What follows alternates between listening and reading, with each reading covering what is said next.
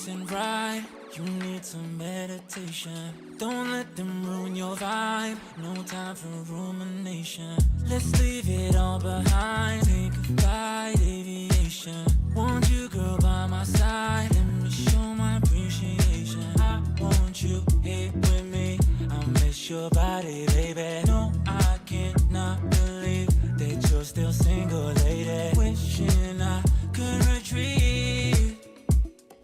I want you here with me. Be my lover, be my, be my, be my, be my trophy, be my, be my, be my, be my woman, be my lover, be my trophy, be my, be my, be my, the only one I want. Be my preliminary. Let me caress the way I think it's necessary. Monday, Tuesday, Wednesday, babe. 7 days, are you ready? I don't need to say you know it. Girl, you're extraordinary. I want you here with me.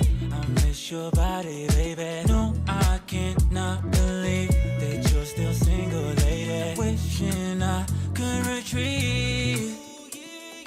I want you here with me. Be my lover, be my, be my, be my, be my trophy, be my, be my, be my, be my woman, be my lover, be my trophy, be my, be my, be my,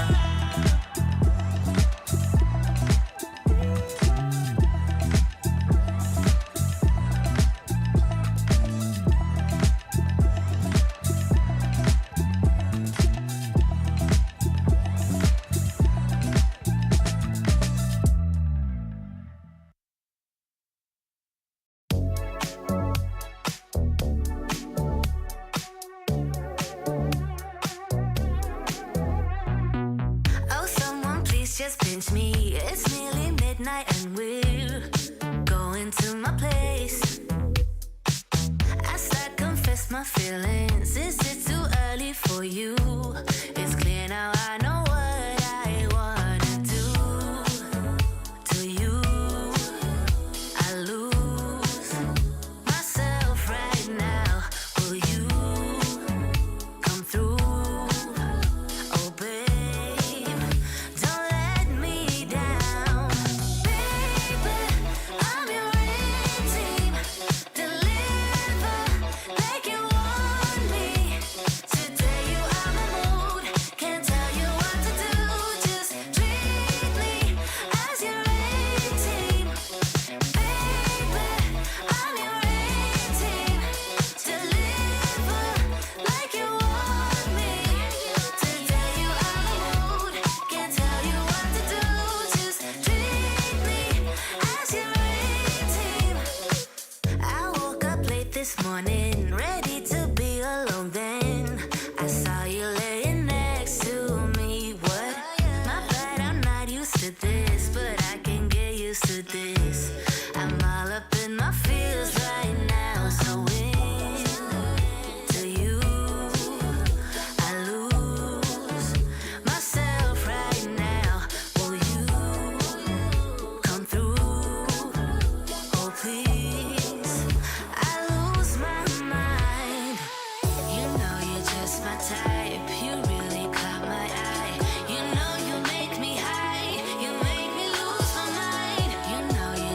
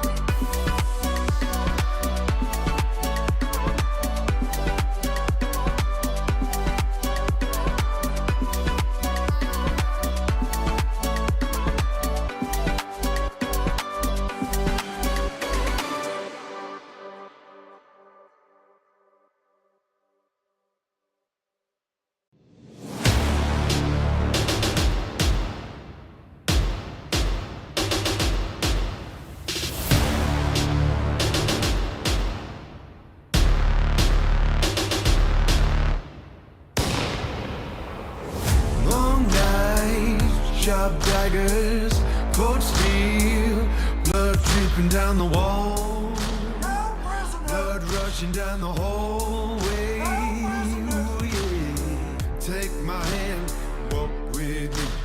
I'll show you silver and gold. I'll show you rubies and pearls. Welcome to the brave new world.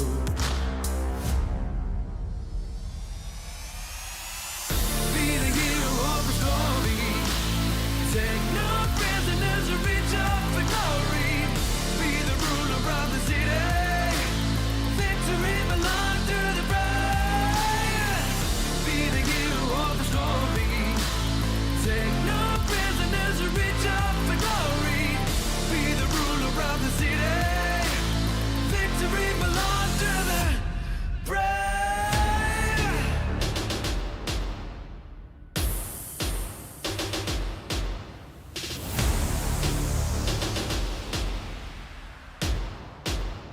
Victory belongs to the brave. Brave. Got to be stronger. Brave. Got to be great. Brave. Got to be strong now. Brave. Victory belongs to the brave. Be the hero of the story.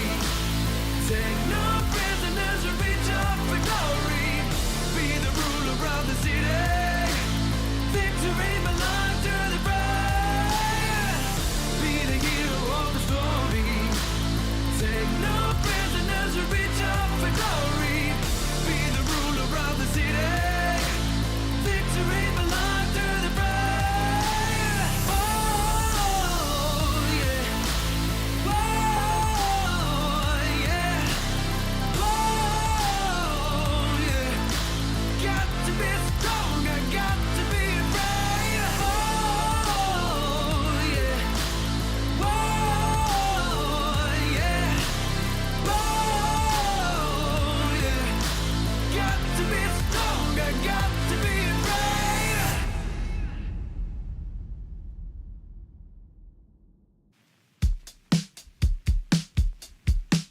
Summer breeze, diamonds in the water, on the beach, my mind begins to wander, endlessly. I'm not in a hurry, nowhere to be, not a single worry. Gonna dream away the afternoon in a haze of green and blue. Nothing else I wanna do but drift away. Neon mountains on a cloud, up so high, don't look down. Drift away, drift away. In the grass, everything is alright. So relax, staring at the pink sky, endlessly. I'm not in a hurry, nowhere to be, not a single worry. Gonna dream away the afternoon in a haze of green and blue. Nothing else I wanna do but drift away. Neon mountains on a cloud, up so high, don't look down. Drift away, drift away.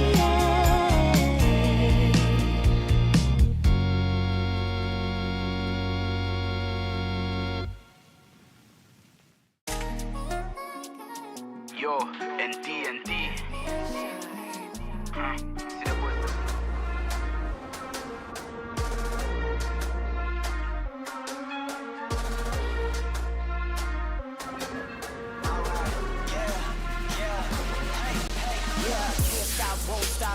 till a player on top know it. Rooftop, penthouse suite. If you really want it, gotta own it. Fly through it, we was at the lowest. Blood, sweat, tears, the components. Riding all year, now's the moment. We are not friends, we are opponents. Yeah, I'm coming for mine. Yeah, I'm making a play, the game on the line. Yeah, I've been on the grind. Yeah, I jump in the spot, I made it my time. Yeah, look in the sky. Yeah, the stars align, no shade to shine. Can't stop it already. Emotional work and devotion, we put in this time. Look.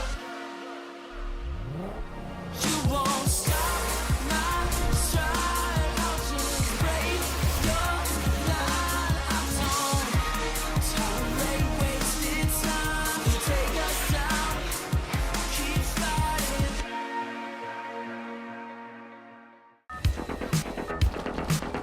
Battle Royale. That's style.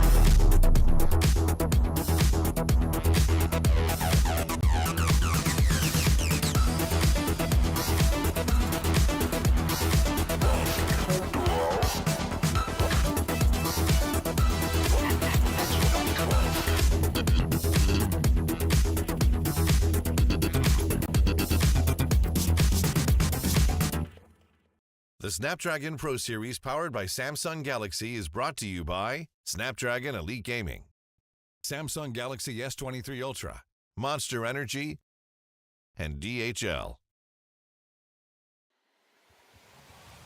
Week 1, we have seen all of the teams fighting off for 3 days, which is last weekend. They try to encounter each and every single team from their grouping, as well as every single moment to fight off to get the best standing at the overall ranking right now. But now, the fight still continues on week number 2, where we are going to go into the Snapdragon Pro Series Challenge Group Stage Season number 3 that is powered by Samsung Galaxy. You are with me, Fasha Bunny, as well as the newcaster face in town. We got OV in the house. How are you? I'm good, thank you, Fasha. And how about you? I'm good. I'm definitely good. I'm super excited to be here to casting out for the challenge series as well. The fact that it's already coming into week number 2, and we are about to see a new, different landscape of fighting off, because there will be a reshuffling that will be done tonight itself. But before that, let's take a look, the recap of what happened last week itself. So we want to know what happened before this. I know that probably some of you guys were not here. Let's check out what are the teams that managed to get the booyahs and straight away managed to go at the top here at the overall ranking.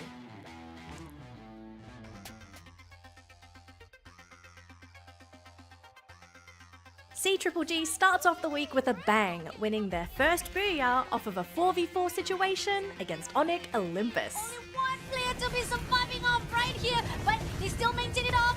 F+ gonna go in for the backstab, slash through into the ice wall, but he will be taken out straight away. CG is not giving up. He's not gonna surrender now. 2v1 situation. Oh, and I see they had a really good rotation, but he lost the gun. And now CG pushing through. They are gonna go in for a fight, closing into one player, making the booyah. Goes to the team of CGGG. 4 teams showed us that Mayhem doesn't need to pay rent, as they brawled for victory in such a small house. AB Radical, Torred, or even so from the team of Ranking. Who will it be? Grenade being thrown out. Now Terra comes into the building, spotted out. Ranking will be eliminated. Now waiting off for the AB Radical, shooting down into the second floor. Throws all the cluster grenade. Quadrukill comes in from north side, especially the fact now Return goes out, fighting off with Tom. He will be taken out. Now 3 more players to go. Unfortunately, our Torra pushing into the AB Radical. We got Void still surviving. Void holding the position on the second floor, picking up God Count straight away. RRQ showed us that they are a force to be reckoned with, as they steamrolled over Bermuda United while maintaining the advantage on the battlefield. But still we can see that Joanna will be making his run, trying to escape, but somehow he will be facing 2 more guys, and there's Legalov. Legalov will be going for the rescue, and BRU United will be eliminated. Legalov, the rest of RRQ Kazu, they're in the circle, and Illustrator's Quavers are nowhere near safety. This is surely going to be an RRQ Kazu round. Call in another house party, as this time 5 teams battled it out. It's almost difficult to keep up with the action. It's going to be the next on the menu. Thora with 14 kills and the whole team still alive somehow. Drops the campfire to regain some health. Egao getting pressured as Onyx Olympus contest their space. But it's Egao pulling through. North on the ground. And Onyx Olympus reinforcing their stance and keeping Torret away. Torret out in form. Onyx Olympus having one massive round. 17 kills already, but they're not done just yet as they go on to the second floor to start taking up PE Esports members. Ranking Esports finally showing their fangs, but Onyx Olympus are trapped in a rough spot. PE Esports, they're just gonna ride out the wave and ride out the blue. Ranking Esports might find Onyx Olympus and their remnants, but can they close out the round? And for the top highlight of the week, we have Attack All Round showing us the recipe to victory.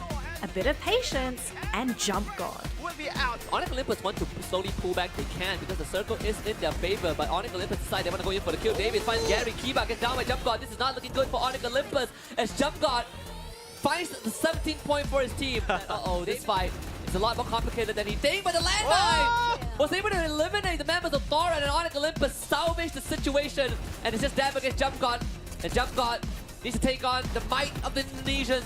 But it looks a bit tough. Jump God finding the first one, but his health not looking too good. 41 HP. Onyx Olympus want to break through this glue wall. It's 2 against 1. Jump God is going to start heating up with the glue wall melters. Will quickly get rid of the glue walls. And Jack, he's ready to burst right in. Jump God is going to dash out, turns the corner, puts down the glue wall, tries to isolate the fight and get a 1v1 for himself. Onyx Olympus trying to search for this last surviving members of Attack All Around. And it's so hard to get to him. Jump God now finds the corner. Both of them with the Jump Buster. Jump God to win the game for Attack All Around. That was an epic fight indeed that we have already witnessed for the first week of our challenge group stage. Started out on the 5th of January towards the side of 7th of January. Now we're pushing into the group reshuffle at 12th of January today, as well as towards to our 14th of January, which is 3 days straight of our weekends to see whether or not we will be able to get our top 6 team, the favorite team that our viewers are looking forward to see at the Challenge Finals. Now, Challenge Finals is at the 9th of January to 10th of January, which is things that one thing that people need to know is the fact that you guys have to be prepared to go to the Challenge Finals, which is will be offline tournament. Now, the format-wise, probably most of people already know, it started out with the Open Finals where we got all the top 3 from top 2 of our Philippine teams, Malaysia, Singapore, Thailand, Indonesia, Vietnam, as well as the 6 invited teams that has their prestige as well as achievement to push into the group stage. Now, we are looking for the top 6 right here at the group stage to move straight away to the Challenge Finals. But not to worry for the rest that didn't manage to go to the Challenge Finals. They still have the play-ins, which is next week, to be fighting off Ovi. Yeah, and this is quite interesting because we can see that for those who are on the bottom 12, they still have a chance to play during the play-ins, and from the top 6 later on the play-ins will go to the final, joining the one that will be going into the finals this week. Yep, definitely. Especially the fact that we've already seen the fights as well as the toughness. We've already put it out the statistics of who are the teams that will be able to manage to maintain at the top 6. So far, overall standings are still looking very amazing job for some of the teams, but those who are at the bottom, again, they still have a second chance, but hopefully they at least manage to get a lot of the experience for that they manage to go into the Challenge Finals as well as at the play-ins, whilst they will have the standing to actually redeem themselves. Now, the grouping wise, we have already told we are reshuffling. It's not the same as the previous weeks, so it's the same process where we got all of our tops from the MYSDPH, Thailand, Indonesia and Vietnam, but it's just reshuffle for all the invited teams as well. But so far, the one thing that we have to take note, Toda still maintained with C-Triple-G, so I think Toda is already thinking, why am I still with this team? They are already too powerful. One of the top Thailand teams right here rising to the top. And another note to be added on Group B is the fact that Xpan is joining with Toda. Previously, for grouping A, B, C, B, all of the Malaysians was divided, but now Toda unfortunately has to meet with Expand every single game, Ovi. Yeah, correct. And we can see that for Group B is gonna be quite challenging because with the CGG and we have also JV there with together Toda and Expand. But for Group A, Buriram, are they gonna take over for the whole Group A, or there will be some challenges or pressure coming from the other team such as Homeboys, Red Rivers or VGM? Agreed, definitely. I mean, like Buriram putting on into the Group A, where most of the teams at the Group A itself is at the bottom of our standing itself. Group C, on the note, IJ, I'm so sorry, you still maintain to be the one and only team that haven't managed to go to any achievement-wise or any of the Free Fire. But nevertheless, even though you are without any standing or any achievements to be put out, right here, you will be able to put out a good highlight for the team itself. They become a meme for the community-wise, but they are performing well. Now, prize pool for the group stage, we got 3,750 for the first place. Second place, it will go around into a little bit more down of our money prize, 2,250. Third, 1,200. And at the sixth place, you will be going with 900. So all of this money is just for the top 6 at the group stage themselves. So not only you are going to go to the challenge finals, you also get a money prize here at the challenge group stage. Yeah, which is good for the team as well, because then they can at least earn some rewards during the group stage. And for those that goes to the finals, we will see the prize even bigger here. Prize right here. And the prize is not only for the top 6, it will goes to the 12 as well. As the first will go $13,500. And the second $7,200, and goes to the 11th and 12th up to $1,350 here. So definitely at every single stages of our challenge season itself, from group stage we got a prize money already given out, 10,000, and then not only that, even though we did not give you guys a little bit of G's or facts wise, even at play-in wise, those who did not manage to go to the challenge finals, you still get money. You still get money, just a little bit slightly smaller slice of pie for yourself, but still every stages has a slice of pies for you to give out home, as well as to actually motivate yourself and maybe actually add up with your whole entire merchandise or your accessories for your gaming wise. So definitely challenge group stage Snapdragon Pro Series is giving a lot to support our community of Free Fire lovers. Yes, correct. So that is why I think this is the best chance for them to show themselves, show their true colors during the fights. And with that, we go to the point system. As we know, the point system for Free Fire, for the first place or Booyah will get 12 points, followed by the second place with 9 points and -1 until the 10th, and 11 will go back with 0 points together on number 12. But if let's say there are tiebreakers, we will see the numbers of Booyah, and if it's the same, then we will go to the total kills, and if let's say they are still the same, we will see the placement of the last game to determine who will be the top. Agree, definitely. Sometimes there definitely has a lot of tiebreaker in position-wise when it comes to the point system. So that's why we need this standardized, and it's already been put out. If you guys do not know this, it's already standardized for all of our community Free Fire lovers. Now, schedule-wise, it has been the same from the first week. Started off from Bermuda map to next Terra, our newest map, going to Purgatory as well as Alpine. I've been talking about this many times already. I know it's quite disappointment to not see Kalahari, but at least adding on next Terra into the division, we get to see a whole new landscape, a new gameplay to be put out by the team. Because most of the teams, yes, we know Kalahari is their favorite map, but you gotta learn to be very division when it comes to being a professional player. You want to be a good player, you gotta go in and advancing wise as well as mastering all of the maps in Free Fire. Yes, and those for those who are just tuned in, we will see for Group A, they will play 8 match for tonight.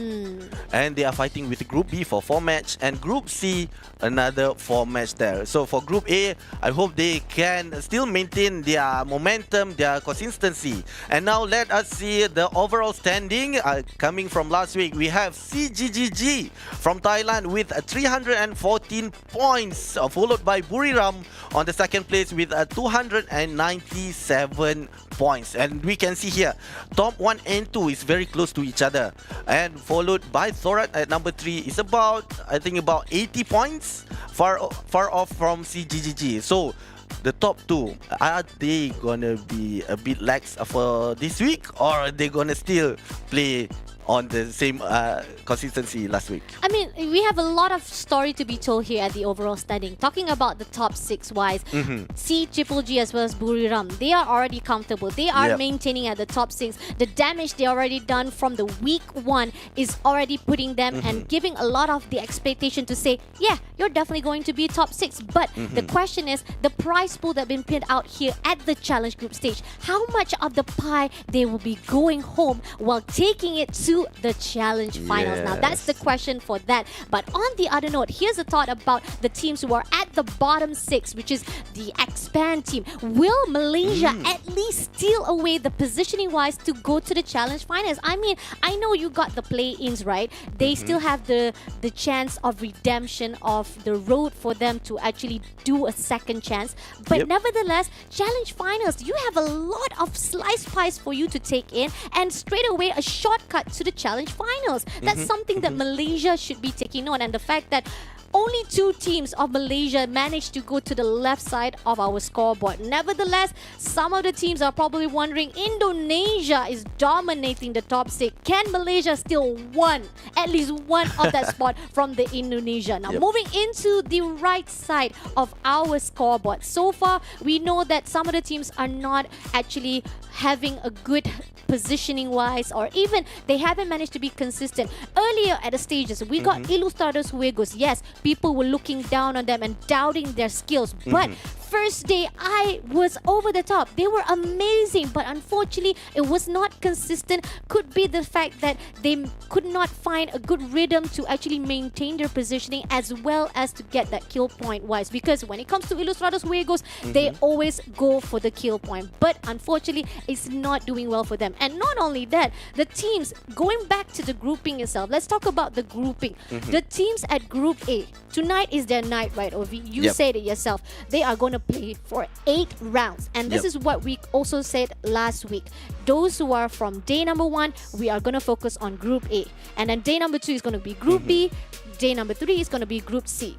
So far, when we had a great fight on first week, it was amazing for the Group A. They really managed to actually redeem themselves and actually get a lot of potential to push into the scoreboard. But for now, when it comes to reshuffling, will it be the same? Now, here's the thing that is going to be the same. The barcode to be scanned out to go to Bangkok, Thailand for our finals. Guys, not only you guys will able to actually support your team live, not just only to be able to see them face to face and you get to support them, you get to feel the offline tournament. Come on, like we've always seen it on live scene. But now right after the PKP, right after the COVID, now we're able to embark and as well as group together, meet one another and get to know all of our idols. So if you guys want to go to the challenge finals, make sure to scan the barcode right now. It's gonna be in Bangkok, Thailand, guys, and the first 500 who register will be getting a freebies. Only the 500s will be. Yes. Well, so hopefully, did you just register for that? I did. I already did. Okay, that's good. Obviously, come on. You don't want to miss a fight. Like, come on. Not only you'll be able to meet with your teams, you'll be able to meet with a lot of your idols. But now, the one thing that we want to say thank you first is to the one and only our sponsors, Snapdragon Elite Gaming. They make the winning matters. If it wasn't for them, we would not be here. Gaming chipset has been so much better with Snapdragon in our life. Yes, true. And with that, Snapdragon as well, we can see that how they have improved our devices as well, and with gaming as well, on how quick we can play with the devices that are using Snapdragon. Agree, definitely. A great, massive support from our Snapdragon right here for the challenge group stage. Nevertheless, it's an amazing sight to see for the teams to be fighting on here at our challenge group stage week number 2. What are your thoughts, Obzi? Oh, it's gonna be much more aggressive gameplay for this week, and for today they have a rest about 4 days, and of course for the players, they are not having a rest at all. They're having training each of the days. So hopefully for Group A, for me, that they still can maintain the consistency when they are playing, because for 8 games it's gonna be quite tough to maintain their consistency. So for tonight, we have from Group A Homeboys, we have V Gaming, Poco Star, Buriram. Is Buriram gonna still conquer throughout the 8 games, or they're gonna be bothered by the others? That will be interesting. Now, going into the first match of the night, here we are at day number 4, Bermuda map, one of the OG maps. Definitely, we know for a fact most of the teams will go into the high tier. They want to go in for the contest. So far, I see the team of Rivers Rep moving into the Riverside with Onyx Olympus. Interesting to see that. And not only that, we are going to see a good gunfight right here from the side of Team Flash. Somehow, Posey suffers some damages and being shut down straight away by Team Flash. Now our Sming taking down another player from the Flash. A really return favor, but there's only going to be one player left, and our Rivers Red being shut down straight away by Team Flash just in the nick of time. In within 2 minutes of our first fight of the night, our team of Rivers Red being sent back to the home, but we still have Onyx Olympus around the area of V. Yes, and we can see that 3 groups have goes into Mill, and only 2 teams left, with a Flash having the highest elimination with 4 by eliminating one of the squads at the early game. And now for Team Flash, they cannot rest. They know that Team Onyx is there, and they have been shot. Kiba trying to get one of the players and fighting from behind, but Gary has been knocked down. But immediately Bio is right now trying to heal himself, but Yanbin coming to assist, and Onyx has left one player, which 4 of the players coming from Flash are still alive and well. But we go into Poco. We have Onyx with 2 of the players still alive. He's fighting with 18 Dia coming from Poco. Poco Star, 18 Dia is quite relaxed there, trying to find some gap, but immediately been shot down with using Max 7 F20. That was nicely. But it's not over yet. It's not over. We got Mercy coming in to give mercy to the one and only Onyx Olympus. Can he make it? No! He get a double knockdown and wiping out another player from PocoStar. This is a great and confident players from the Onyx Olympus himself. But PocoStar will be trying to get the revenge. Managed to get a knockdown finally to take down the most destruction from the Onyx Olympus himself. Yes, and as we can see, for Onyx, they need to be careful, because only last man standing will try to revive his own teammate. And we move to Factory. We have Expand fighting with Homeboys. One of the players coming from Homeboys has been knocked down. Jambal immediately been taken out by Crime. And with that, 2 elimination points goes to Expand. But for Team Homeboys, they need to be careful. They are in Pochino right now. Can they revive their teammates? But we go to Buriram teams in peak. They are met with a VGM. There we go with SM. He's trying to take down, but immediately with Bizon, he's trying to take down, and he shot there. When immediately Joanna got first elimination for his team.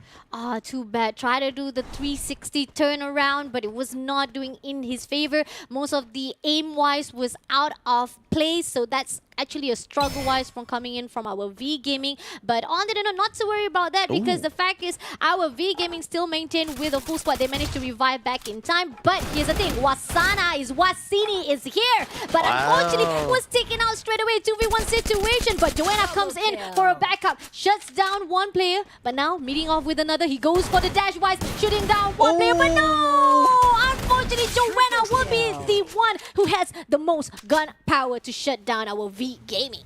And we can see that how Joanna played. 3 of the players from the enemy tried to knock him down, but he immediately take them away quite easily with a drone only above them. We can see that Joanna already been alerted with 4 of the players coming from VGM trying to chase him away. And with 21 shots, damage has been done towards the enemy. With 163 HP left, he's still waiting within the wooden house. He's still waiting. And there we go, 3 of the players coming to him. We can see Joanna got one of the players with only 79 HP. And Kabi immediately take him out with the assistance from Ranger. Wow, quite a tough for the VGM 3. Now 4 of the players took by Joanna. I mean, it's amazing the fact that our Buriram had to actually survive all alone and been cornered out by 3 players. They had to have 3 of V Gaming players just to shut down Joanna. That's how much of destruction Joanna himself all alone. But nevertheless, Team Flash comes into the same area, coming in to fight with the V Gaming. Ranger has been steal away in that process. Our Team Flash is on fire right now, taking every single player in the position. But now, Xpan has been spotted out. Too Fast is running for fast and furious right now, but Tan spotted him out. Gonna go in for the flank wise, looking for that one play. He knows that it's gonna be for 1v1 situation, so Too Fast, if he gets a backstab, almost been shut down, and beautiful. So close to be taken out by V Gaming now. 2v1 situation, Tan is sticking together with Kabi to go in for the cornering. Too Fast does not know where to go. He's out in the open wise, and if he's been spotted out, it will be easy to be eaten alive by the V Gaming. Yes, and we can see that only 2 players left, but we have Wasana been taken out by Toda, meaning that Buriram has been eliminated to the 11th place. Oh my god, I'm not sure what happened, but with that, we only have 10 teams left on the 6th minute. And V Gaming still watching for Too Fast. 2 of the players coming from Xpan, they should come to assist him. Because right now for V Gaming, there are only 2 players. And with V-Tant right now monitoring his movement. If he's going towards the Kota Tour or he will go towards the Pochino. But then we have Homeboys. They are coming from Mars Electric, and Roy gonna be noticed from Jambal. But immediately Roy has been running away, and with a split second, they almost got caught. And right now, most of the Xpan team are currently trying to get together to regroup. If, let's say, they're met with another team, then they will be ready. Oh, Jambal has been spotted out. Shots coming through from the side of Xpan. Too Fast finally regroup with Roy as well as Creamex going into the 2nd floor. Too Fast still haven't spotted out the rest, going in for the dash wise, but the team of Xpan holding their position for a while, but this is not looking so good as Homeboys has moved into the territory with 4 players. Now the number stacks up for the Homeboys, so with the zone closing in even more further to their side, this is not looking so good for the side of Xpan if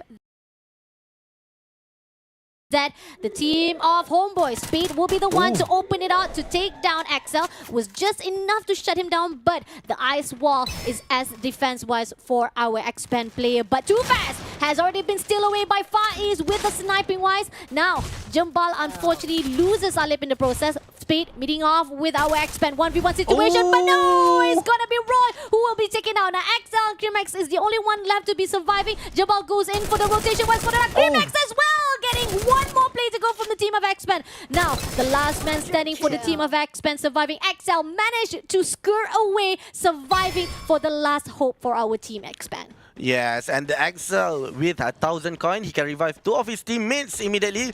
But then we move to a peak. We can see that there are 3 teams. Poco Star is going into Bimasati, but we have Onyx here trying to watch from the house. But then he already been rushed by Flash and immediately taken one of the players from V. Oh, Shin has been taken out, and now with 4 of the players coming from Oni, they are still watching if Team Flash gonna go to them with only 3 players, 3 versus 4. Of course, the advantage given to them, and immediately one of the players have been knocked, Artemis, by Kiba, but Yanpin has taken Kiba away, and now 3 of the players left for Team Onyx, and we can see immediately the ice wall is quite fast, and Jack right now is still waiting. He tried to throw the bomb, and with Team Flash, we got one player, Pio, by Gary, and immediately Team Flash has been eliminated to the 10th place. Beautiful cornering coming in from team of Onyx Olympus. Unfortunately, started out with a good fight for the team of Team Flash, and then the return of the fight from the Team Flash to Onyx Olympus, where we see that Onyx F29, who was all alone surviving, he managed to shut down. It was a revenge-wise for Team Flash. They had a personal vendetta, but unfortunately, it was not in their favor again. Now, fighting off with the Poco Star right here. It seems that Dier comes in for a fight. Managed to actually been back up by the teammates. Poco Star managed to get some of the kill points for them, but X-Pen on the other note finally managed to come back alive. We got Too Fast as well as Creamex. Unfortunately, Roy will be the only one who will not be coming for round number 1.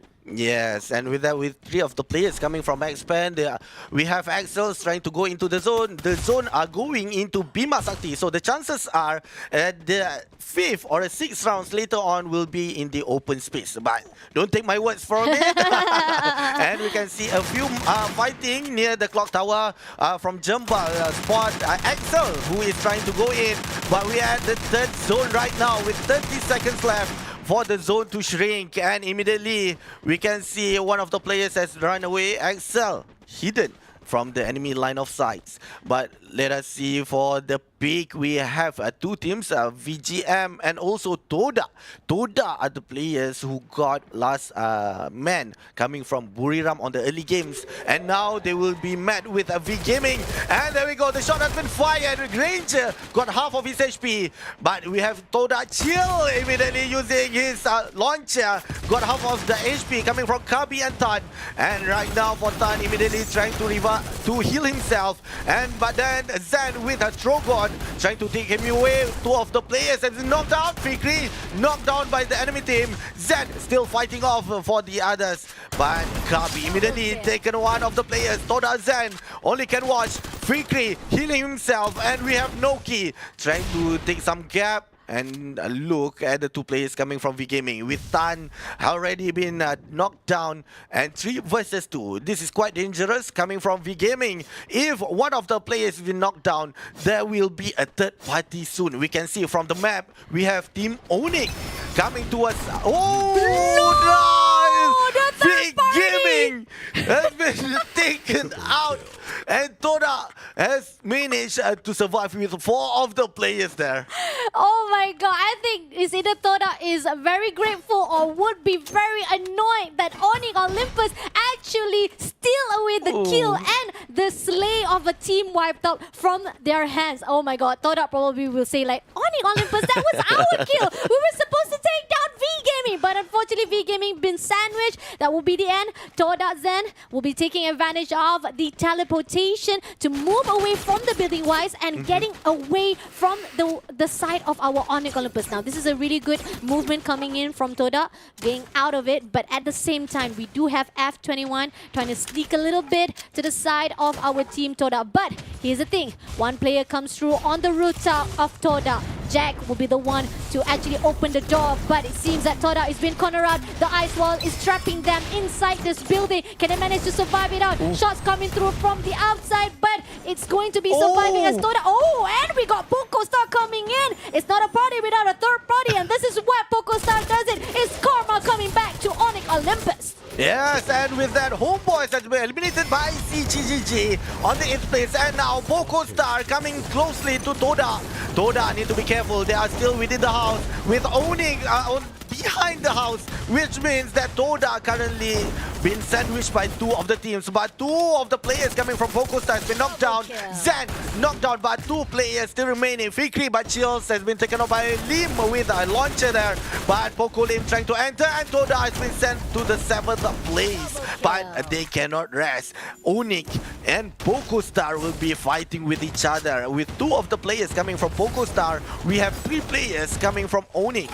but they are watching from the inside the zone. So this is quite dangerous for PocoStar. We are at the 4th zone and it is shrinking. So the damage is higher than before. If they did not go right now, they will be taken out by the zone and with the team inside it.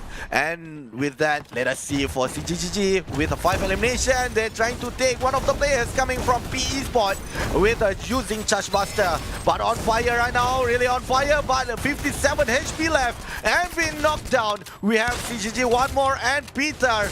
But Peter has been knocked down and this is quite dangerous. PE Sport, Huang, bruh, they are coming in from JV. PE Sport has been eliminated to the 6th place, followed by CGGG on the 5th place. With that, 4 teams remaining with 8 players left.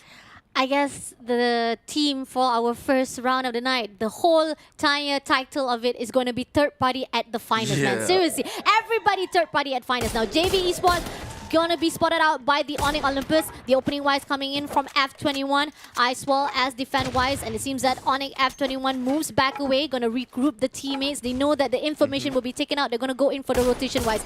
2 players on the right side, and it seems that our JV Cougar is in a really bit impatient wise. They want to go in for a fight straight away to the Onyx Olympus. They bring the gunfight to them. Grenade been thrown out, Argus sticking together, gonna spot out from the ice wall, jumping up and down. Sniper in the hands, trying to scope it out, but unfortunately not going to see anyone. And Onyx, it seems that they are suffering some of the damages from the cluster grenade, but still holding on to their positioning. Yes, and we can see Limit very close towards the enemy line. And we can see Gary, half of his HP has been went down with F39. Nice shot coming from Limit. And only using Sniper, AWM. And now with only 3 of the players remaining, we have JV right now trying to survive. With Kiba coming in very close. One of the players has been knocked. We have Orgus. With that F29, we can see immediately taken out. X-Fan has been sent out to the 3rd place. And Kiba immediately assists his teammate to heal himself. Now, 2 more teams to go. It's going to be JV Esports versus the Onyx Olympus. 3 players still surviving. It seems that Onyx Olympus will be shut down. And our first booyah of the night goes to the one and only JV Esports. Yeah, wow. Nice game indeed. We can see that most of the players, they really play out during the game today. And JV Esports is the one taken the title. Booyah. There we go. We can see that the players was very exciting actually. What the game. And so casual, so comfortable at their home. Look at this. So very, very chill and chillax, laid back for the players of JV Esports, having their first booyah after 4 days of fighting. This is their first. Managed to actually get a hold of that placement point for themselves. But the interesting part, will they be able to catch up with the kill points that Onyx Olympus has been put out? Because a lot of damage-wise, we see Onyx Olympus not only managed to get a good balance of the kill points, placement point-wise, they managed to survive to the 2nd place. So it's going to be tricky to see how the game standing of our players from both of our Group A and Group B for the first round of the night. I think this is interesting because a lot of the game fight was just amazing. Now let's check out the highlights again, where every fight started out with only 2 teams, but then the 3rd party comes along. Started out with Team Flash meeting off with the Rivers Red. I mean, I've been asking about this team for a long time because they are champions in their own region. But moving into the challenge group stage, I feel like Rivers Red is just not in their own game part that they have put out at their own region. It could be that once we move in with all of the challenge teams from each and every region, Rivers Red haven't managed to get a good hold of their positioning. Now coming into BRU, Buriram United managed to take down. Joanna was the only one to survive, and he had to be taken out by 3 players of V Gaming. Yes, right now. This is one of the gameplay that I love. And now we move into Homeboys with fighting Expand. Both of the team tried their best and immediately taken out Crime MKS, but unfortunately they got 3rd party as well. And with that, Onyx has been the team that been aimed by Flash actually from the early game and to the mid game. They are like Brother and sisters are always together. Agree, definitely. There's a fate. Like I said, a personal vendetta because Onyx F21 was the only one who's scouting the area, taking down one of the players from the Flash team, despite they try to go in for the third party. Now, coming into the side of P Esports, I was surprised. They were fighting with C Triple G, but JV, oh sneaky JV, taking down both of the teams of C Triple G as well as P Esports in that process, and they maintained to move into Onyx Olympus and finally managed to get the first booyah right here at Challenge Group Stage. That's a great achievement, definitely, after we see JV Esports haven't managed to get a good placement points. Despite wise, kill point wise, throughout the first week, there are certain times there was a really good highlight from JV, especially Cougar, limit wise. They managed to actually get a lot of the 1v1 situation, but placement point wise, it was a struggle for JV Esports. But tonight is a good night for JV Esports as a start out. Yes, and it was a good first game. Eventually, 12 of the teams have done their best. Most probably, maybe they only warm up for the first game. So, but we can see that how JV tried to go into the last moment. They are waiting for the other team to fight off with each other and immediately taking the chance to take out the remaining player and eventually become the booyah for the first game as well. JV Esports, great job coming in from our Thailand team. Another highlight for our Thailand team. When it comes to the title or even the eyes that is look upon all of our qualified challenge group stage teams, most of our viewers, most of our fans saying Thailand number 1! Thailand is number 1! And it seems you are right. Most of the Thailand teams are right at the top at the moment right now at the overall standing, and JV Esports is not far behind, even though they are still being left behind at the right side. They're the only one so far from the Thailand team has been left behind by C Triple G as well as Buriram. So at least getting a good glimpse of their gunfights and a good motivation to boost them even more here for the first booyah of the night. I think that JV Esports, even though who knows, I'm not sure because we still have 3 more days to go, right, for our week number 2, and they are at the bottom so far. They're still at the right side. Who knows, maybe with tonight, the fact that they only managed to play for 4 rounds only because we're only going to highlight for the group A themselves, but maybe with a good start with them, if they don't manage to go for the top 6 and do not get to go in with the rest of our Thailand team for the challenge finals, play in wise, this is actually a good movement for them to actually learn a good rotation and a good gunfight. Am I right? Yes, you're actually right, because right now we know that the top 6 will be the best from the best going into the finals. So they need to learn on how to improve themselves for the play-ins later on, because the bottom 12 will be playing with each other. So of course they're gonna be a different strategy. Are they gonna be aggressive? Are they gonna be much more complacent, trying to survive for the placement? But then with these 3 days, they need to try and learn on how to become the top 6 for the play-ins later on as well. Agree, definitely. Great job indeed from JV Esports. Onyx Olympus not far behind as well with a really good gunfight.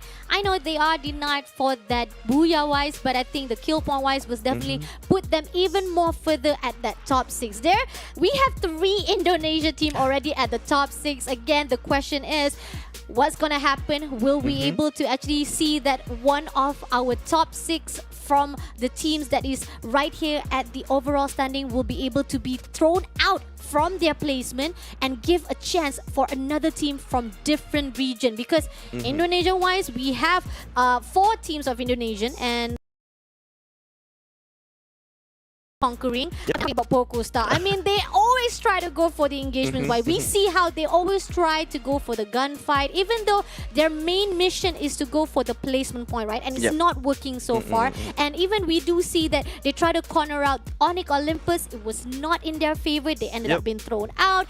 So this is something that we are interested to see if PocoStar will be able to catch up with the rest of the Indonesia team, their brothers team. Now going into the game summary, 77 kills. I gotta say, this is actually quite a good start because from all of our weeks, it started off for the first day of week number 1, where we see that 77 kills is at par, but then moving into day number 2 and number 3, the total kills decided to deplete it, and some of the teams steadily decided to be more passive. Now going into the total headshots, 13 headshots. Look at that. That means a lot of good snipers for our first game. Highest kill coming in from Onyx, definitely a good highlight. He really goes over the top for those gunfights.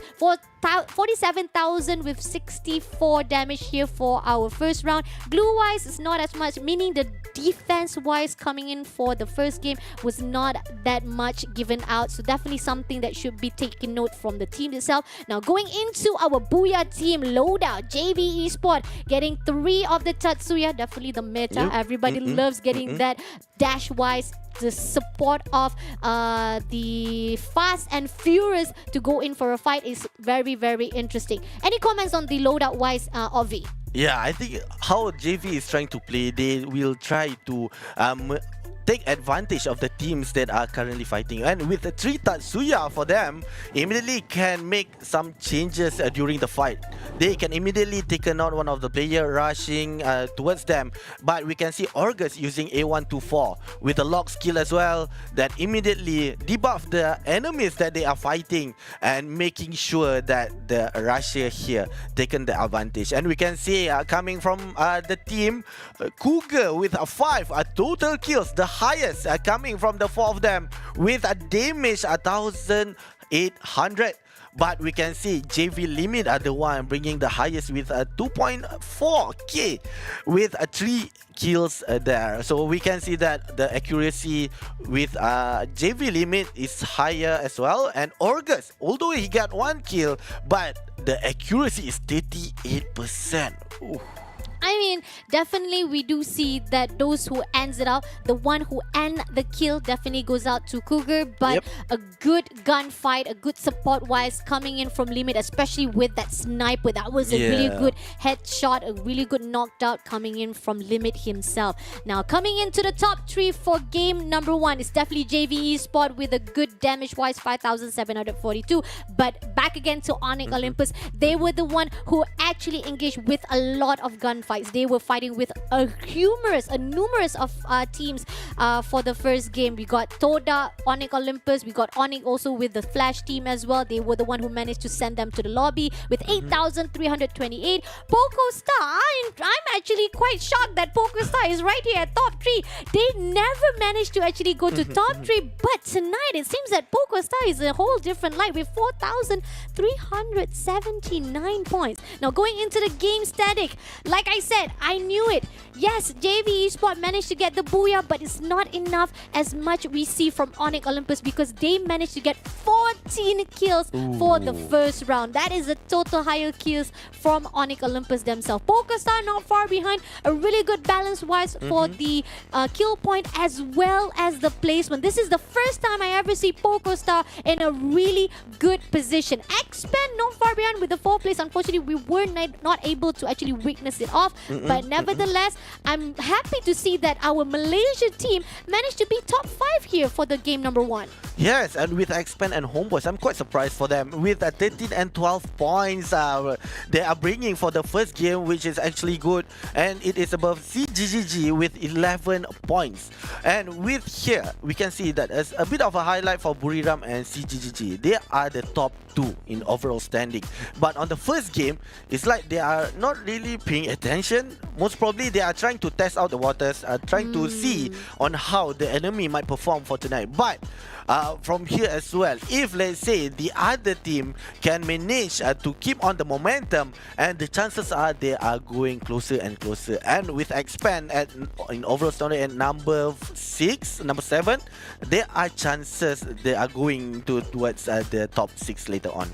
I mean, this is interesting. Game number 1, all of the teams that is rising at the overall standing is not performing. See, Triple G, Buriram, Attack around, but it's okay. We still have a lot of games to go for our second week first night of our week number 2. And we also feel that it's superbly still amazing because we have our sponsor right at the back to support this Snapdragon Pro Series Challenge group stage. Thank you to Snapdragon Elite Gaming. If you guys want to win some game, you want to make sure that you are at the best performance when it comes to playing games, you have to have our Snapdragon chipset in your phone. And what better phone to have in your hand if you don't want to actually have a tough time to look for gaming phones? Just check out Samsung Galaxy S23 Ultra for the best gaming phone inside the area. And if you have a thirst to actually unleash your beast, what better way to unleash it with the Monster Energy drink? What's your favorite drink of Monster Energy, by the way? Ooh, of course. I like all of them. You like all of them? Yes, because the energy that bring when streaming is the best coming from Monster Energy. Yeah, and the best part as well, DHL is also one of the best spot for you guys to level up your career path.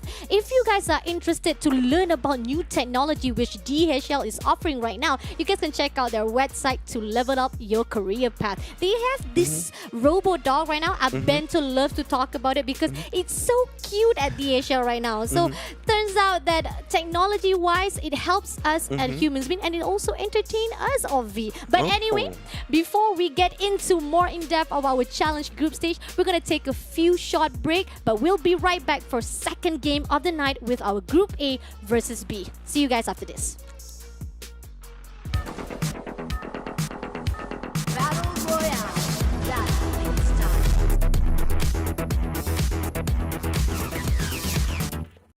The Snapdragon Pro Series powered by Samsung Galaxy is brought to you by Snapdragon Elite Gaming, Samsung Galaxy S23 Ultra, Monster Energy, and DHL.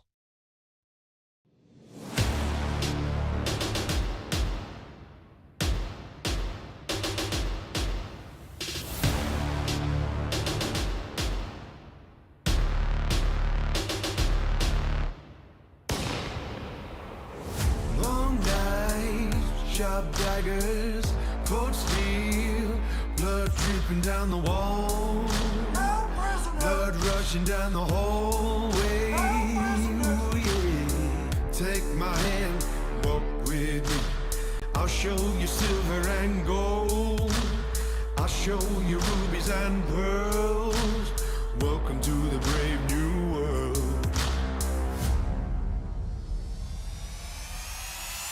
Be the hero of the story. Take no prisoners and reach up for glory. Be the ruler of the city. Victory belongs to the brave. Be the hero of the story. Take no prisoners and reach up for glory. Be the ruler of the city. Victory belongs to the brave.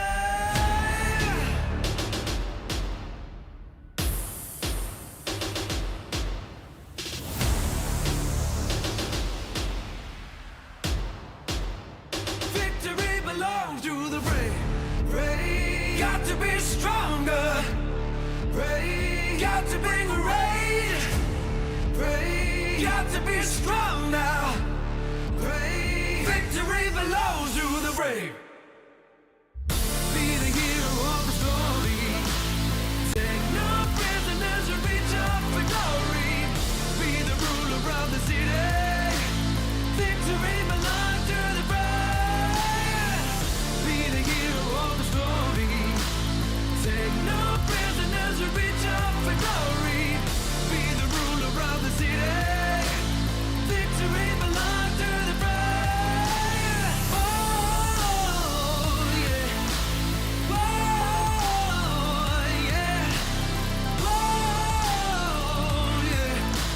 Got to be stronger, got to be brave. Oh, yeah. Oh, yeah. Oh, yeah. Got to be stronger, got to be brave.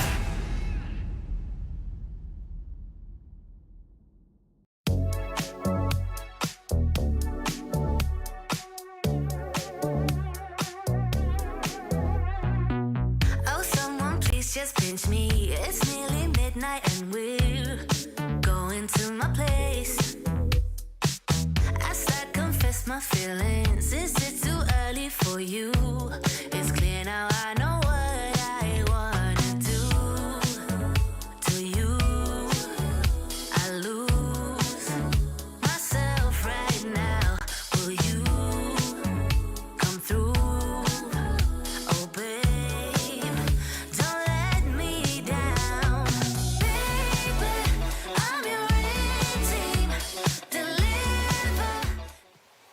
What a great start indeed for our first game of the night. The team that didn't manage to even get a booyah glimpse on the first week managed to steal that booyah for our first game on the second week. It's going to be JV Esports who damaging as well as getting good points at that Bermuda for the first game. But again, reminder, JV Esports, they only have 4 rounds to play, so at least getting a good job for them to utilize the potential and the opportunity for that 4 rounds is a good success for JV Esports, especially the fact that we are still holding on to that one and only Thailand team who are at the right side of our standing. Now, welcome back to the Snapdragon Pro Series Challenge Season number 3. This is the group stage and it is powered by Samsung Galaxy. You are with me, Farsha Bunny, with Ovi to give you the gist and a hyped out of the game itself. We've got MYSG, Philippines, Thailand, Indonesia, Vietnam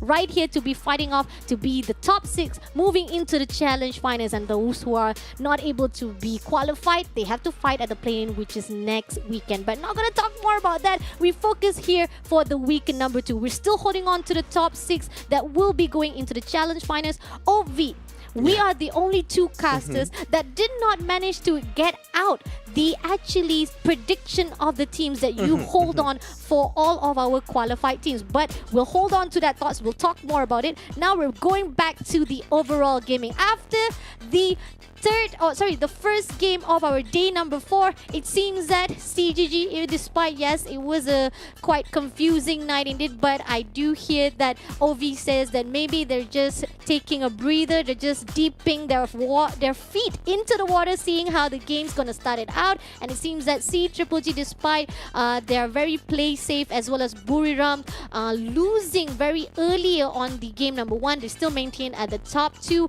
Thorad is not to be seen yet because we'll be seeing them at game number C or group number C. And then we have the team of Attack All Round also didn't perform well, still maintain at top 6. Not to worry, pretty much our top 16 from overall standing still maintained. But JV Esports, after that booyah, finally pushing in the next Thailand team to the left side of the standing. Yes, and we can see that from number 7th to 9th, they are getting closer and closer to number 6 with Attack All Around, only 190 points. And Expanse, and they got 2 digits points from the first game. And now with 177s, they need to play another 3 games with at least 15 points and above. And there are higher chances for them to qualify for the top 6 as well. And with Toda 167, I think it's a good game that they have played with the JV Esports bumped to the number 8 and push the other players like Reverse Raid, Illustrator Ghost, Team Flash lower to the bottom of the rank. And we can see Reverse Raid knocked earlier of the game, and now with 161 points, which they need to prove themselves again on the second game that gonna be happening soon. And with we have a Team Flash, they are trying their best to get the points by eliminating the players, and now they are at number 12, which is, for me, they're trying their best to make sure that they will be on the first pitch on the left side. Agree, definitely. The funny thought about it, JV Esports was at the 10th place and Reverse Red was at the 8th. Then it's like a switch, you know, like a switch roll of Reverse Red with JV Esports from the left to the right side. Now, moving into grouping of our A versus B. This is going to be the second map, next Terra, the newest map. So far, most of the time, teams will definitely try to contest at the Grey Labs as well as Deka Square. Some of the teams that always jumps there is going to be Onyx Olympus as well as Toda and Homeboys. But it seems that said, I'm gonna maintain with Onyx Olympus because PE Sport is also in the area. Will they be contesting at the same spot? Will they go in for the engagement-wise? And Team Flash on the other note, meeting off with Homeboys near the Plazaria. Ooh, and with the blue zone there near the Pharmotopia, we can see that PocoStar is trying to get the best item there is. And we have two of the squad, Xpan and Homeboys, together in Grave Lab, and there'll be chances for them to fight. But we move to Toda and V Gaming. In the Intellect Center, we can see that V Gaming, Vitan and Ranger, half of their HP has been lowered down, and now Noki trying to find one of the players. Fikri coming in to assist, one of them knocked down, but Chill also has been knocked down by V Gaming. Now 3 players remaining. We have Fikri trying to take one of the players out. We have Royne with double vector, but then immediately came in Bruin, the last player standing with 13 HP left. This is the time for Toda to take him out, and from the upper hand, V Gaming has been knocked to the 12th place on the first minute of the game by Toda team. A great game indeed. A great start indeed coming in from Toda. Little do we know that started out from the first week, Intellect Center, usually we don't get a lot of contests. Most of the time, yes, we do see V Gaming going there, and the teams that try to go, which is Toda, yes, it's like a deja vu. Toda usually backs away. They don't want to go in for the gunfight, but I think this is a great opportunity, a really good choice they made of to actually push in to the side of our V Gaming. But little they know, we got JV Esports also in the same track and might be coming in for the next fight now. Pushing into the Homeboys. Unfortunately, Spade is left all alone. Such a sad situation for Homeboys. The moment they were fighting off at the Plazaria, could be a fight with the team of Flash, but coming into another territory, we got the Onyx Olympus. All 2 players to be back away from PE Esports. Yes, and now we are seeing PE Sport coming from Vietnam. They are trying to find Onyx, but Onyx immediately trying to get as far away as they can from the early game. But then they got one of the players, but we move into Pharmotopia where Red Rivers with a PocoStar gonna fight with each other. We have Lim trying to find the enemies. There are 4 of the Rivers Red inside the Pharmotopia, but we have Red Diamond as well trying to find. They know that 2 of the players are there, but have been shot from behind. Immediately 105 HP left. But then we have Lim trying to go in, but still wondering if there are only 1 or 3 players there. He need to be careful because right now there are only 3 of the team coming from PocoStar. If they are not being careful, 4 players, of course, having the higher advantage. Oh, interesting. I've never seen this. Probably that one of the players actually missed out the immigration, was not passed out, or probably didn't buy the flight ticket for our second round. But now, it seems that Rivers Red lost something in the process, but Nameless managed to shut down Poco Lim in the process as well. Poco Lim still surviving, PocoStar still surviving with 18 gear, as well as Raz with their numbers still not stacked up. This is not going to be so good. But 18 gear pushing to 2 players of the Rivers Red. This is not going to be good, but he still wants to go for a fight. 18 dear, you are so brave, my friend. Now going in for a fight. He going in for 2v1. He managed to knock down, but unfortunately in the process, Posey also shuts him down. But at the same time, Raz coming in for the back cup, but unfortunately he loses off the gunfight as well to Summing. Now Raz moves away, unfortunately knowing that he's the only one left to survive. He backs away. The PocoStar knows that there's no other way to fight with the team, so they manage to be surviving, and hopefully they will be fighting off and reviving the rest of the team. Now JV Esports on the note, meeting off with the team of Toda right here at the Intellect Center. Yes, and we can see that Zan trying his best, trying to take one of the players out, and one of the shot has been shot, but then he immediately been taken down by Cougar. Cougar using Trogon. With a long shotgun, of course, Trogon is have the higher advantage. And now Noki, I'm not sure what he's doing, but he just jumped down to knockdown, being taken on by Orgus. It's like a free food for them. I'm also quite concerned. Like, what is Toda is doing? Why Noki just jumped down straight away? It's like, please kill me, my friend. Oh my God, Toda. That is very interesting choice, giving the chance and opportunity for JV Esport. Their momentum has been built up after that first booyah. Now, moving into another territory, we got the C Triple G meeting off with the P Esport. Don't cry, please don't cry. You're quite alone here. Been scattered around with the team of C Triple G.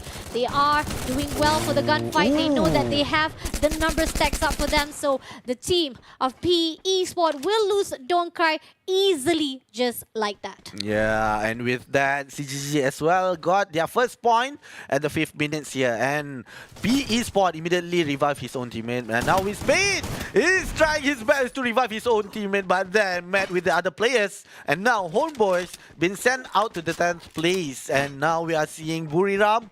They got their first kill as well in Grave Lab. And they're trying to loot a better weapon for them, and we can see that the zone right now are going to Zipway. The chances are might be going into Twin Bridge. And yes, there we go. You can read the future. Can you read my future too, Avi, please? That was amazing. Immediately show to the screen.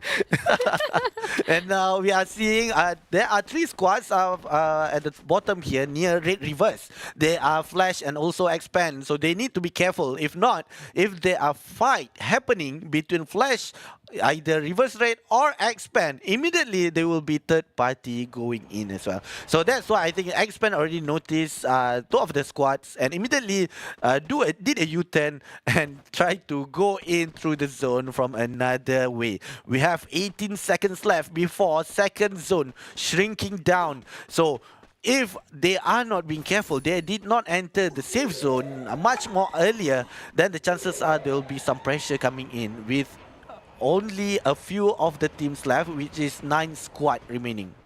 Okay, this is very interesting. Definitely, we see that the safe zone will be in favor of the C Triple G. But Red Summing, the sniper, the wonderful sniper from Rivers Red, managed to be held by Posey to shut down one player. Great triple kill coming in. Rivers Red, I know for a fact that they need to do something to redeem themselves after a great loss on that first round.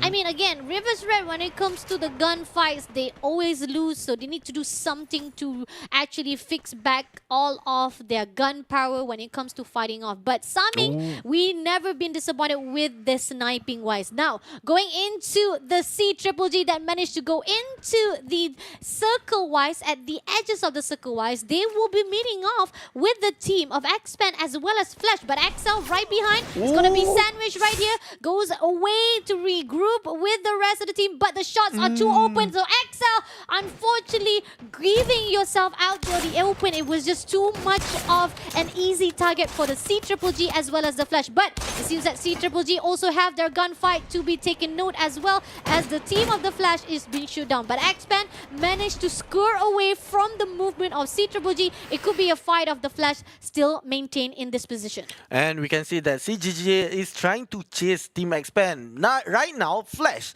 is having the advantage to take out one of the players coming from CGG. Cosq by Crime MKS has been knocked down by On Fire. And 2 of the players, they 2 versus 2, Expand and as well as CGG. On Fire has been knocked down, but they immediately taken out one of the players from Expand.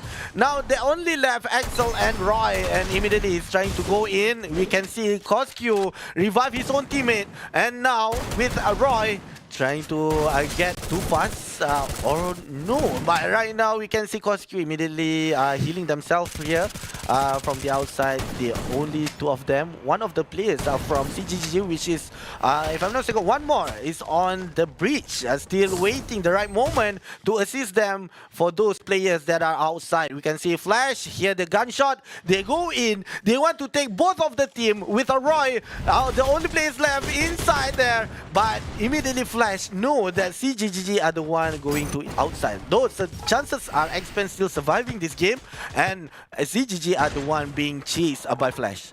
Oh, lovely expand. I think that they will be grateful the flash comes in to third party here. And one more as the sniper was to give a backup from the outside of the territory. Shooting down to the team of Flash. Nice. Yanbin will be taken out first of all. And at the process, one on fire also sticking together with Coast Q. But at the same process right here, we see Onyx Olympus. Jack is not far away. I think that he's just scouting the area. He's not actually going in for the gunfight. I really thought that Onyx was actually going to add more pressure here. But see, Triple G, you're not too worried. You will be fighting off with the Flash. You're only safe. So BO, unfortunately, left all alone here. He will be the survivor-wise. He's not going to actually breathe even one step to make sure that he will be spotted out. But he's going to use the teleportation, so that's going to be a good advantage for the Flash to rotate it back, moving away from the C Triple G. On the other note, C Triple G is going to meet off with the JV Esports. Yes, and we also can see that on the kill leader, Joanna taken out one of Toda players with using bomb. And right now we focus on JV. JV is quite close to Onyx, which is only in front of them. CGG is outside. Now we are seeing Toda. Wanoki has been taken out. Two of the players taken out with bomb and Wasana with the Trogon.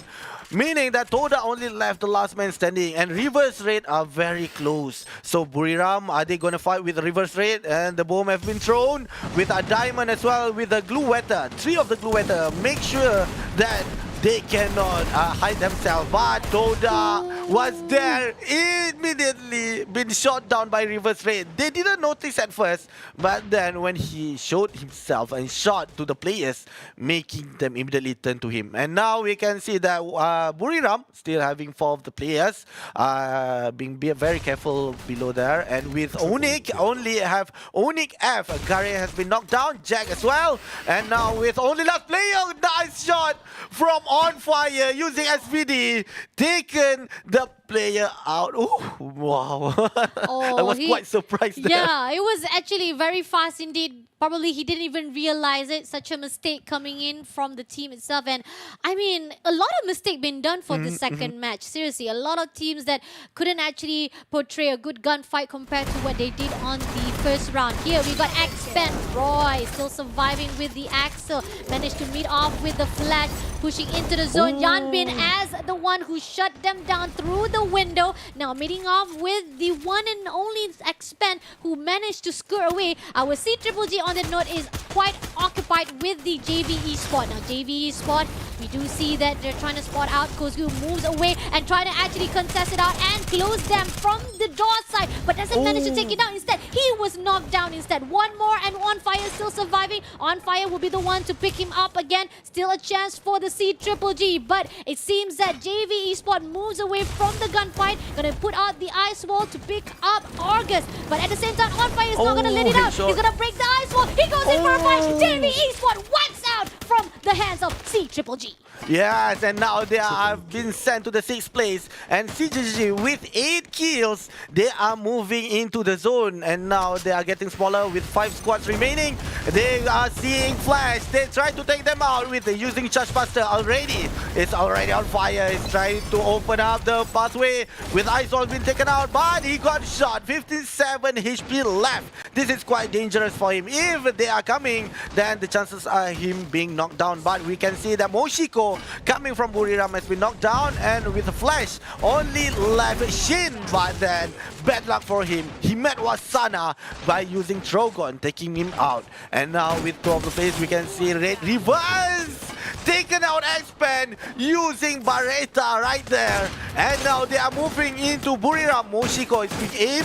With the ice wall, they thought that he is behind the ice wall. He didn't know behind the container, but in the ice wall here we can see Buriram immediately. Joanna has been knocked down, followed by Bomb. Almost taken out, but saved by the ice wall. Another one. Oh, no, quite far away. miss. But then they tried another one. It's quite hard with the bounce coming from top of the bus.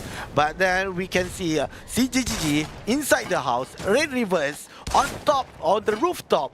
This is quite hard for Buriram. If they are not getting closer or the zone is sided with them, then the chances are CGG and Reverse Ring will fight with each other. Definitely. 3 teams still surviving. We got the Buriram stacking it off. Rivers Red right on the top side. We know for a fact that it's either they will be fighting off with Buriram or they will be gatekeeping the C-Triple-G. Now it goes down from the rooftop, getting closer to Buriram. We gotta be careful with the backstab, but grenade been thrown out. Now Diamond goes to the front with Posey. Now going in for 1v1 situation. Ice wall all over the place. Moves back away. Posey now looking for an opening, but doesn't manage to get it out. But C-Triple-G comes in for the backstab. This is not a good decision coming in from the Rivers Red. Now C-Triple-G on a actually harness as well as far away from Rivers Red. Decision as well as mistake. Shooting down to Diamond on Fear will be taking a great hit to the side of our Rivers Red. Now left with Amming all alone surviving and will be wiped out straight away from our team of C-Triple-G. Now 2 teams still surviving. C-Triple-G versus Buriram, our top 2 teams. But unfortunately now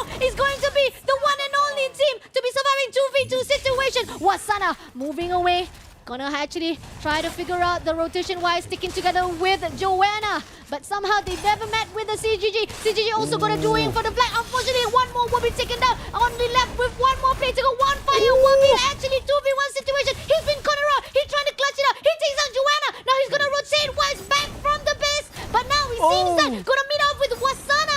Eyes will be put out. On fire, still moving off. Rotating around into the building. Now meeting up with Wasana. Making Buriram as the winner of Booyah for the second round. Woo! Quite a hot fight for that last round. We can see here Buriram taking the Booyah for the second game. Now we are seeing the players behind the character that they played. They are quite relaxed, they chill, they know they got the game actually. So, man, but very much well respected to Buriram. The way they have played, the way they try to maintain their position with a reverse rate pushing towards them and CGGG becoming the third party. Agree. I mean, like the number stacks out for the C-Triple-G. Started out with the team itself. Try to push in. 2 teams comes into them, but they defends their position very well. Now, going back to the highlight, this is where it started out. Our C-Triple-G has the high ground advantage. One more as a sniper, sniping straight to Flash as they move into their territory. And they straight away shut them down, not even allowing Rivers Red on the other note. Didn't even realize it. Like you said, Toda was just hiding off. He was the only one. The part when it comes to Toda, they always survive all alone. They're always, I call them the sneaky Toda.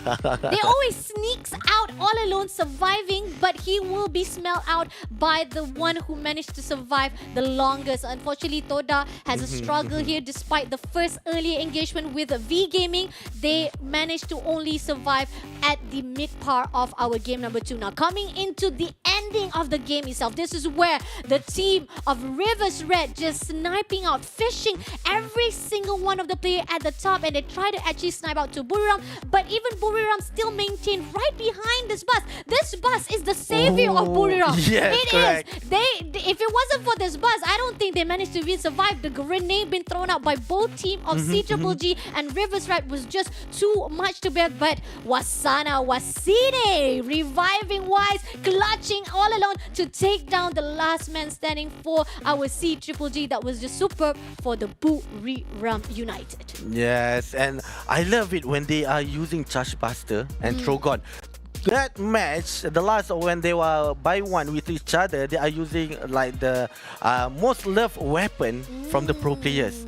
Charge Buster with high damage and having a 2 charge to immediately kill the enemy, and for Trogon immediately being shot and easier to get headshot with 3 bullets goes at the same time, meaning that both of the players knew what they are doing and they are trying their best fighting each other off. And I think that will be a great moment for the 2 of the team. Which of the 2 are the best one? Agree, definitely. I mean, interesting gunfight indeed from both of the teams, all of the teams to be in fact for the second round, especially the fact that we were talking about Buriram. What happened to them on the first game? But nope, they said that, I told you, Bunny, I told you, Ovi, it was just a dip in the water. We just want to see how the first game was about it, and we didn't expect that we were going to be wiped out, but it's okay. We're still the old Buriram. We were still the first big Buriram. We will be able to get our next Booyah, and now they are tied with C-Triple-G getting 5th Booyah for the second week. Yes, interesting. And I would like to highlight as well during the gameplay how reverse rate they much improve. Yes, They definitely. played well. Coming from the earlier game, they've been fighting with the other teams, and we know that they are been overpowered by CGG and Buriram. Yes. But then in the second game, they proved themselves. They can really play during the match, and if let's say they played well, they can take out the other teams. Yes, true. But I really question the fact that they jump out of the rooftop, which I for certain they knew for a fact that C-Triple-G was also occupying the same building. You could have actually focused on C-Triple-G first, but they ended up straight away rushing to the bus. Again, I say that is the best move for Buriram. That bus is the savior. If you want to if you want to give an MVP, you gotta give Bus MVP. He's the MVP. He survived the longest to maintain a really good barrier for the Buriram United. If it wasn't for that bus, I don't know, Buriram might not actually survive it out. But with all of those grenades been thrown out, Buriram just say, Bus, please hold me. Please defend us. Do not let us die. We only have 3 players. Yes, and the best thing is you can nominate the bus as the great defender. Agree. MVP wise goes to the bus for our second match. Amazing job. Now let's go to our second match game summary. What has happened? Was it a great gunfight compared to the first round? Unfortunately, it's not. Despite we did see a really good gunfight, it was slowed down a bit compared to the first round. 77 kills to 66 kills. Highest kills goes to C-Triple-G on fire. He's always the MVP every single time. He's always here at the game summary. Highest assists coming in from Red Diamond and 46,570 total damage for our game number 2. 77 grew destroyed. That means defend-wise was better here for our second game. Yes, and we can see that the players keep on throwing the ice wall to make sure that the team are still being alive. That the chances that the total kills is down as well. But we can see for the damage is actually almost the same as the first game. Yes. So with that, they are still being shot down by the other players, but they immediately try to revive themselves, try to make sure that the ice wall is there. And with 12 rescue, we can see that they are reviving their own teammate and make sure that they are still in the game. Agree, definitely. Now let's take a look on our Booyah's team loadout. Again and again. Every single time we get a Booyah, this is the same pattern we see from C-Triple-G. We did see the same loadout as well from the team of Torat as well, who always use Tatsuya. 4 main character of Tatsuya for their loadout. Moshi as the sniper, definitely we know for a fact. I mean, you have an experience for Moshi because you already know that Moshi previously well known for a rusher, but coming into challenge group stage, apparently he changed his own gameplay of V. Yes, correct. And we can see that by using the sniper as well, he is very, very good with it. He got the play as well, he got the damage there, and with my experience watching them on the World Series as well, is very excited that they are still maintaining here. And we can see for Joanna, the amazing thing, he is the weapon bomb right there, but with the pet monkey immediately make him the favorite weapon for this match as well.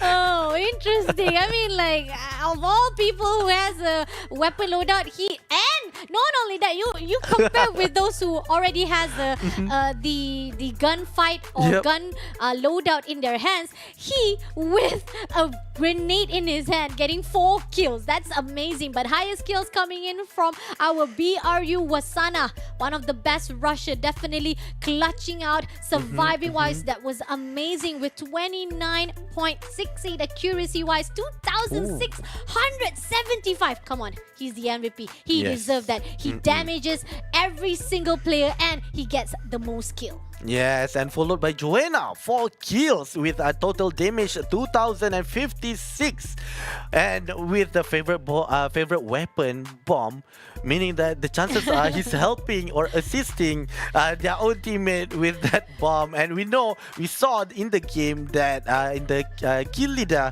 that the name coming from enemy is being taken out by him. Ooh, Ooh, see Triple G getting 8,860. See, damage-wise, still goes out to see Triple G as the highest for top 3. Buriram 6,962, and not actually right down below our BRU actually. Unfortunately, Rivers Red has the better, just like you said, they have a better skill-wise and gunfight damage-wise for this round number 2. I think they improved very well, especially the fact that we've been looking for the champions of their own region to perform well, and Rivers Red haven't been doing well. Now, going into our game 2 standing, Buriram at the top with 12 placement points as well as kill points, that putting them with 24 points. CGG not far behind. I think all of our top teams that didn't perform well during the first round, now they are back to their own pattern. Rivers Red, on the other note, not far behind as well at top 3. This is actually quite a good start for them, especially the fact that a lot of the gunfights from previous week, they didn't manage to actually be at the top 3, but tonight it seems that they break their own barrier and coming into the top 3 with 20 points. JV Esports, great damage wise from the kills with 8, getting 15 points for this game number 2. Xpan not far behind, maintaining at the top 5. I gotta say, despite we haven't managed to see Xpan in a good positioning, they have been doing a good consistent for the placement point. Onyx Olympus, on the other note, there's times they're not performing well, but Onyx Olympus for tonight, I think this is not a good night for them. Hopefully it will improve through along the line, because Onyx Olympus only have 2 more rounds to go. Going into the rest of the team, such a sad situation for Homeboys themselves. They've been wiped out again and again, and I think that this is actually even depleting compared to the week of 1 they have actually put out in the game standing itself. Yes, correct. But for Homeboys, they need to back up and improve for the remaining of the game. They can still play another 6 games, so they need to make sure that they themselves are improving each of the players within the game itself, and making sure that they will not try to go all out early of the game maybe, because right now we can see in the Grave Lab they are fighting with Xpan, and with that also 3 of the players been taken out and only left 1. So it is quite dangerous if you left one of the players within the game, and for Homeboys they need to be careful. But for the other team, for Xpan, I can see that their consistency with the 2-digit 13 points is quite good. So if the third game they are getting there, then they should be fine. Hopefully it will be even better for the next game, because we're going to take a short break, but when we come back, it's going to be the 3rd match of the night. Don't go anywhere, stay tuned. We'll be right back. Battle Royale. That's it's time.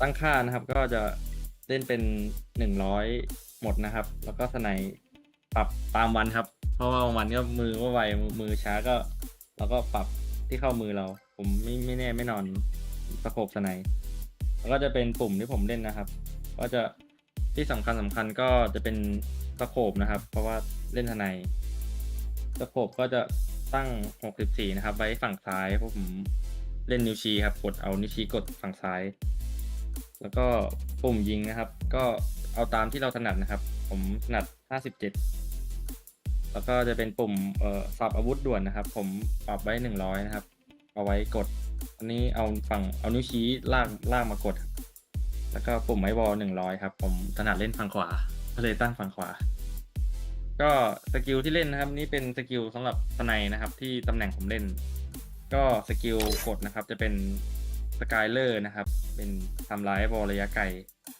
แล้วก็เป็นสกิลติดตัวนะครับเป็นสกิลโมโคเปิดจุดนะครับก็เล่นเหมาะกับเล่นสไนนี่ครับลาฟาเอลก็เป็นสกิลกับต้องเล่นกับสไนเปอร์เท่านั้นครับถึงจะเห็นผลกับแล้วก็เป็นปืนไรเฟิลเก็บเสียงปืนจะเก็บเสียงนะครับแล้วก็จะเลือดไหลเร็วขึ้น 85% แล้วก็เป็นสกิลมาโลนะครับเพิ่มความเสียหายตามระยะห่างสูงสุด 25%ถ้ามันคอมโบกันนะครับสกิลมาโลกับโมโคถ้าเรายิงตามจุดมันก็จะดาเมจเพิ่มขึ้นครับแล้วก็สกิลสัตว์เลี้ยงที่ผมใช้นะครับก็จะเป็นบูนะครับเป็นกล้องส่องทางไกลนะครับก็จะสามารถใช้ได้3ครั้งนะครับ มันจะเห็นเป็นเวลาระยะเวลา6 วิอันนี้ก็เป็นกล่องของครับกล่องเป็นกล่องชุดเกราะเอาไปต้นเกมครับ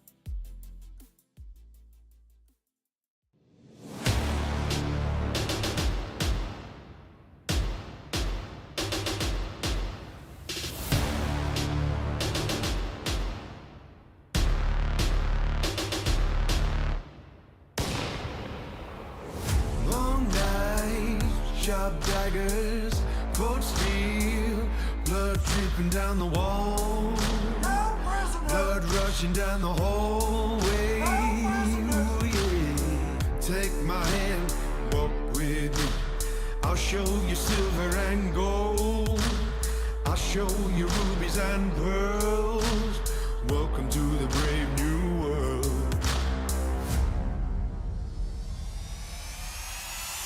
Be the hero of the story. Take no prisoners or reach up for glory. Be the ruler of the city. Victory belongs to the brave. Be the hero of the story. Take no prisoners or reach up for glory. Be the ruler of the city. Victory belongs to the brave.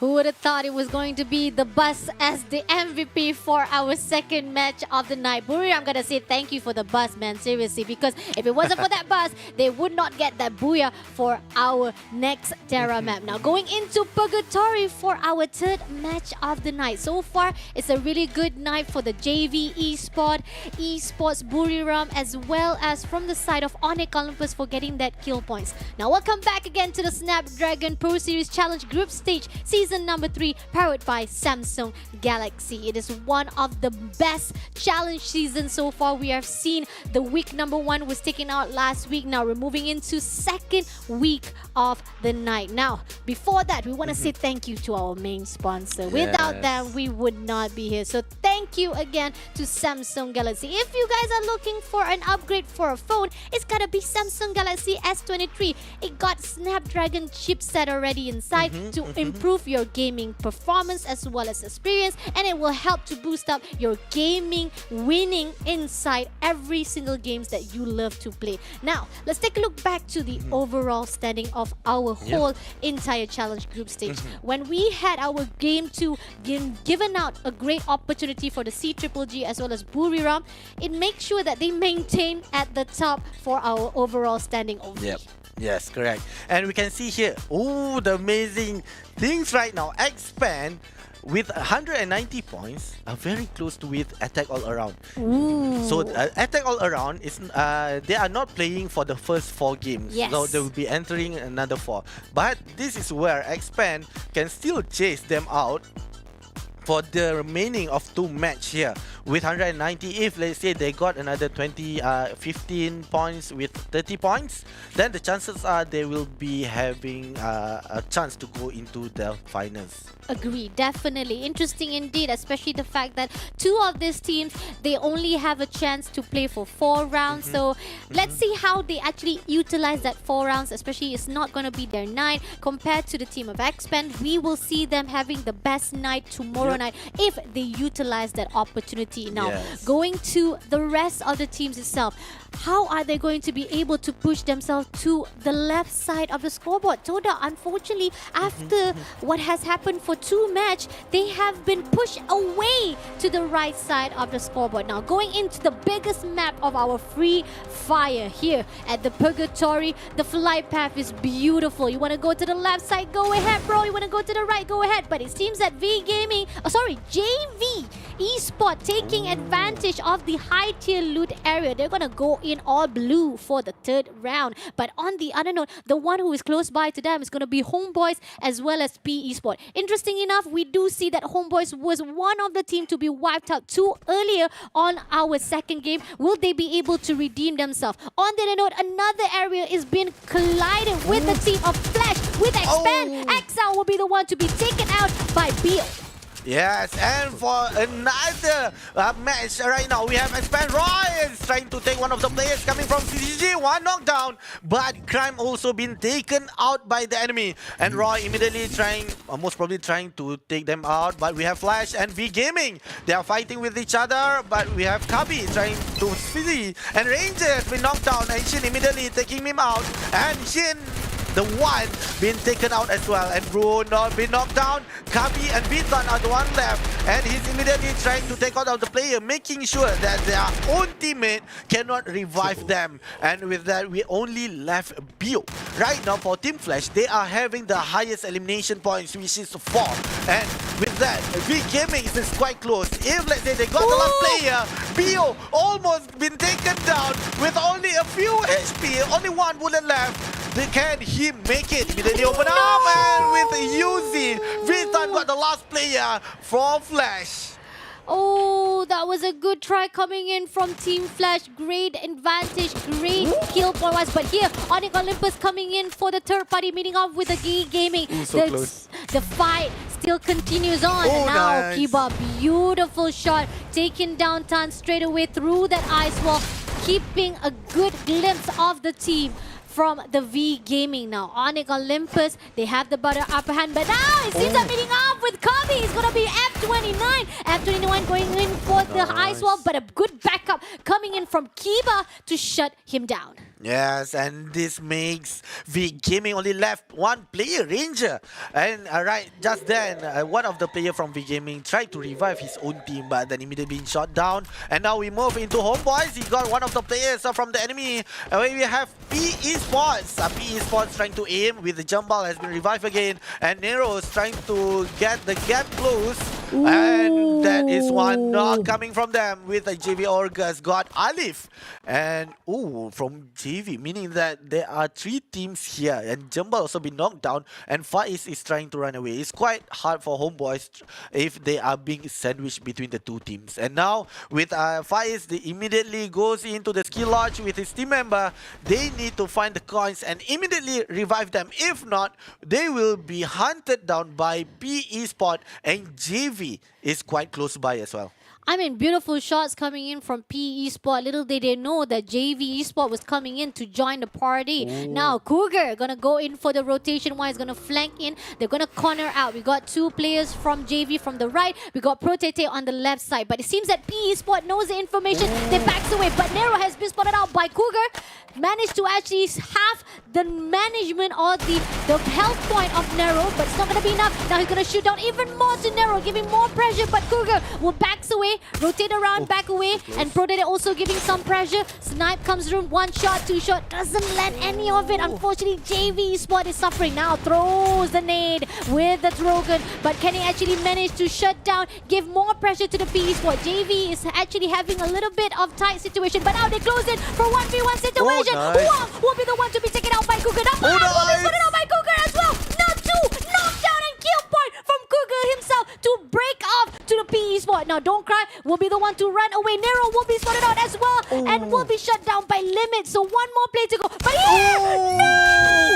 Limit does not allow any savior. No survival for you, PE Esport. JV Esport will be the one to dominate. Yes, and with 5 kills, a great gameplay coming from JV. They take 1 by 1. What amazing is that by only using Uzi, got 2 of the player and headshot. That is one of a great gameplay that I can see here. And we goes into CGGG. Will be fighting off with Expand, but currently they are not seeing each other. They are trying to use the UAV to see if they can detect the enemies, which are right now for Expand going to the high zone in central. For CGGG, they are still trying to find, but now they know 1 squad only nearby. Are they gonna try take the 4 of the players, or they will go into the zone? Because right now we can see the zone is going into Brasilia.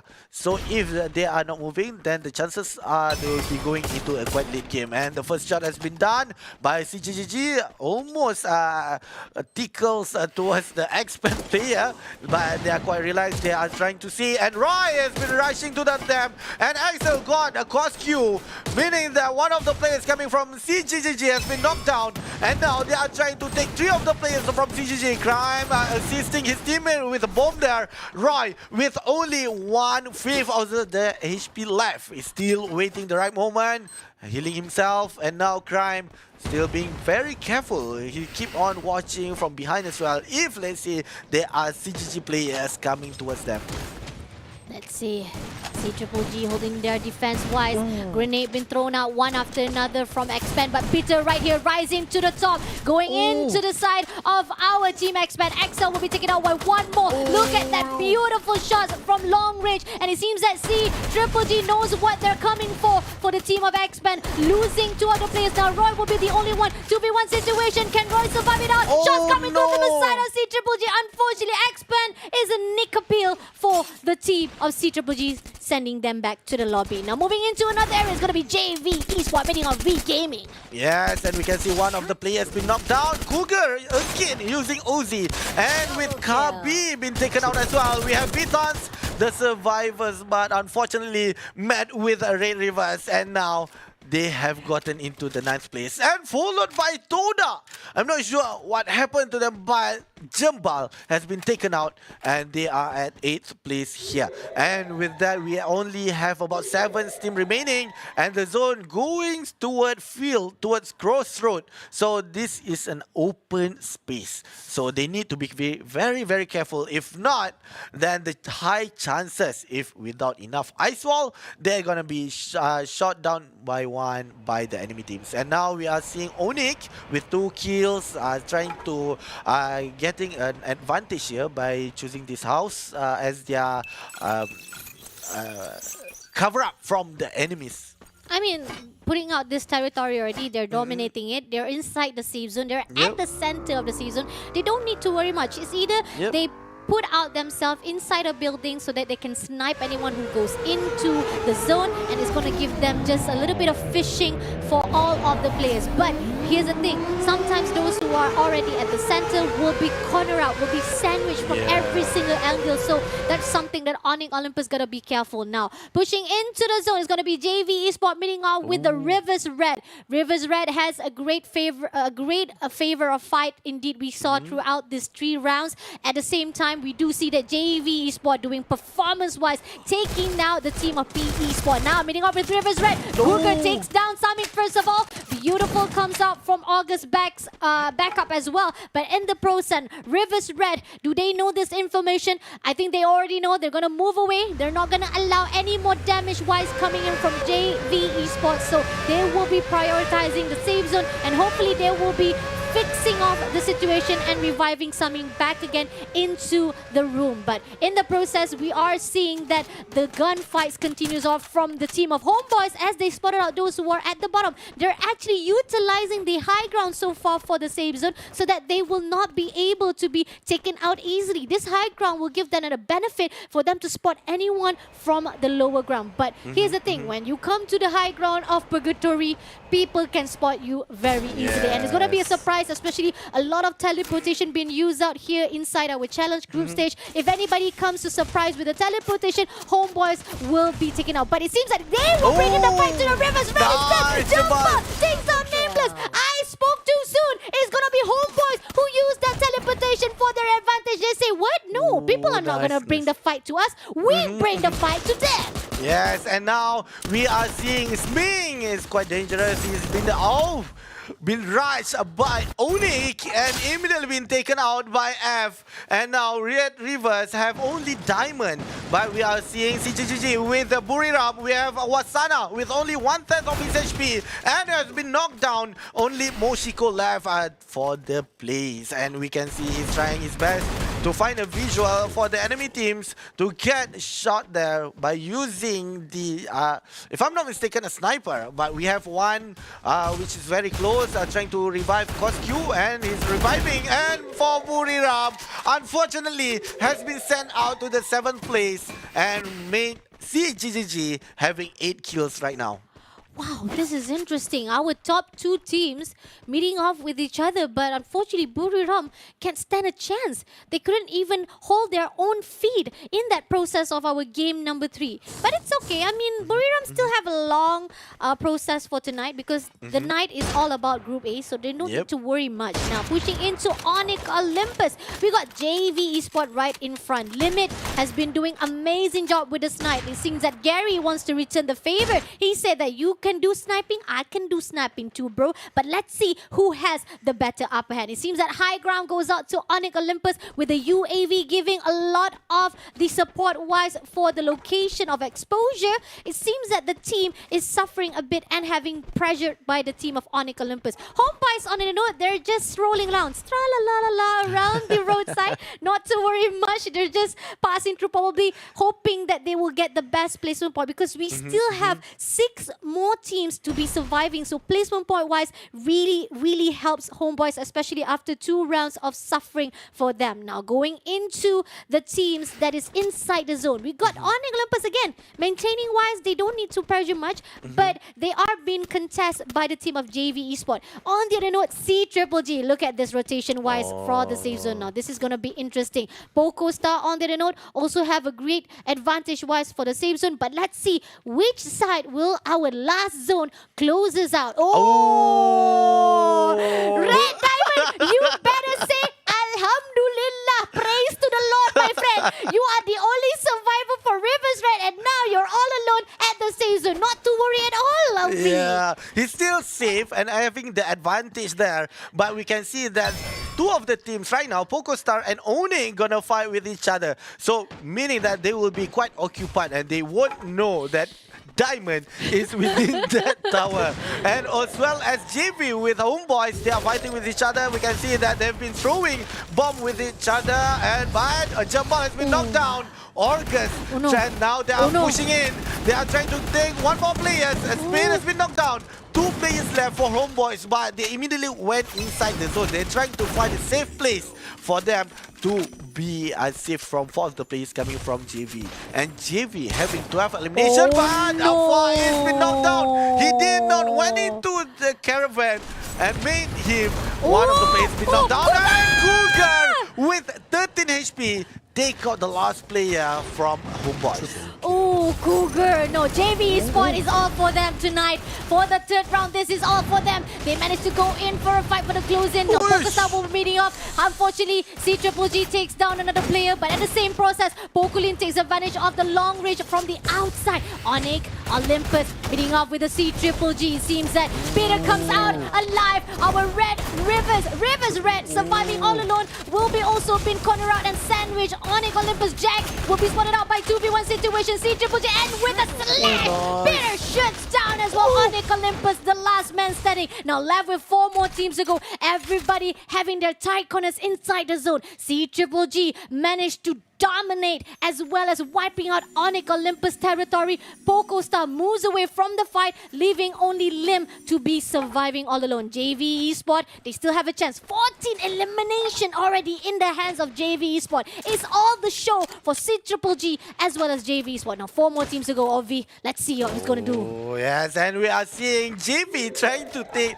the last player from Rivers Red, which is Diamond. But Diamond knows that they are trying to attack him using RGS, so he made a move towards behind the tower and making sure that the area of the image coming from RGS will not hit him. But for JV, he need to be careful because right now there are another team with 4 players, which is CGGG. Should they meet the time, spend the time towards Diamond? Diamond is trying to Barretta from Limit taken out Diamond. moment, he tried to go into the zone, but then been taken out. And now Poco Lim, the last man standing for Poco Star. Protate with his sniper, trying to take him out, but the ice wall is making him quite safe. But there are bomb coming from CGG. Lim is quite open right now. He's having some troubles with the zone. It's only in front of him. If he did not move, he will be having a tough time with a sandwich between the two teams with a full squad there. And with a JV still watching them. And CGG on the left, Limit has been shot. Almost 1/5 of the HP left. And now with Orgus using the RGS, gotten from the Poco Star. And now with only 2 of the team left. And we are seeing CGG making a move. One of the players from JV has been knocked down. 2 players knocked down. Orgus left. Is Orgus gonna clutch them? And immediately taken out by Peter. Booyah towards C-Triple-G. Ooh, our rising from their own momentum that was quite... Okay, bro. Okay, I see you, bro. I see you. One more. I see you, Coach Q. Yes, amazing job definitely for C-Triple-G. Aww, that's so good. Such a good sportsmanship. Aww, lovely from C-Triple-G. Great sportsmanship, good teamwork and team sportsman right here from our team of C-Triple-G Thailand for the first booyah of the night. Amazing job. But nevertheless, back again to the highlight itself. Started out with Homeboys going straight away for fight. I think one of the best placement point coming in from Homeboys. Definitely a good gunfight as well. Not much to say, but definitely there was a lot of highlight from Homeboys because they were trying their best to maintain a good positioning wise. But JV tied them in the corner. Really good sniping wise by Limit and Kurga. Oh my god, these 2 players. Oh, you better not catch yourself with the JV Esports, man. Seriously, when it comes to their sniping and their gunfight, it was just super. Kurga with that 30%, only 8% left. They go in for the rush and he maintained a good position to shut down the last man standing. Poco, unfortunately, sad situation for them to be sandwiched between the 2 teams of C-Triple-G as well as the team of JV Esports. Yes, and we can see how CGG are trying to take one of the teams. We only have 3 teams here, and Poco Star is having a tough time with 2 of the teams is aiming at them. And this is how CGG immediately rushed towards JV. They having a upper hand, a highest place, but then for CGG they won't turn back. They just immediately rush them out and making JV cannot rest themselves.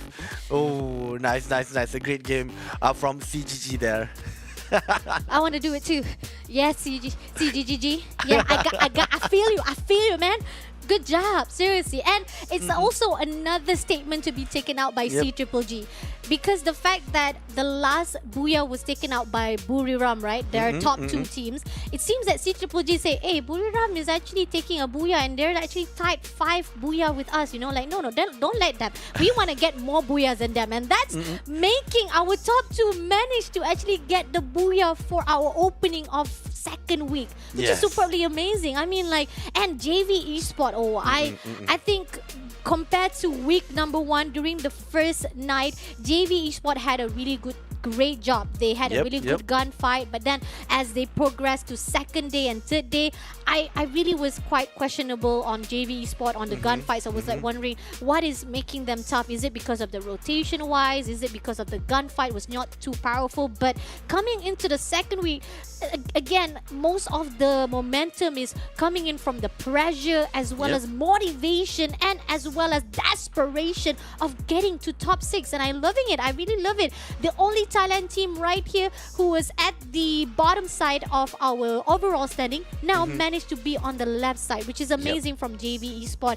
Nevertheless, a good highlight also coming in from the team of Onyx Olympus, as well as quite sad situation from V Gaming, especially the fact that their location wise for the placement point was quite tough. So I'm wondering if this is going to affect them even more further down the line.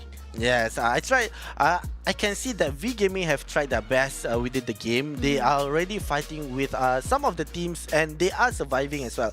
But then, when at the middle of the game, it's like they've been overpowered and Yes. they've been third-partied a lot actually. Yeah. So that is quite unfortunate for V Gaming at the wrong place at the wrong time for them.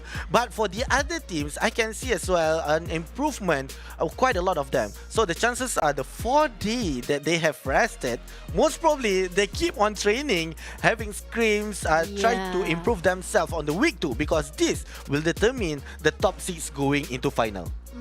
Agree. All right, let's take a look on the game summary. I want to see what happened.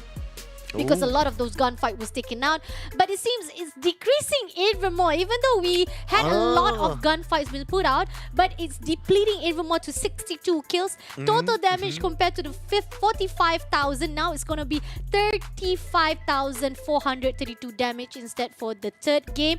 Our highest kills is coming from our C Triple G Peter. Previously it was on fire. Now it's Peter. It's like C Triple G is not letting out that top killer. Like, I'm the top killer. No, I'm the top killer. They're fighting among themselves. It's not even fighting among the teams. And then we got our glue destroyed 67. Highest assist coming in from C Triple G as well, which is by On Fire. Definitely a good highlight for the C Triple G for the night. But I gotta say, this is all for JV Esports, especially for the fact that a lot of the team wipeout was done by them for that third round. Yes, correct. And from here, the stats, we can see that the highest kill is held by CGG Peter. Yeah.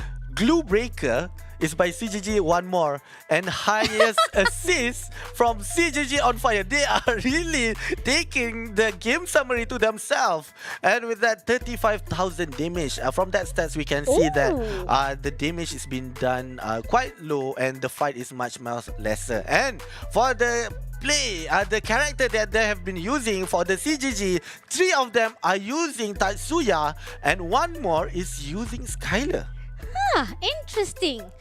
I mean, additional wise, I think that this is a good balance loadout from the team of C Triple G. Previously, we did see that they also used Tatsuya, 4 main Tatsuya, but then now switching off for 1 more. I think that actually benefits more for them here on the third match. I think that's impressive. And again, 1 more also following the footstep of our Buri Ram just now, which is using grenade as the top weapon wise, throwing all the grenades to the enemy to shut them down. Now, I want to know the kill wise though. I want to know how much kill wise that was taken out by C. Oh, look at this. Lovely kill wise. Look at that. 5 kills by Peter, 5 kills by 1 more, 3 kills by On Fire as well as Coast Q. Look at this. Beautiful kill wise from both of those players, all of their players, because they maintain 5-5 and 3-3. Damage wise, it's definitely from the one and only C Triple G On Fire, our top killer, 2,808, and with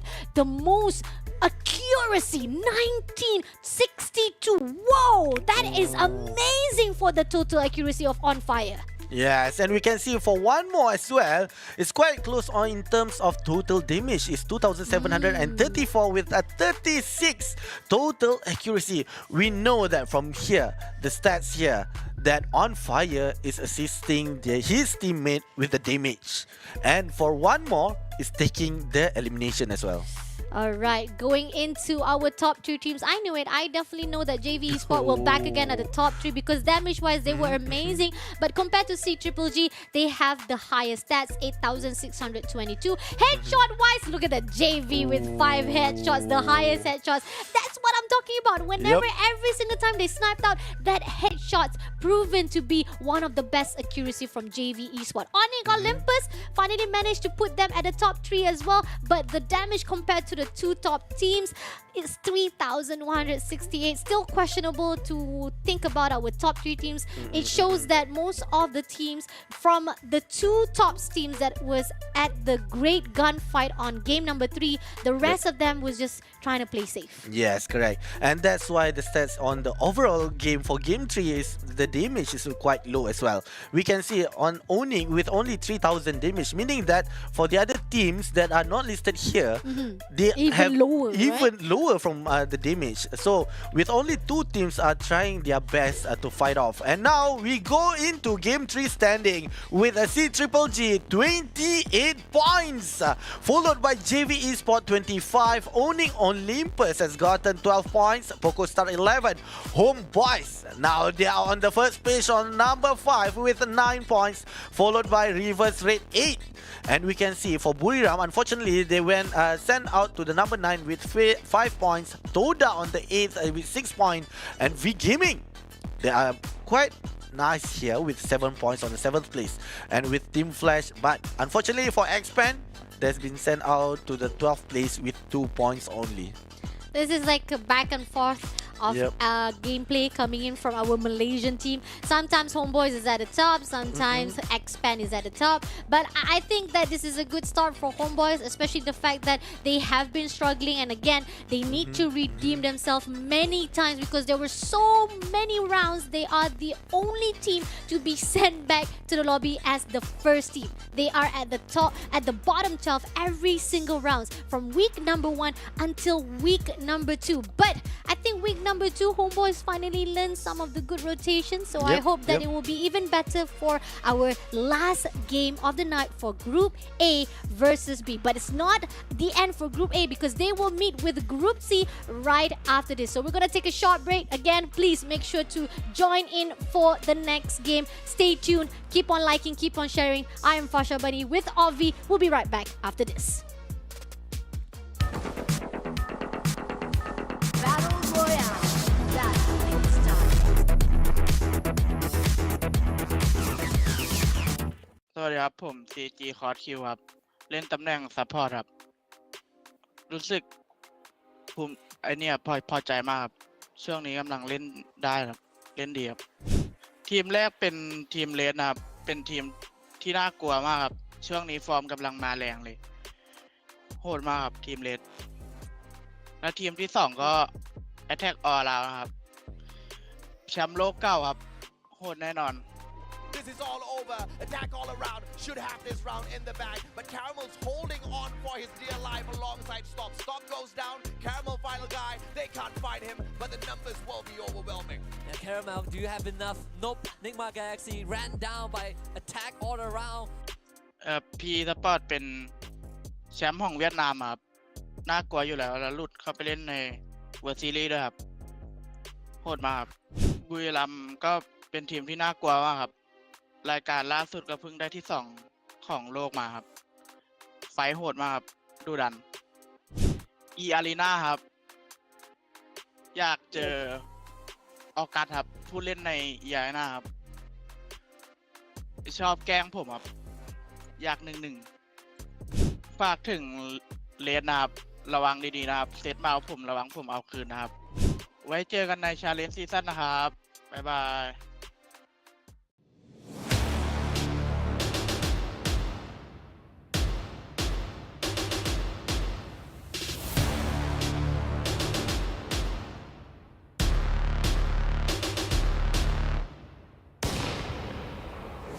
Long nights, sharp daggers, cold steel, blood dripping down the wall, blood rushing down the hallway. Ooh, yeah. Take my hand, walk with me. I'll show you silver and gold. I'll show you rubies and pearls. Welcome to the brave new world.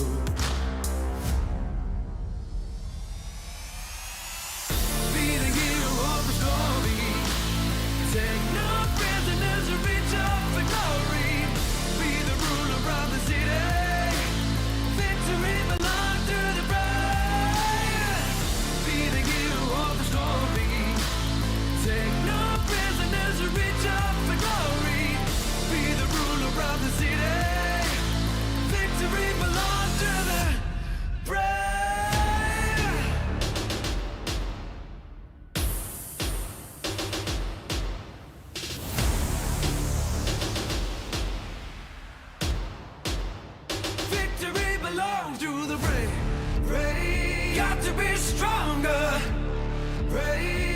to bring a raid. Raid. Got to be strong now. Raid. Victory belongs to the brave. Be the hero of the story. Take no prisoners and reach up for glory. Be the ruler of the city. Victory belongs to the brave. Be the hero of the story. Take no prisoners and reach up. Last game is waiting for us for our Group A versus B. Now, all of our top 2 teams at the overall standing managed to take Booyah for themselves. They are doing a damn well job here for our first day of week number 2. And on the other note, somehow this is going to be the end for our Group B. Hopefully Group B, we're talking about C-Triple-G. Will they actually take advantage even more of the situation for our game number 1 or day number 1 of week number 2? Let's hope and let's find out here at our challenge group stage Snapdragon Pro Series powered by Samsung Galaxy. You are with Fasha Bunny as well as OV right on my right side. It has been an amazing job indeed. So let's take a look on the outstanding game from our teams itself. So far right now for the overall standing, with C-Triple-G getting that Booyah, they will maintain at the top with 374. Buriram United Esports, even though they were quite cornered by C-Triple-G themselves at that game number 3, not to worry much because they still maintain at the top 2, but 331 compared to Onyx Olympus that is actually doing their best at Group B right now. I think that it's not going to be in their favor if Onyx Olympus try to catch up even more because it's still far away for them. Torad will be coming up soon. We do have JV Esports. Look at this. Just from the 8th place, now they push Expand. Just when Malaysia finally try to get a glimpse of stealing that top 6, JV Esports said, no, it's all Thailand for us. Thailand will be going to the challenge finals instead. Attack Around will be waiting to see what they will be doing for our game number 2 or second set of our game night tonight. Rivers Red, on the other note, I think Rivers Red so far, even though they have been struggling for 3 rounds, there are certain times they manage to actually get a good glimpse of situation and they still manage to push themselves to the left side of the scoreboard. But interestingly, to the side of our right side, Toda, Team Flash, PocoStar, Ilustrados, Huegos, The Flash. I mean, let's talk about this later on. Now we're moving into the last game of our first set. It's going to be Alpine for the map. The moving of our flight path is from the top to the bottom. Beautiful flight path. High tier location wise, it seems that Toda will be brave enough to contest it out, and it seems that Rivers Red also will be taking the challenge as well. And let's see if Toda will have an early engagement as well as an early success of wiped out like they did on game number 2 of V. Yes, and we can see that there are 2 teams right now, Toda as well as Rivers Red in Garrison, the blue zone. But we have another match as well, PocoStar with Expand. We have our 4 players coming from PocoStar. 18 Deer waiting from Roy. Roy has been shot, headshot there with only a few of his HP left. He's trying to go into the corner. 18 Deer got him at last, but Grimes trying to assist with only 80 HP for 18 Deer. They goes in. One of the players from PocoStar has been knocked down, but immediately been revived by 18 Deer. And then we have Lim. Lim is watching from the outside. Only 2 players left from Expand. We have Too Fast trying his the fastest as he can to go inside the house, trying to make sure that he still maintain playing within the game. If you wanna live, you know how we live in Tokyo. But unfortunately, it's not fast and furious enough for our Expand. Too Fast will be shot down by Russ. A little bit more. Russ comes in for a fight with that Uzi. Can he get it done? He gets it done. Shuts down another player from Expand. This is a tough fight indeed. It seems that the only one to be surviving is gonna be Axel, who managed to scare away unless PocoStar does not allow it. But so far, with the gap-wise, managed to cross the river, I think that PocoStar will give that a glimpse of hope. But Lim, it seems that Lim is ready with a sniper. He's gonna scope it out, shoot one, doesn't let. Oh! But he says, I'm gonna get it down with the AR. What's the trouble? Just go and shoot down an Expand. Unfortunately, will be the first one to be sent back to the lobby. Yes, and followed by Buriram to the 11th place by Flash. 4 players elimination been done by them, and Shin is the only player has been taken out. And now they have met with Toda. We have Noki. Noki is trying to use. Oh, he goes into the rooftop. We have Artemis and Yanbin down below. Is Noki right now trying to hide and seek with them and immediately jump scare, or he is the one will be hunted down, and bomb has been thrown by Artemis, immediately taking him out. A great bomb throw indeed coming from him, and now Flash having the highest kill with 5 eliminations through the second minutes. And now Toda is trying to revive. They also have 4 kills, and 2 of the teams has been taken out, which is Buriram and Expand. We only left with 10 squads left, and now we are moving. Jambal is fighting with Onik. We can see that Jambal is trying open the ice wall there. He's trying to see whichever road that he can, and immediately shot them. Onik Jack 30 HP has been knocked down, but Gary taking the kill and making sure that one of the players from Homeboys cannot survive in base camp. But for Onik, they cannot be safe right now. Onik F is being hunted by PocoStar, by JV, with 3 of the players are coming in. Cougar, and now immediately goes in with only a few HP left, and immediately supported by Protate. Taken out the players. Onik F has been sent out, and now with 1 elimination point from them, they know they have 4 players, 3 players left coming from Onik with going in. Ice wall has been opened. Cougar immediately goes in with a throw gun. Half his HP, but he is the one taken out with his shot from Gary. Wow. Oh. That 360 turn was not in the favor of our JV, but grenade been thrown out. Gary is suffering some damages from the team of JV. Protate comes in, dash from the left side, meeting up with Gary. Ice wall on the break right here. Gary gonna fix the health point for a while. Now holding the position, gonna flank on the left side. Protate also taking the sweet time. Ice wall will break now, going in for a fight, but no! One shot, one knockdown, taken out by JV Protate with that shotgun. Ooh, such a mistake. And now Onik Jack's left alone. It's gonna be August who chase after him. Ooh, with only a few of his HP left right now, August is trying to chase him with only 1/10 of his HP. He's using the gas mask to make sure his HP is increased, but unfortunately, Onik Jack has been shot through the head by August and immediately been sent to his friend, assisting them only by advising. And now we have only 2 players, F and also Kiba. And for F, trying to take the loot from the box there and immediately try to find a safe place. Most probably try to revive his own teammate, because with only split up F and Kiba, they have a lower chances to survive within the remaining game. And for that, he immediately tried to go out as he can from the UAV. If not, if the other players are within the UAV, then immediately it's gone for him. I agree on that. Definitely, this is going to be tough indeed. And some of the teams that were sent back to the lobby is only 2 teams. And Toda somehow suffering. They still managed to actually survive it out with a full squad, but only 1 player was scouting the area. Now Toda back again, fighting off with the Flash.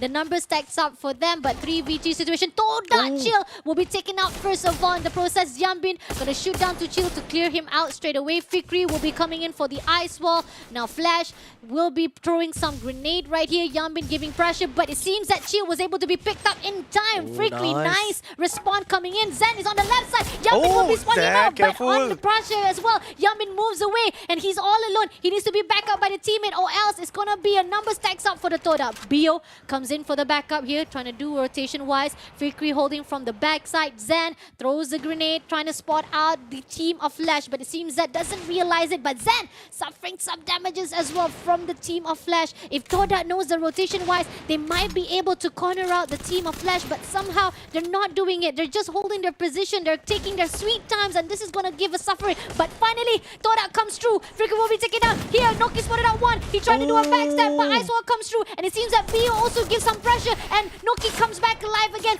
goes back away from the side, retreated away, but Bio comes in for the cornering of the team of the Toda. Toda is being gatekept. Unfortunately, they are being surrounded by the Flash. Now now Bio goes in for the ice wall, and Artemis trying to hold the position. Shield trying to maintain, but he will be taken down. Now left with Fikri as well as Noki. Two players of our Toda team trying to survive it out, but Noki trying to hold the position-wise, hiding off from the ice wall. The Flash has 3 players still surviving. Noki will be taken out as well by Jambin, so now left with 1 more player. But it seems that Toda still managed to pick them up, and V Gaming is not far away, so this is going to be a third way if they don't finish it off right away. Oh, Toda, nice. Beautiful, amazing nice. gunfight. This is a comeback coming in from Toda, takes down 2 more players, now going in for a fight. Nice. Whacked out, puts in Flash by Toda themselves. Yeah, it's a great gameplay coming from Toda. They took a little bit of a time. Quite dangerous for them if they still maintaining the same gameplay. But eventually, they taken off Flash. But now we are seeing Red Reverse fighting with PE Sport. With the bomb is thrown by his teammate. And with half of HP coming from towards Nero. And now for Reverse Red is trying to find a way to see if he can make jump scare towards them. But immediately 2 of the players coming from PE Sport taken the 2nd floor. But one of the players from PE Sport is on the rooftop. If they are not being careful for Reverse Red, they might be sniped down 1 by 1. But we can see that C-Triple-G has revived 2 of his teammates. But GV, Orgus, immediately take 1 of the players from 3-Triple-G. But now Don't Cry has been shot by Exposy, but immediately Exposy using the teleportation, and Don't Cry has been shot down. Diamond has been trying to take away, but immediately his friend took them out. And now with Huang trying to assist his teammate. Yeah, but unfortunately for Reverse Red, already revived the 2 teammates there. And Resme has been shot, half of his HP is gone down. And now he's still watching, and the zone is moving. We are at the 2nd zone.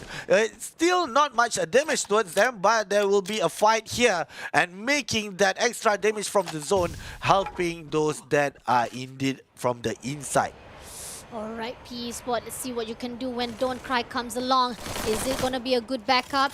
Diamond is already on the rooftop, spotted out Ban, trying to damage Ban while he just came back as a baby, revival-wise. But it seems that Diamond is pressured. He goes down into the building instead, knowing for a fact that the numbers and the guns-wise from the team of PE Sport is coming back alive. It is going to be another epic comeback from the PE Sport, or will Rivers Red maintain their positioning-wise? Somehow, the team of Rivers Red has been cornered out. 3 players right at the top. PE Sport is just holding their position from the ground, and look at the damage-wise. It's suffering. Saming unfortunately losing those gunfight by the side of Don't Cry. So now it's up to 3 more players to go. PE Sport is not giving up. But no! Nice. Shot down by Exposy to take down Nero. But not to worry, they're going to pick up Nero again. There's still enough time to pick him up because the time is ticking and they're still holding their position. But here, look at that. That one hit shot. That beautiful shot coming through. And Rivers Red will be the one to be taken out by the PE Sport. Epic comeback again for another team. Yes, we can see how they played out, and they switched from PE Sport to the 2nd floor, and then the Reverse Raid taken the 2nd floor itself. And now we are moving into JV.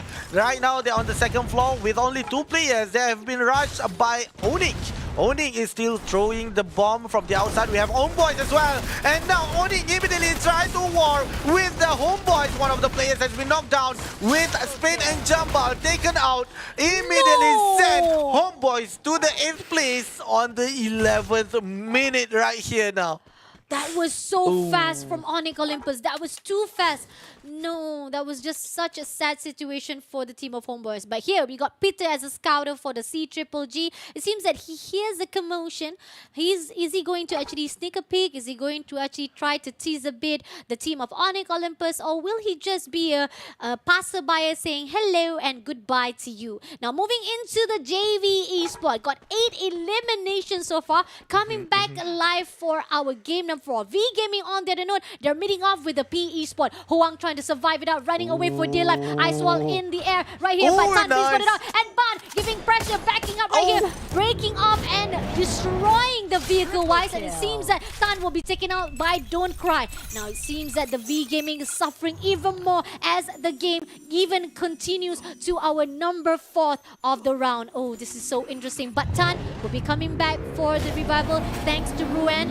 At the same time, V Gaming still surviving with 2 players. The number still does not look good for them. Now, with the save zone already ended, it's going to be at the center with only P Esports has the audacity to be surviving if they push straight away, unless they will be sandwiched between C Triple G as well as JV Esports. It seems that JV Esports will be cornering them out, but PokerStar on the other hiding underneath this bridge side, spotting out Tan, taking advantage of the situation, takes down Tan straight away, not allowing any sneak peek from V Gaming. But in the pressure right now, PokerStar moving into Toda. Siki Freaky, unfortunately, will be shut down. And V Gaming also been eliminated straight away from the game. Now left with 6 more teams. And Toda also been sent back to the road because of the outside zone. Yes, and now we have left 5 squads remaining with 16 of the players still alive. And Cosq already took out one of the players from P Esports. With that, they are fighting, and P Esports has been sent out to the 5th place. 4 teams left. We have PokerStar right here with a 7 elimination. The zone is closing in, means there are no hiding place towards them for the last zone later on. We can see that they are trying to find the best way or the best position to find the enemy. Now we are seeing Onyx. Onyx is nearby, quite close towards PokerStar, and now they are fighting with each other. Chargemaster by Onyx F, and now there's been shot. They immediately taken out the car, but the bomb by Gary got mercy. And now for PokerStar is having troubles. Lim has been knocked down. We only 2 players left. Onyx F immediately took one of the players from Raz. He immediately taken them out, and now we have Kiba. PokerStar sent out to the 4th place by Onyx. Onyx Olympus, amazing job. Now 3 more teams to go. 2 full squad and 2 players only to be surviving for C Triple G. The number stacks up for the rest of 2 teams, but C Triple G, they are in a good positioning wise. They are safe. They're not being seen by anyone. JV Esports, but the zone is definitely in the favor of Onyx Olympus. UAV been thrown out by Onyx Olympus. Definitely going to give that information wise. And Onyx Olympus, are they going to push into JV Esports or the C Gaming? CGG right now is been pushed out as well. Now UAV been put out as well from the C Triple G, but it seems that Onyx decided to go into the zone instead, and they're gonna hold off until the teams of C Triple G comes in. But Cougar with a sniper right here, trying to shoot down to the team of Onyx Olympus. Let's see if JV Spot will get a good glimpse, and C Triple G will take advantage of this. Cosq straight away goes into the zone, but it seems that Onyx Olympus giving pressure. Kiba spotted out one more, and it seems like Cosq already been knocked down. It's going to clear them out straight away. C Triple G left with one more play to go. Kiba looking for the way to open that ice wall, but somehow C Triple G still maintained, and it seems that Onyx F have been spotted out by the team of JV Spot, taken out by the one and only. One more unfortunately takes advantage of that situation, and JV Orga is going to shut down. One player comes in for the revenge as well as for the rusher. Rotating, ready to shoot down to the last player of C Triple G. So 2 more teams to go. It's going to be JV Esports. Will they get the second booyah, or will it be to the Onyx Olympus to get the first booyah? Now holding the position right here. Let's see. Avi, let's go. Yes, and we have only with 12 kills, what 3 players remaining, and JV with full squad. And now they are going into each other. We can see that JV going to the hillsides with Onyx trying to cover themselves, being defensive, but half of the HP from Gary being taken out, and Kuga is in the dangerous place. Limit trying to assist with the sniper, but Kuga eventually has been knocked down and sent out. And now 3 versus 3. Jack, half of his HP left, but Gary has been taken out. 2 players for Onyx. 2 versus 3. We are seeing JV going into Kiba, but right now Protete is trying to healing himself. Orgus with a full HP is trying to go in, throwing the bomb. Kiba using the Charge Buster, getting ready to get a shot at Protete, but Limit is shot with the sniper. Only Kiba got the knockdown, but Limit has been taken out, and booyah goes to JV. Oh, another booyah for our round number 4, second booyah of JV Esport. I gotta say, tonight is definitely a good night for our Thailand team. Yeah, we can see how they play. They wouldn't give a rest towards the enemy teams and immediately take one by one. They were with 4 squads. They took out CGGG, and then the second team with 4 squads and 3 remaining squads immediately take them out. And now we are seeing the highlights. We are seeing Toda, how they fight with a flash strike. They tried to take them out, but they took a little bit of a time, almost got wiped out, but immediately come back for that. And now we are seeing PE Sport with a reverse raid. This as well, they switched places actually. PE Sport was on the second floor, but immediately reverse raid other one goes into the second floor and immediately take that advantage to take them out. And now with the homeboys, both of the team trying to aim for JV, but Onyx to the chance goes toward homeboys and take them out to the 8th place. And for V Gaming as well with PE Sports together, but this is for V Gaming. He tried to hide above that, but then immediately found out by PocoStar. And Onyx versus PocoStar, how Onyx immediately overpowered PocoStar. PocoStar tried to rush them, but with the fast hand movement, they immediately take one by one of the players and eventually take them out for this game. I mean, just one thing that I missed out to talk about Tan being shoot out by the PE Sport. I mean, like, that's a shoot to the butt, man. Yeah. Seriously, like, that was a cheap shot. How dare you shoot his butt? It was just right there doing nothing. It was hiding out, and Tan was like, my butt! How dare you shoot me? But nevertheless, amazing job coming in from the JV Esport again. The second booyah for them for our week number 2. Beautiful. I gotta say, I mean, like, they take advantage of tonight. Despite it's not their night. This is it's as if Group B is actually demolishing Group A themselves, when the fact is it's supposed to be the night for Group A. And unfortunately, CGGG, JV Esport, BRU, unfortunately the only one that actually performs well for Group A to actually represent, and we were talking about this earlier on as well, we say that the only one that will give a lot of pressure from Group A themselves is gotta be the BRU. But little do we know, PocoStar also did a good job as well. Not too bad, not too shabby. Rivers Red as well managed to reverse back everything. I gotta say that was a really good job indeed. But now Group B is already done with their job. Moving into the next match is going to be the Group C. Now I want to give, before we end it off, because we're going to have a short break. Definitely we're going to have a short break after this, because we're going to start off with Group A versus C. So far from Group B, which team that has been put out a good highlight in your eyes of? For me, for Reverse Raid. Reverse Raid. Reverse Raid, because for them, for Group A, for Group A is Reverse Raid. For Group B, I think CGG is still playing a good game, and followed by Onyx Olympus. Oh yeah. Onyx Olympus, they really, although they are not highlight as much as CGG or Reverse Raid, but then they are still being in the top 6 as well. Yes. And from the 10th place, they were at the 8th, but then they pushed at 10th, and now they are moving to the 6th place. Yes. For me, it's a good gameplay indeed by Reverse Raid, and with 4 games they have won, so the chances are they can keep on the momentum as well. Agree, definitely. Now a highlight as well to the bottom team from Group B, because this is the end for them. We just want to give a heads up and salute, because you guys did a job. I mean, you guys did a good job. I mean, not so much of to maintain your composure or to qualify themselves to the challenge finals, because it's still 2 more days to go for them to start off. But Group B wise, I hope that from day number 1 of week number 2, Toda, Xpen, this is the only 2 Malaysia team in the same grouping. Hopefully they will be able to redeem themselves and learn to actually remove themselves from all of that mistake they've already done. Now let's take a look on the game summary of our last game for the first set.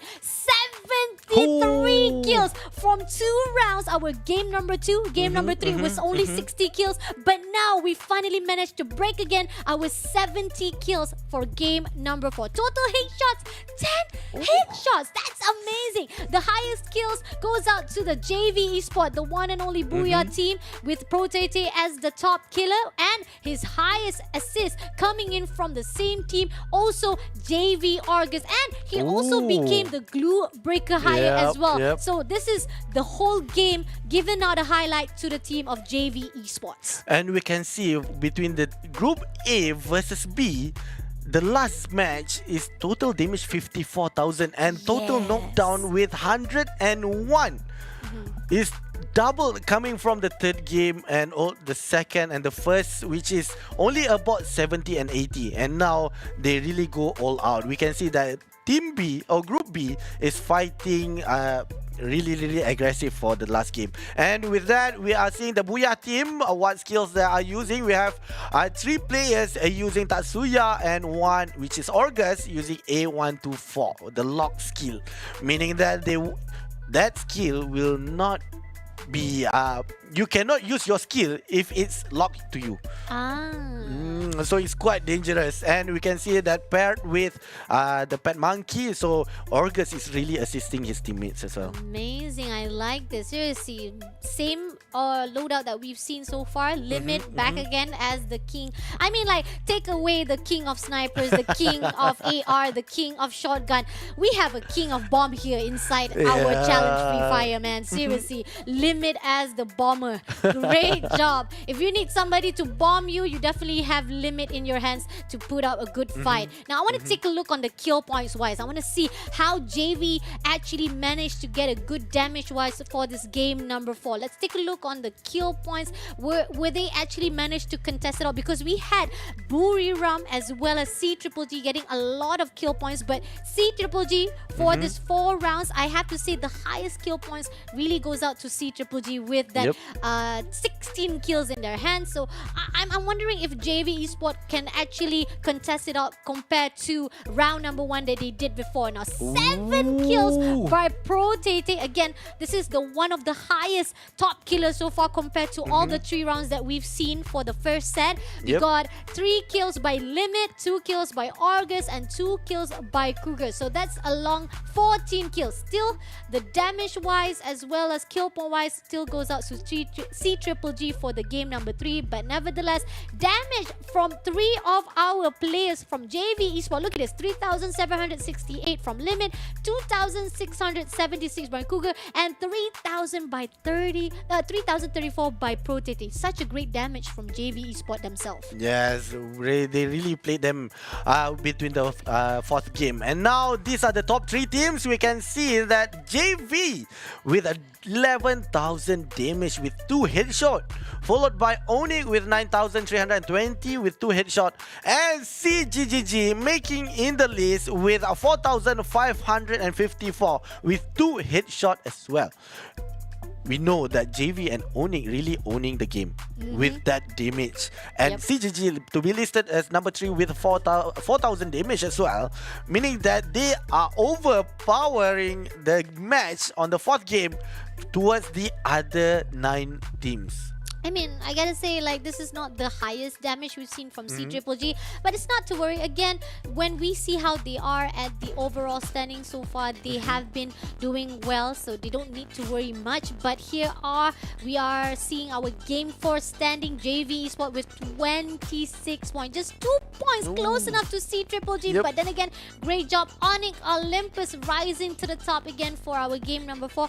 They have been sloppy right for tonight, but nevertheless, it's like a roller coaster for them. One moment they're good, one moment they're not good, but it's still keeping up a good momentum from the Onyx Olympus. C-Triple-G, despite they didn't actually have a good contest wise, placement point wise and kill point wise, still did a great, amazing job compared to the team of Toda. Look at this. Wow. Placement point wise, yes, they got 5 placement point, but kill point wise is double digit for the kill point. points. This is the first time I ever see Toda managing a good momentum for the engagement of V. Yes, correct. And with that, they are actually a system themselves to climb up the overall standing later on. And followed by PocoStar as well with a 14 points. And Esports, they are doing good in the fourth game with 13 points as well. Meaning that Esports as well give pressure towards the enemy. But Team Flash with 9 points, Reverse Red 6 points. They tried their best, but on this game, they couldn't get to the first page. And V Gaming with 4. Homeboys unfortunately went out on the 10th place with 3 points. And Buriram, I'm not sure what happened to Buriram, but this fourth game, they are actually only 1 point. And with Expand, unfortunately with Expand, for fourth game, they have been sent out with 0 points. I mean, that was such a shame though. Expand was trying to survive all alone. And I mean, that was so no mercy. Like saying like, nope, you're not gonna run away, my friend. You will be sniped out straight away. Clear out on the 12th spot. And that's gonna be giving a lot of pressure for the team of Expand. Again, we're still hoping a lot of the good momentum from the team of Malaysia, because so far it's actually not a good night for some of the team, especially from the side of Expand, because they always maintain a good positioning at the top, but then they cannot manage to actually be consistent. That's always the same story coming in from the teams of Malaysia. But here's another same story that you guys have to check out. Thank you to our main sponsor, Snapdragon Elite Gaming. When winning matters, if you want a good chipset, you gotta take a look at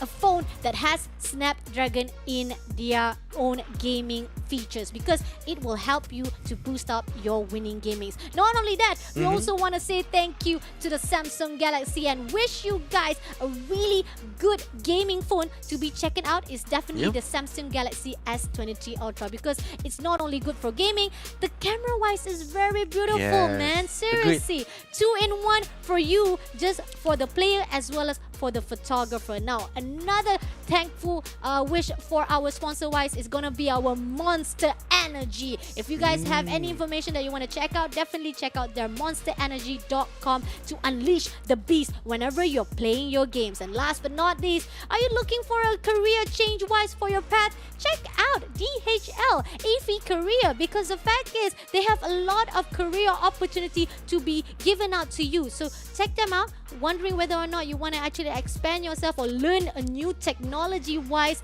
in their own field, you can check out DHL website themselves. Thank you again to our main sponsors. Yes, thank you to our main sponsors. And now we have saw 4 match right now, Group A versus B. So later we will be seeing Group A versus C, but for that we're gonna take a short break. Let's go.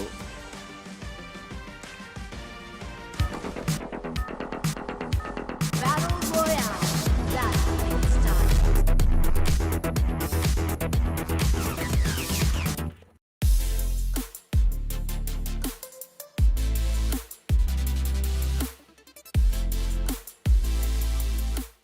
สิ่งที่สำคัญของผมเลยนะครับผมสำหรับมือสไนเปอร์นะครับก็คือเซตสกิลครับผมสกิลที่ผมใช้ก็คือทัศยะครับผมแล้วก็โมโคอันนี้ขาดไม่ได้เลยสำหรับมือสไนเปอร์นะครับแล้วก็มาโลและอันสุดท้ายคือไนรีครับผมแล้วก็สัตว์เลี้ยงเป็นบูนะครับผมใช้เปิดจุดในแผนที่ให้ทีมนะครับแล้วก็การตอบสนองรอบๆมือสไนทุกคนจะต้องใช้การตอบสนองต่ำที่สุดครับผมก็เลยใช้0เลยนะครับผมแล้วก็อย่างอื่นก็ปรับตามที่ตัวเองถนัดนะครับแล้วก็มาที่การควบคุมนะครับผมก็คือปุ่มสัตว์เลี้ยงนะครับเอามาไว้กลางจอครับผมเพื่อให้เรารู้ว่ากลางจอตรงไหนเพราะเวลาเล่นสไนมันไม่มีปุ่มกลางจอให้ครับมันก็จะสามารถช่วยได้นิดนึงครับผมแล้วก็ปุ่มยิงซ้ายนะครับผมให้เปิดตลอดครับ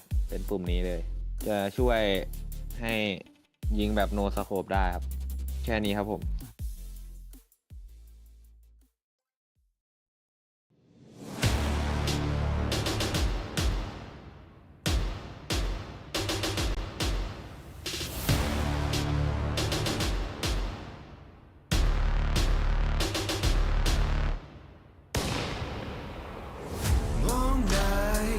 sharp daggers, cold steel, blood dripping down the wall, blood rushing down the hallway. Ooh, yeah. Take my hand, walk with me. I'll show you silver and gold. I'll show you rubies and pearls. Welcome to the brave new world.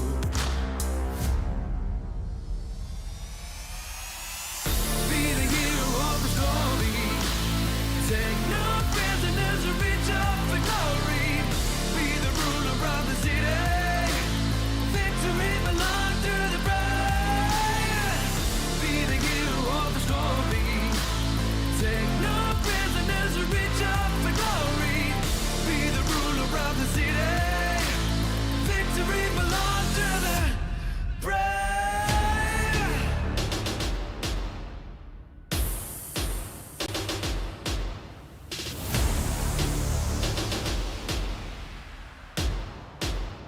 Victory belongs to the brave. Brave. Got to be stronger. Brave. Got to be great. Brave. Got to be strong now. Brave. Victory belongs to the brave. Be the hero of the story. Take no prisoners and reach up for glory. Be the ruler of the city. Victory belongs to the brave. Be the hero of the story. Take no prisoners and reach up for glory. Be the ruler of the city. Victory belongs to the brave. Perkenalkan, nama saya Richard William Manurung. Saya dari tim RRQ Kazu. Harapan saya di musim ketiga dari SPS Free Fire adalah Indonesia juara lagi, karena di season sebelumnya kita juga tim Indonesia udah pernah juara. Alasan kami mendapatkan peringkat yang baik dan bisa konsisten mungkin karena kami udah mengerti cara bermain tim kami sendiri dan mengeksekusinya dengan baik di turnamen-turnamen yang kami jalani.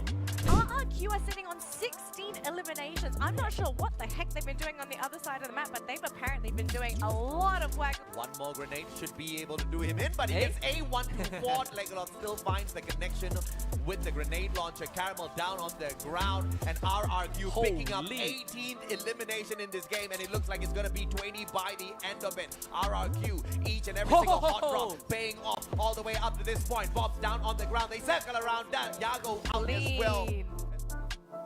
Yang tim yang kami waspadain mungkin Buriram, karena mereka juga juara 2 di FPPS kemarin, sama tim-tim yang belum kami lihat di FPPS kemarin, misalnya kayak Arena kan nggak ada juga di FPPS, jadi kami belum tahu gameplay dia bagaimana. Menurut saya tim terbaik itu berada di negara Thailand. Thailand jadi rank satunya karena tim-tim Thailand itu semuanya konsisten. Baru rank 2 itu ada di negara Indonesia. Terus ketiga itu mungkin Brazil. Tim RRQ Kajo mungkin Abai, karena dia bisa adaptasi ke semua meta yang diberikan. Juga dia menguasai semua senjata yang ada, misalnya AWM, dari marksman rifle, shotgun, SMG, semuanya dia kuasai. Buat semua lawan yang kami akan lawan di season 3 SPS ini, hati-hati aja, soalnya kami bakal nabrak kalian semua. Buat semua fans kami yang ada menonton, terus dukung kami dan jangan ragu kepada semua strategi yang kami sedang jalankan, karena semua yang kami lakukan itu ada rencananya masing-masing. Ternyata Orgus capai dengan dia punya break green dan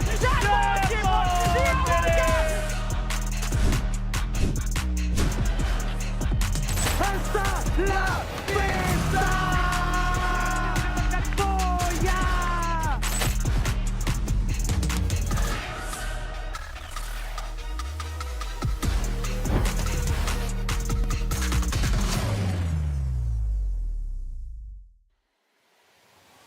Welcome back, guys, to the Snapdragon Pro Series Challenge Group Stage Season number 3, powered by Samsung Galaxy. You are with Farsha Bini as well as Obvi right here to give you the hype for day number 4 of our Challenge Group Stage. Now, here's the thing. You guys saw the action. You guys saw the recap of last season. Do you guys want to feel the wrath? Do you want to feel the pressure as well as the momentum right inside an offline tournament? Feeling every single momentum from fans as well as teams and also meeting your idols? Scan the barcode right now, guys, right here for you guys to be the first registering right at the Bangkok, Thailand for the Challenge Finals. 9th of March till 10th of March 2025. You will be the one to get the freebies. Only 500. The first who comes, first come, first serve, will get the freebies for yourself. And again, registering is free of charge. You don't need to worry much. Just be there for the Bangkok, Thailand for the Challenge Finals. Now, it's been a thrilling night indeed for the first set of Group A versus B. Now we're moving in to the Group A versus C. Yes, correct. We will see how Group C will be fighting with them. And with Group A is trying their best, trying to be consistent. And with that, we will thank our sponsors. Yes! If it wasn't for Monster Energy, we would not be here. I need that energy from the Monster itself. And if you guys have any info that you guys want to check out about Monster Energy, check out their website. The best drink that I love about Monster Energy is the pink color one. That's my favorite. What about you? I think for me, again, for all of the flavors. All the flavors. Oh, okay, I like that. You can keep on changing the flavors. True, agree. Very variation from the Monster Energy. Now, let's get back down to business. Here's the thing that I couldn't... We've been talking about a lot about Group A versus Group B, but I haven't actually get to know you, Obvi. We were not able to actually show to people about our expectation inside the challenge group stage itself. Now, from all of our qualified teams, we've already done our Group B. Now we're moving into our Group C. We got Ilustrados, Juegos, Attack All Round, Ranking Esports, RRQ Kazoo, Thorat, as well as AV Radical. From all of the teams, we're back again with Group A. Like we said, this is day or night of our Group A, so we still maintain with Homeboys, Rivers Red, V Gaming, PocoStar, Buriram, Team Flash. Going into the new teams that is joining in us for our 4 sets of round, which team you have your eyes on, Obvi? Oh, for me, I will watch into Thorat and RRQ Kazoo. I will not pick one, but 2. Okay. Because Thorat, they did a good game during the qualifier rounds. Yes. And then for RRQ Kazoo as well, we saw the interview video just now, how they own the game as well. And for that, these 2 teams are top of my list actually. I do agree on that. And we do feel that with the Group C coming into the big picture, will Thorat be able to push themselves back again to the left side standing? Will RRQ Kazoo maintain at the top 6? Because so far right now, after Group B have managed to push in through all that 4 games for the first set of the night, it seems that RRQ Kazoo is actually in a nick of spot where might be thrown out. But hopefully with the 4 rounds been given to them for tonight, they will be able to maintain their position now. The flight path is from the left to the right, and we see that moving into every single corner, high tier looting for the blue side. We have the Thorat team will be contesting it off, but PocoStar not far away from them, might be stumbling upon them as well. Now going into the right side of our area, which is the Cape Town area, we do see that it's gonna be oh no, it's not the Cape Town, it's gonna be Sentosa, but Rivers Red right here meeting off with a flash. This is again a rematch of what happened on day or game number 1 for day number 4. Yes, they try to fight again in male. Who will be the owner for this time around? And Yanbin has been knocked down, and currently they are trying to take out Shin.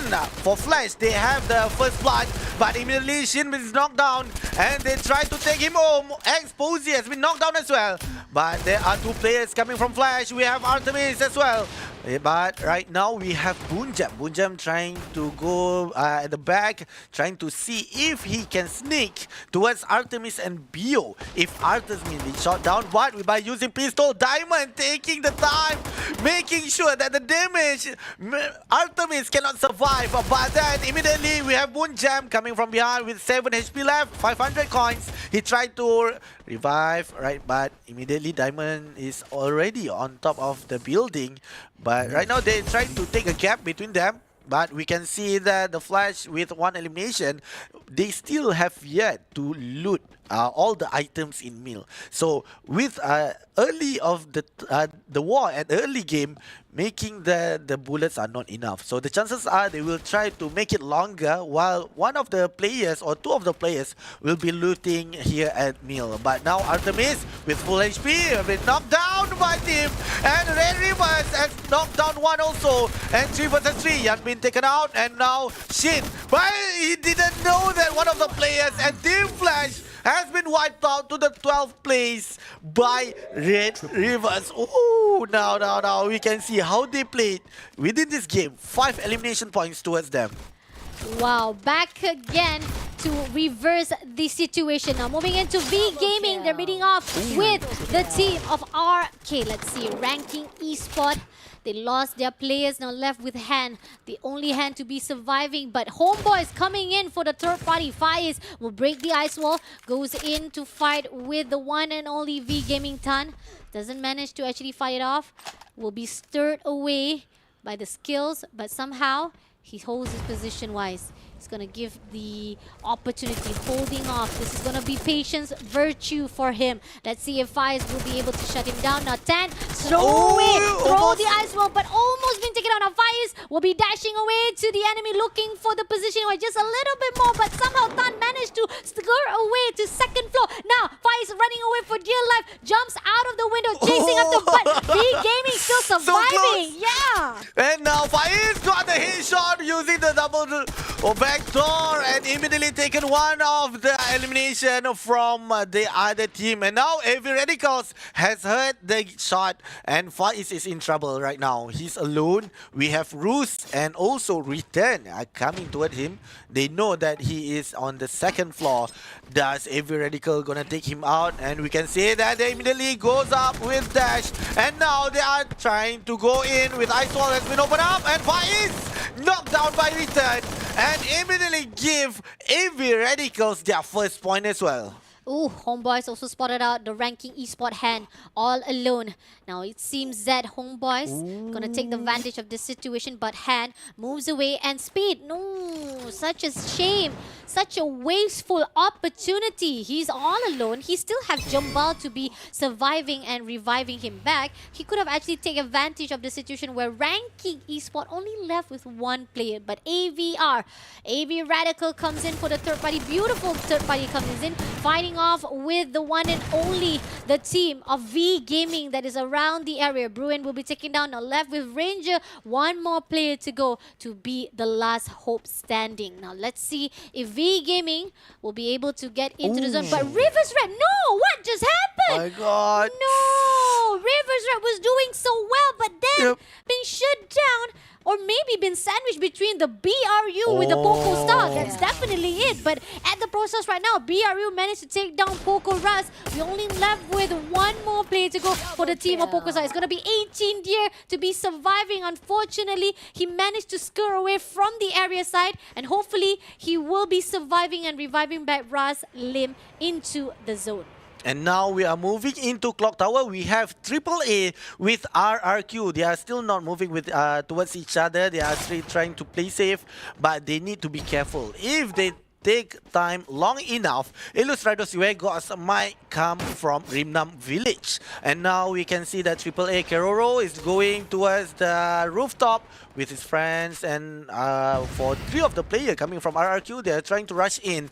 They are on the second floor. They go into the third floor, but immediately Ice Wall has been opened up, and now they are trying to break in, but half of the HP has been knocked down, and now with only using launcher, he can took down the players. But one of the players from RRQ has been taken out. Dance has been taken. Queer Roro has been knocked down by RRQ, but immediately been revived for AAA. They got 3 elimination, and now with one more players coming from RRQ, being taken out by Jump God with a throw gun. Wow, what a great defense coming from AAA. They know that RRQ tried to go to the 3rd floor, but immediately walled them off and threw the launcher towards them, and half of their HP has been sent out and immediately taken them out. Amazing job. Just like the name, they speak for themselves. They attack all around the area, shutting down the team of RRQ. But on the other note, not to worry, RRQ still surviving, and they will be able to maintain a position right down below at the factory side with the V Gaming. So far, we do see that a really good gunfight coming in from the team of AAA, AVR, and nevertheless, unfortunately, a turnaround for the team. Oh, but Dude's gonna take advantage of the situation, shutting down Kabi straight away for the kill point wise. And V Gaming will be left with Tan, the one and only V Tan, to be the last hope standing away from the side of the factory and moving into the BRU, Buriram. Little do we know, the moment when we switch to Group C, our Group A, the one that has been performing well, which is Rivers Red, is suffering somehow. But then again, we're not going to question much because Rivers Red did manage a good job to fight off with the Flash team, but unfortunately, meeting off with the rest of the Group C, they have been taken out. Now, Buriram meeting off with the AVR. Wasana Wasine with a good backup takes down our AVR Ruse, but at the process, Return trying to run away for dear life. Joanna coming in for the cornering, but AVR still maintain a good positioning wise. They're gonna actually trap them out at the outside zone, but at the same time, BRU coming in for a fight, 1v1 situation, but at the same time, AVR is left all alone. We do see God Cow will be clear out straight away. At the same time, we do see AVR still maintain a good position. Only Roos, who just came back from the revival, to be the only one last hope.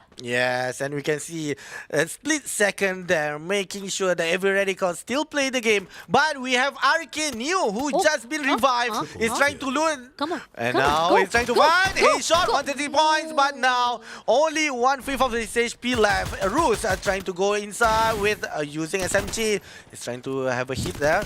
And now Neo also is trying to play hide and seek. He's trying to run, but immediately been shot down by Roos. But right now, every Radicals been shot down by Huang, who assists his friends there. Neo that been knocked down. Oh my god. Sadly for every Radicals, he couldn't get that 1 point and sent out to the 10th place on the 9th minute. Oh, karma at the finals, man. I'm so sorry, AV Radicals. But then I do feel that there was quite a slow decision-making coming in from the team of AV Radicals, who spotted out Neo. Could have actually just shoot him out, but it was quite too slow for the respawn-wise. And again, with a good backup coming in from Ranking Esports, they still maintain here inside our round number 5. Now, coming into the zone, we got the high ground, been contested by the team of V Gaming. And it seems that Kabi will be shut down. He slides through. He's trying to actually go in for a fight, 1v1 situation, but it seems that Kabi will be knocked down first of all. But right here, Tan gonna go in for the flank, but Wasana will not allow V-Tan to back away and run from his hand. Yes, and with that, 2 of the players coming from V Gaming has been shot down by Buriram, taking 11 kills. And now they are still playing outside the zone, and it's quite far. The zone is going into Graveyard. If they are not moving now, then the chances are that we can see Red are getting one of the elimination, which is from Hand. And now with 4 kills, they are getting 4 of the players has been revived. So meaning that they are still going into the game strong. But Buriram now joining the fight with V Gaming only in front of them.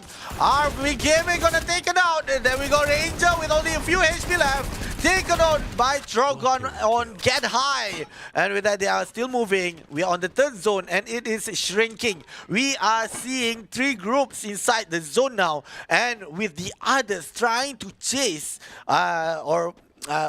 trying to go in with the others side by side. And this will be a good engagement later on the fourth zone later. One team that I'm looking forward to see their engagement is going to be Ilustrados Juegos. Now, this team, they have a great story to be told. They are the only one who doesn't have the prestige achievement compared to the rest. But we're focusing on attack around for a while. It seems that Hoi-san spotted out that scouter from Terra, Darkul. He's always sneakily going into the high ground. UAV will be taken out. Nicely done. UAV will not be allowed to be spotting out anyone from the attack all round. But it seems that Darkul giving pressure. Now shooting down to one of the players from Terra. Nicely done. Hoi-san will be the one to be taken out by North. A really good backup here by Darko. At the same time, going to shoot down to Keroro. Just a little bit more, but somehow Keroro managed to move away from the location-wise. Attack around is going to go away. Moving away from the Terra, but David is ready here. Going to go in for the flanking-wise. North, look at this. One good shot with a beautiful quick scope, but at the same time, David at the ground side. Lovely. High ground, angle-wise, and ground-wise angle has been taken out by Terra. What a beautiful position from the team Terra to push in and gatekeep for the team to be getting into the zone. Now moving into Buriram, they're meeting up with a team of Ranking Esports. Yes, and now Ranking Esports fighting with Buriram. Two of the players has been knocked down. Buriram still maintaining 4, and they are fighting with ice wall. Has been opened by Ranking Esports, and Get High trying to break that ice wall,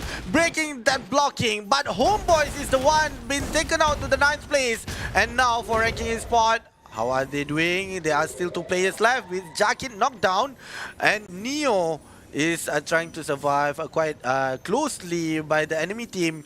But right now, Neo, but immediately been shot down by Wasana. He tried to use the launcher, jump pad, but then got the tree blocking him. And now Ranking Esports, followed by Attack All Around, has been sent out to the 7th and 8th place.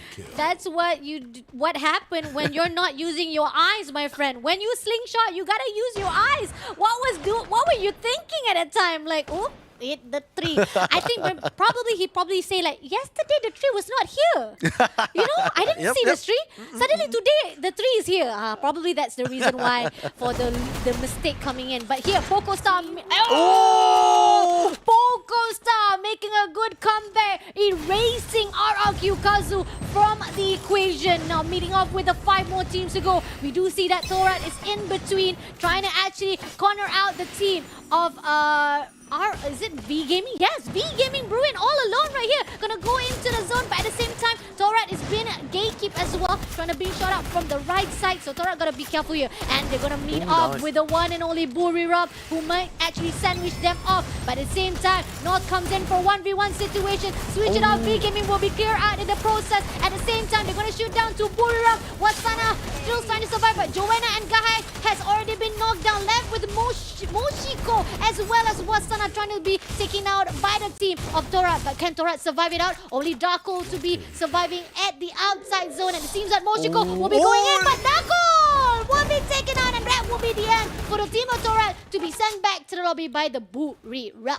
Yes, and we can see how Thora tried to play in the outside zone, which is zone number 4, which is done a lot of damage towards them, and that mistake has made them been sent out to the 4th place. And now we are seeing Poco Star. They are trying to aim to Ilustrados Juegos, and with that we have Raymil, and with using the teleportation skills, they are moving into Poco, but Poco already noticed them and immediately trying to throw the glue weather bomb.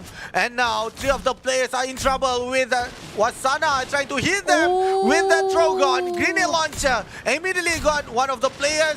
Will be 2 if they are not careful, and immediately Ilustrados Juegos sent out to the 3rd place by Buriram, and now they are moving into Poco Star. We can see Wasana by using Trogon.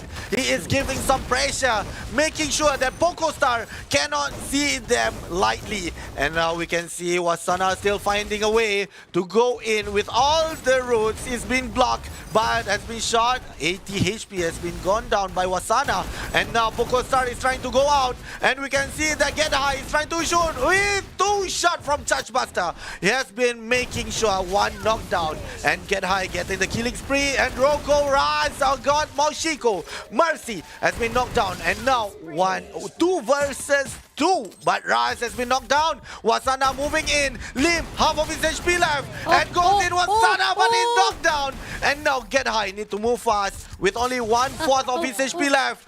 Get High closing in, knock him down, and immediately taking him out. Pokostar fall to the second place. And Booyah has been given towards Buriram. Whoa, my God. That was a close call from Buriram and immediately taking Pokostar to the lobby. Wow, second booyah of the night for the Buriram themselves. They are on fire. This is what we're talking about. Night for the Group A.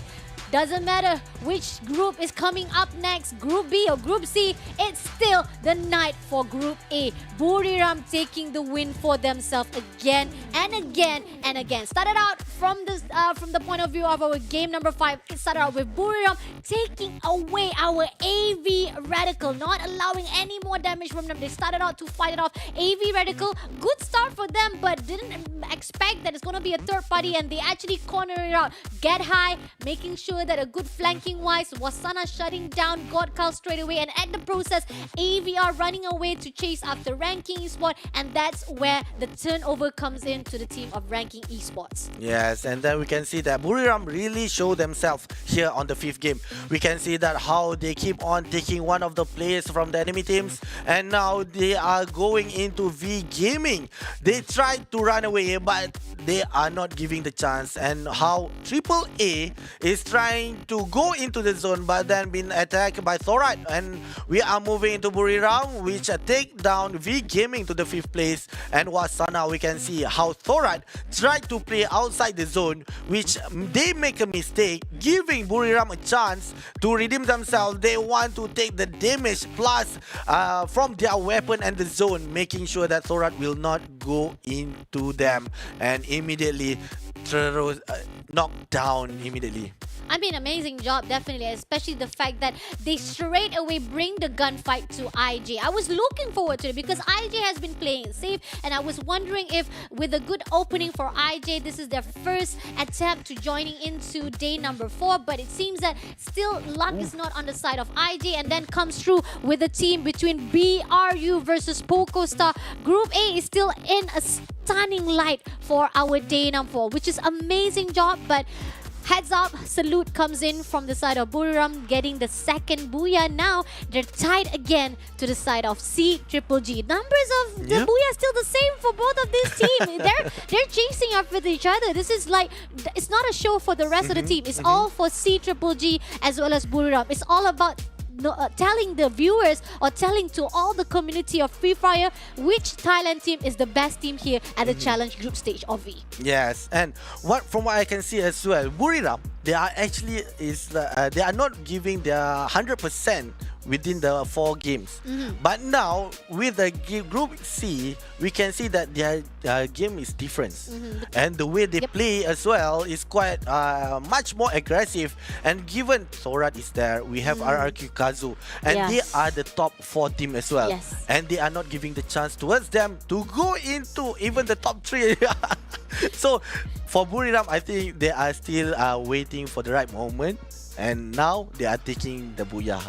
I mean, the moment when CGGG is not here, who is going to be able to actually stand Buriram's power? I mean, like, we're asking from Group C itself. They just come in. The only one that I was hoping that Buriram will be able to be standing at the same par, it could be from Thorat. But unfortunately, even Thorat can't even fight off with them. They can't even match the gunfight, especially the fact that rotation-wise, placement-wise, positioning-wise, Thorat was the one who's been gatekept by Buriram. And that was just quite sad. And I was looking forward to see for Group C, can they actually fight off with the Buriram, because unfortunately the only one that will be able to fight off with the Group A, the most powerful team from Group A itself, has to be from Group B. So we're looking forward. We still have 3 more rounds to go. Not to worry much. We're still waiting to see what can be done from the rest of the team from Group C itself, because they still have 3 chances to go for tonight. Now going to the game summary of game number 5.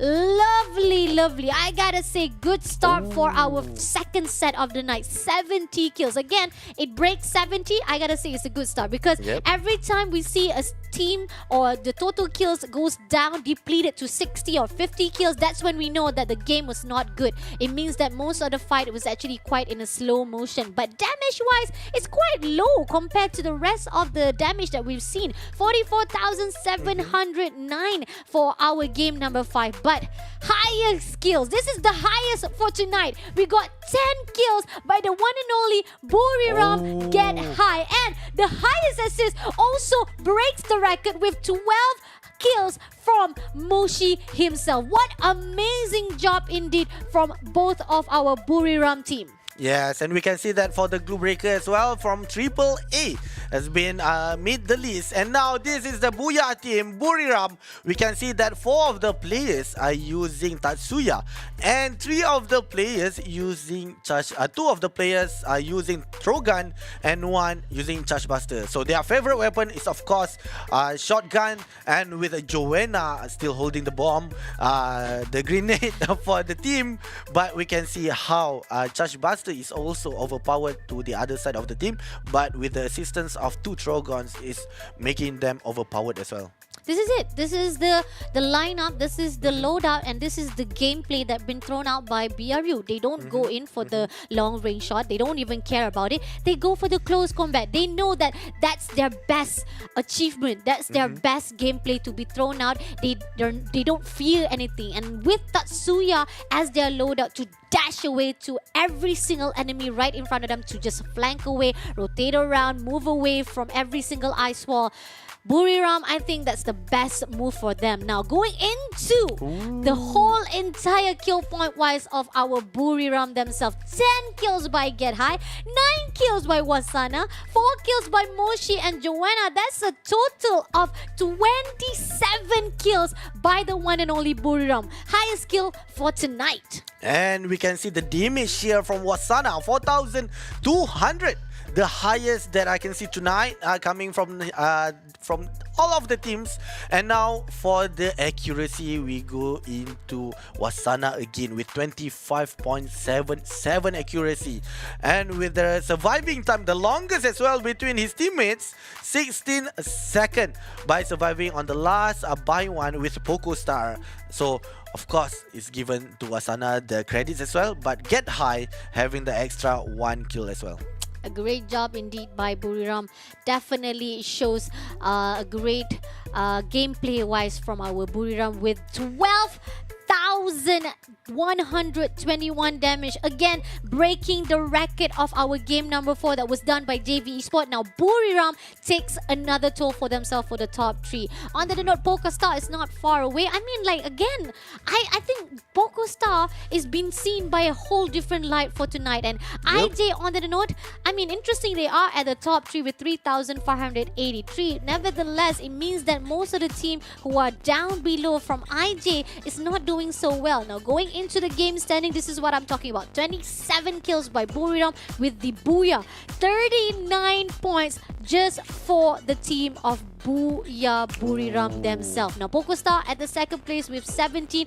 It's so vast, the gap between our first place and second place of V. Yeah, 22 points for the second place is quite far indeed.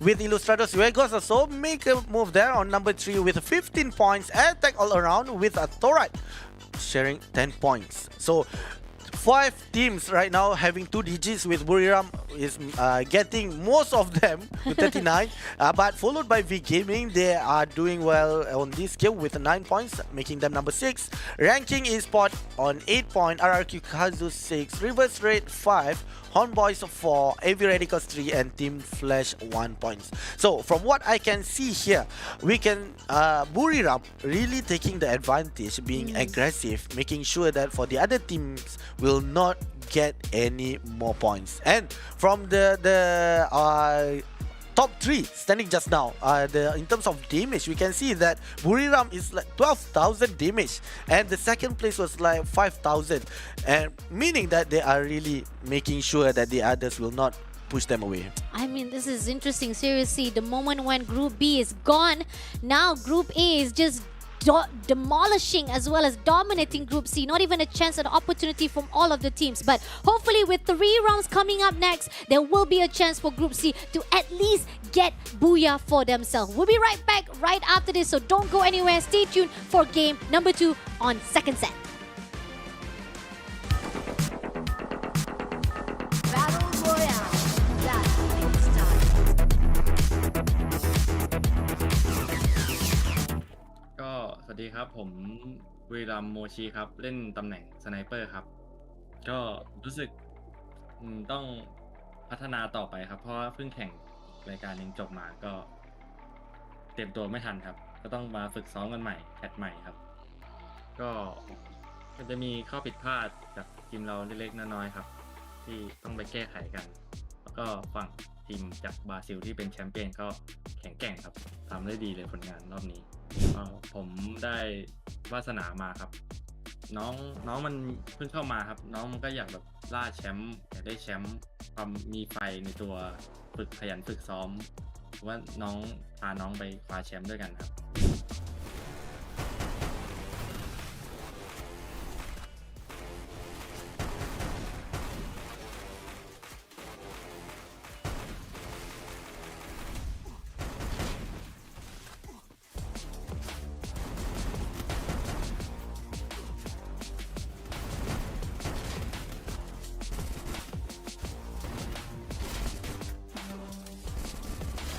เยลิน่าก็ประสบการณ์ก็โชคโชนครับแข็งแกร่งเพิ่งได้แชมป์เอเชียมาวันๆก็พวกเราจะไม่ประมาทครับก็จะเป็นทีม GG ครับเพราะว่าเพิ่งผ่านเบอร์ซีรีส์มาเขาเข้ามาปีแรกเขาเข้ามาที่3ได้ก็ถือว่าเก่งนะครับผมว่าปีนี้ก็น่ากลัวเหมือนกันครับเป้าหมายซีซั่นนี้ก็จะกลับไปแก้มือครับปีที่แล้วเราทำผิดพลาดไปก็ปีนี้จะไปเอาแชมป์กับที่ประเทศไทยให้ได้ครับก็ฝากทีมบุรีรัมย์ยูไนเต็ดอีสปอร์ตด้วยนะครับก็ผมจะไปเอาแชมป์กลับคืนครับแล้วเจอกันชาเลนจ์ซีซั่นที่ผมมาเพื่อเป็นแชมป์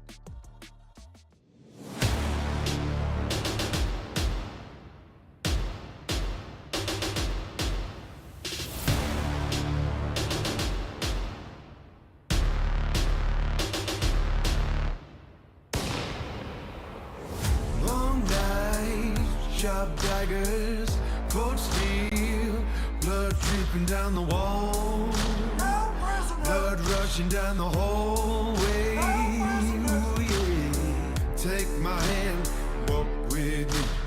I'll show you silver and gold. I'll show you rubies and pearls. Welcome to the brave new world.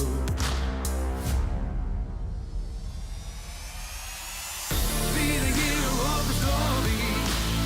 Take no prisoners and reach up for glory. Be the ruler of the city. Victory belongs to the brave. Be the hero of the story. Take no prisoners and reach up for glory. Be the ruler of the city. Victory belongs to the brave.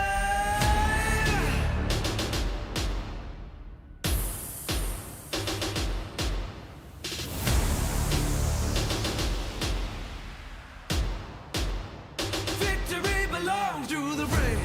Brave. Got to be stronger. Brave. Got to be great. Brave. Got to be strong now.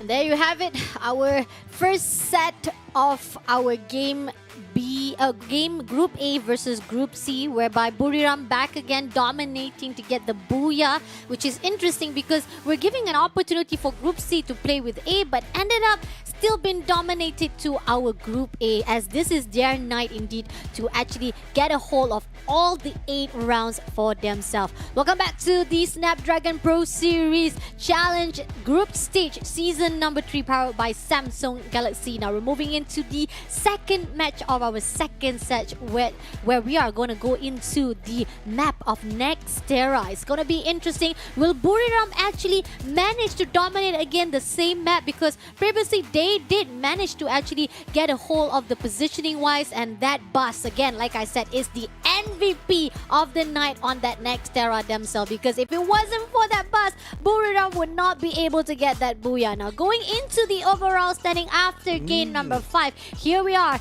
We still see that Buriram still maintained at the second spot with CGGG is not in the picture. Will they be able to catch up with the 3 rounds that will be contested out here at tonight's game? It seems that with 3,071, they only need 20 more points. If Buriram keeps tips up, they could manage to actually topple C-Triple-G, and this is going to give a money run for the C-Triple-G. On the other note, Onyx Olympus still maintained at the 3rd place. Torat finally pushed through. After a first game of the night, they managed to push through back to the 4th place with 242. JV Esports unfortunately been pushed down again, Omfi. Yes, and we can see that RRQ Kazuo as well has been still maintaining on the 6th place and Reverse Rain on the 7th, tied with Attack All Around with 200 points. So these are the 2 teams that are still playing in the game. So for the second game for Group A versus C, we'll see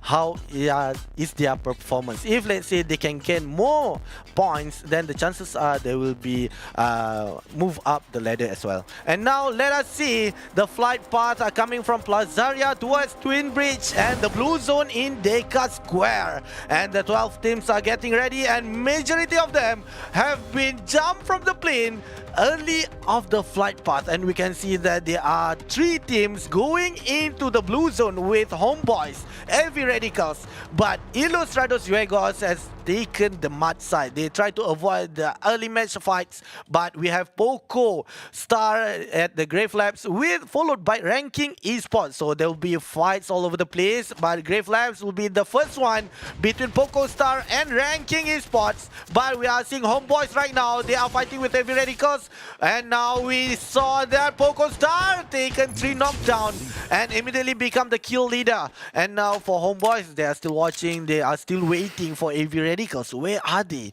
And now we have Arcade Neo from Ranking Esports, only the last player standing, trying to run from behind, goes toward the sea. If Poco Star can sniff them, then that's it for the Ranking Esports. Interesting, and it's not only that, we do see that V Gaming is quite close by as well. So PocoStar, despite a good gunfight between the team of Ranking Esport, they need to be prepared to fight with the next team. So far, we do see that Ranger is being a Ranger right now, scouting the area. Spotted out Raz inside at the doorstep, and it seems that 18 Deer will be the one to open up the door to take down V-Tan, but unfortunately still not gonna be enough. He just give a little bit of glimpse of hiya, how you doing, but then doesn't manage to actually get a hold of the knockdown just yet. But V-Tan gonna actually accept the invitation of PocoStar. Gonna actually tease a bit from the left side of the door, but doesn't see anyone just yet. And Ranking Esport, such a sad situation, but I know that Ranking Esport has the potential to always survive. That's the only thing they always do. Even during game number 5, they keep on surviving and manage to revive back the whole entire squad. Let's hope for the best for our last hope survivor. But on the other note, it's a quite slow pace between the PocoStar with the V Gaming for now at the Grave Lab. So interestingly, at the other area, we do see that some of the fights coming in from AV Radicals as well as the team of IJ. Now, pushing off IJ is going to be Shanks being shot down one after another, but Mac Rory right at the top going to actually take advantage of the high ground, taking down Gotka.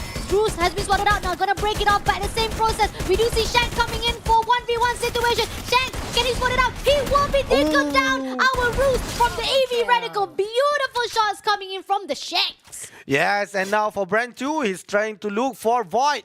We can see that Void is hiding behind the building, but Raymil is trying to flank him, and now Void has been shot. Half of his HP has been went down, and now for Ilustrados Juegos with 4 elimination points, they are going into Void is now stuck in that room, but PocoStar is the first team to be sent out on the 12th place, whereas Every Radicals followed a few seconds after on the 11th place. No, this is a curse. This is a spectate curse. You know what? We have been holding off on PocoStar versus V Gaming for a long time, and we were like wondering, like, how long are you gonna hold off? You guys didn't even fight at all. But then we pushed into AV Radical versus the team of IJ, suddenly they managed to shut down PocoStar. What a funny story. And then AV Radical comes along to follow the footstep of our team of PocoStar. Now we're moving into the attack round versus the Flash. Started out with a good fight from game number 1 to game number 3, but now the Flash is struggling. Now trying to shoot down to Jump God first of all. Beautiful shot. Shin on the other note, gonna meeting off with the attack around. 2v1 situation right here. At the same time, Hosan on the right side. Yambin spotted out one. It seems that they still haven't managed to knock down anyone. But at the same time, Yambin chasing up the Hosan. 2v1 situation. Hosan will be knocked down by Artemis himself. But at the same process, we have one more player coming in from the attack around to chase after Artemis. They're gonna actually revenge it up. But Yambin holding the position. 2v1 situation. Yambin will be the one to be taken down by the attack around. But at the same time, Pio comes in. And our attack around will be eliminated. The Flash holds their position and wiping all of our players from the AAA. And this is bad moments for Attack All Around. They were tied with another squads on the 7th place, and now they have been sent out to the 10th place. So this is quite a bad moment for them, but we will see the ranking later on. Now we are moving into reverse rate. They are closing in into RRQ. We have 2 of the players coming from RRQ on the 2nd floor, and Diamond is trying to sniff them out. Are they within the stairs or not? But we have Thorat as well, seeing from behind if a reverse rate going into war. But now with only 3 players left, Exposy almost been knocked down, but Abe has been hit shot by North without realizing there are another team, but immediately revive himself. And now Ika is been very close towards the enemy. RRQ is the next one with a reverse raid behind the bus, and we can see that Thorat is going into the room, and now with Razor using his shotgun, but he's been knocked down. 3 of the players left. Reverse raid still have 3 players. They will wait outside. They won't go in. They will let Thorat to rush in towards RRQ, and Legolas immediately took that car, ran away, still making their team survive. Oh, interesting indeed for the team of RRQ. Kazoo, at the same time, Rivers Red, who's been out cornered just now, they managed to actually move away from the gunfight of Thorat themselves. But at the same process, I'm wondering if they will be able to revive back Saming. At the same time, Zone is closing in, as well as it seems that they are in the favor of Zone, so they don't need to worry much about the gunfight from the outside. The problem is they will be cornered or be sandwiched by those who wants to go in. Now, it seems that Saming managed to come back. Now, going back to V Gaming now. V Gaming meeting off with Burira. Oh, nice one. Nice shot by V Gaming. Immediately takes that elimination. The 8th kill for tonight. And with that, they are the kill leader. But Red Rivers cannot sit down quietly. Thorat has sniffed them and taken the 6th kill. And now they are going towards Twin Bridge.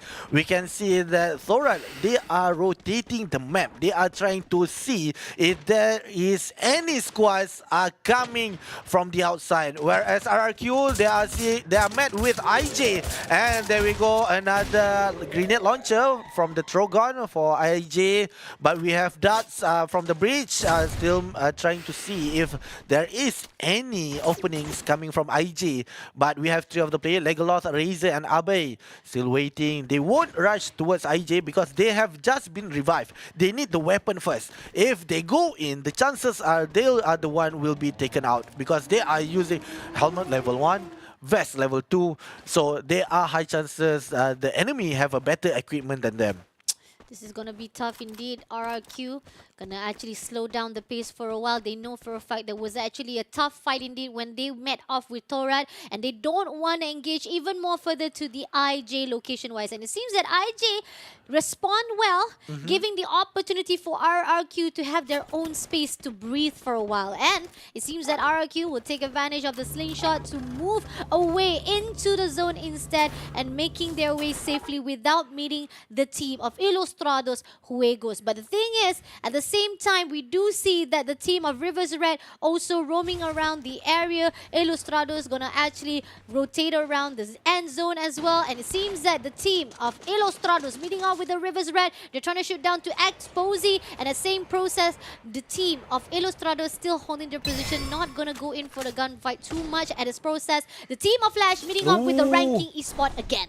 Yes, and now Neo, only a few seconds he got out from the fights with using the teleportation, and now Flash having 7 elimination on the 8th minute, but we are seeing RRQ fighting with the Red Rivers with Thorai as watching them from the outside, and right now they got another elimination points, and Reverse Red with 2 elimination, 3 of the players still in the game. Thorat are watching from inside the zone. They are waiting if let's say there are any team members. RRQ Abai with half of his HP left. He's trying to rotate, and now they have been caught by David. David will make sure that he won't be surviving, only watching through the window, and now they got one of the elimination. And right now for Thorat, Legolas already been far away. He got the gap there, but what a shot by Reverse Red!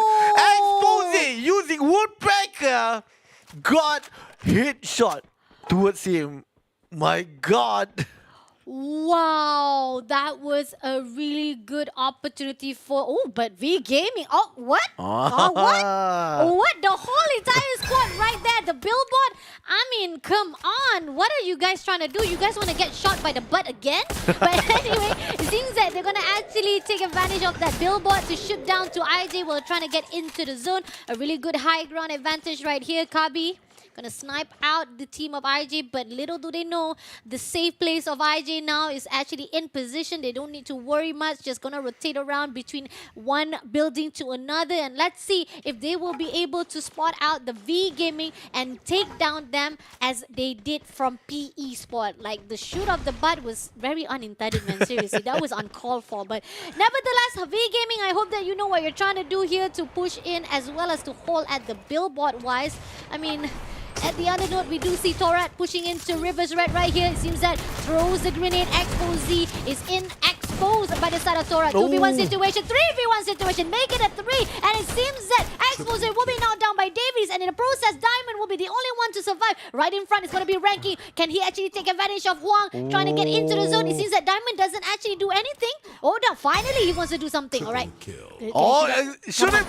Come on, come on. Oh, last hit! That was such a waste. So much of the essence being wasted off. But Ranking Esports, who just came into the zone, was taken out by the one and only V Gaming instead. But in the process, we see Thorat fighting off with the Flash. And now, right now, Thorat, one of the players has been knocked down, and Flash is trying their best with one of the players as well. Artemis has been taken out, and Pio with only 60 HP is trying to fight. David is trying to run away. Now they are 1v1 with both of them, only have a few HP left. But for Team Flash, immediately revives 2 of his teammates, and David himself locked himself inside the ice wall with only half of the HP. And grenade launcher by Artemis wiped out Thorat to the 7th place. No, this is even worse for Thorat.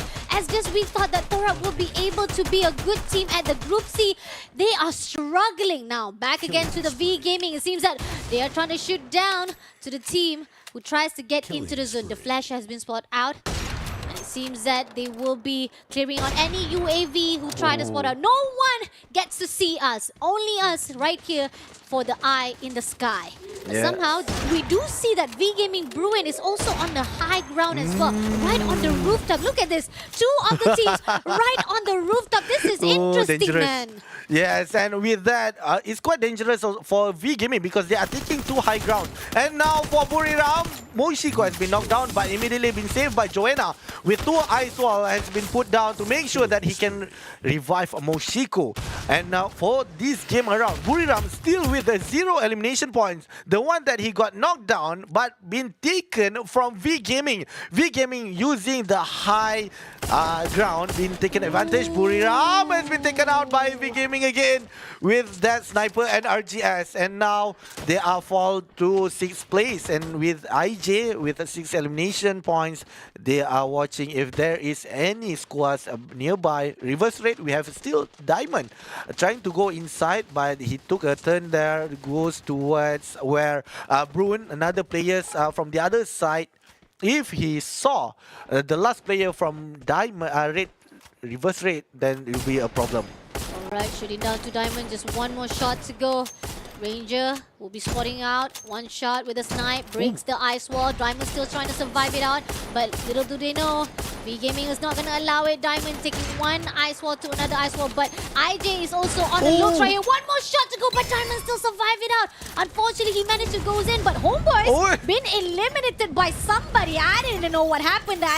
I didn't even realize Homeboys are still there, but V Gaming making a good comeback here, shutting down the last man standing from the Rivers Red. Now left with 3 more teams to go. It's gonna be the team of Ilustrados Juegos, as well as 2 teams from the Group A. It's gonna be V Gaming as well as Team Flash. No, this is the team that has been struggling the whole entire night, but once they meet with the Group C, they are unstoppable. They have performed differently compared to how they meet with the Group B. High ground wires goes out to them. This is gonna be interesting as the zone closes in. We do see that BO. Oh, V Gaming comes down below, and it's gonna be attacked. And Bruin spotted out the team of the Flash, but somehow he will be knocked down first of all. At the same time, he will clear out straight away by the Flash. 3 players still surviving. Kabi trying to shoot down to the Flash, try to give a little bit of pressure, but the Flash keeps on surviving. Now dash straight away to Artemis. Can Kabi get 1v1? Shin also coming in for the backup, but it seems that the team will be taken out straight away. V Gaming will be allowing to be surviving 2 players only. At the same time, the Flash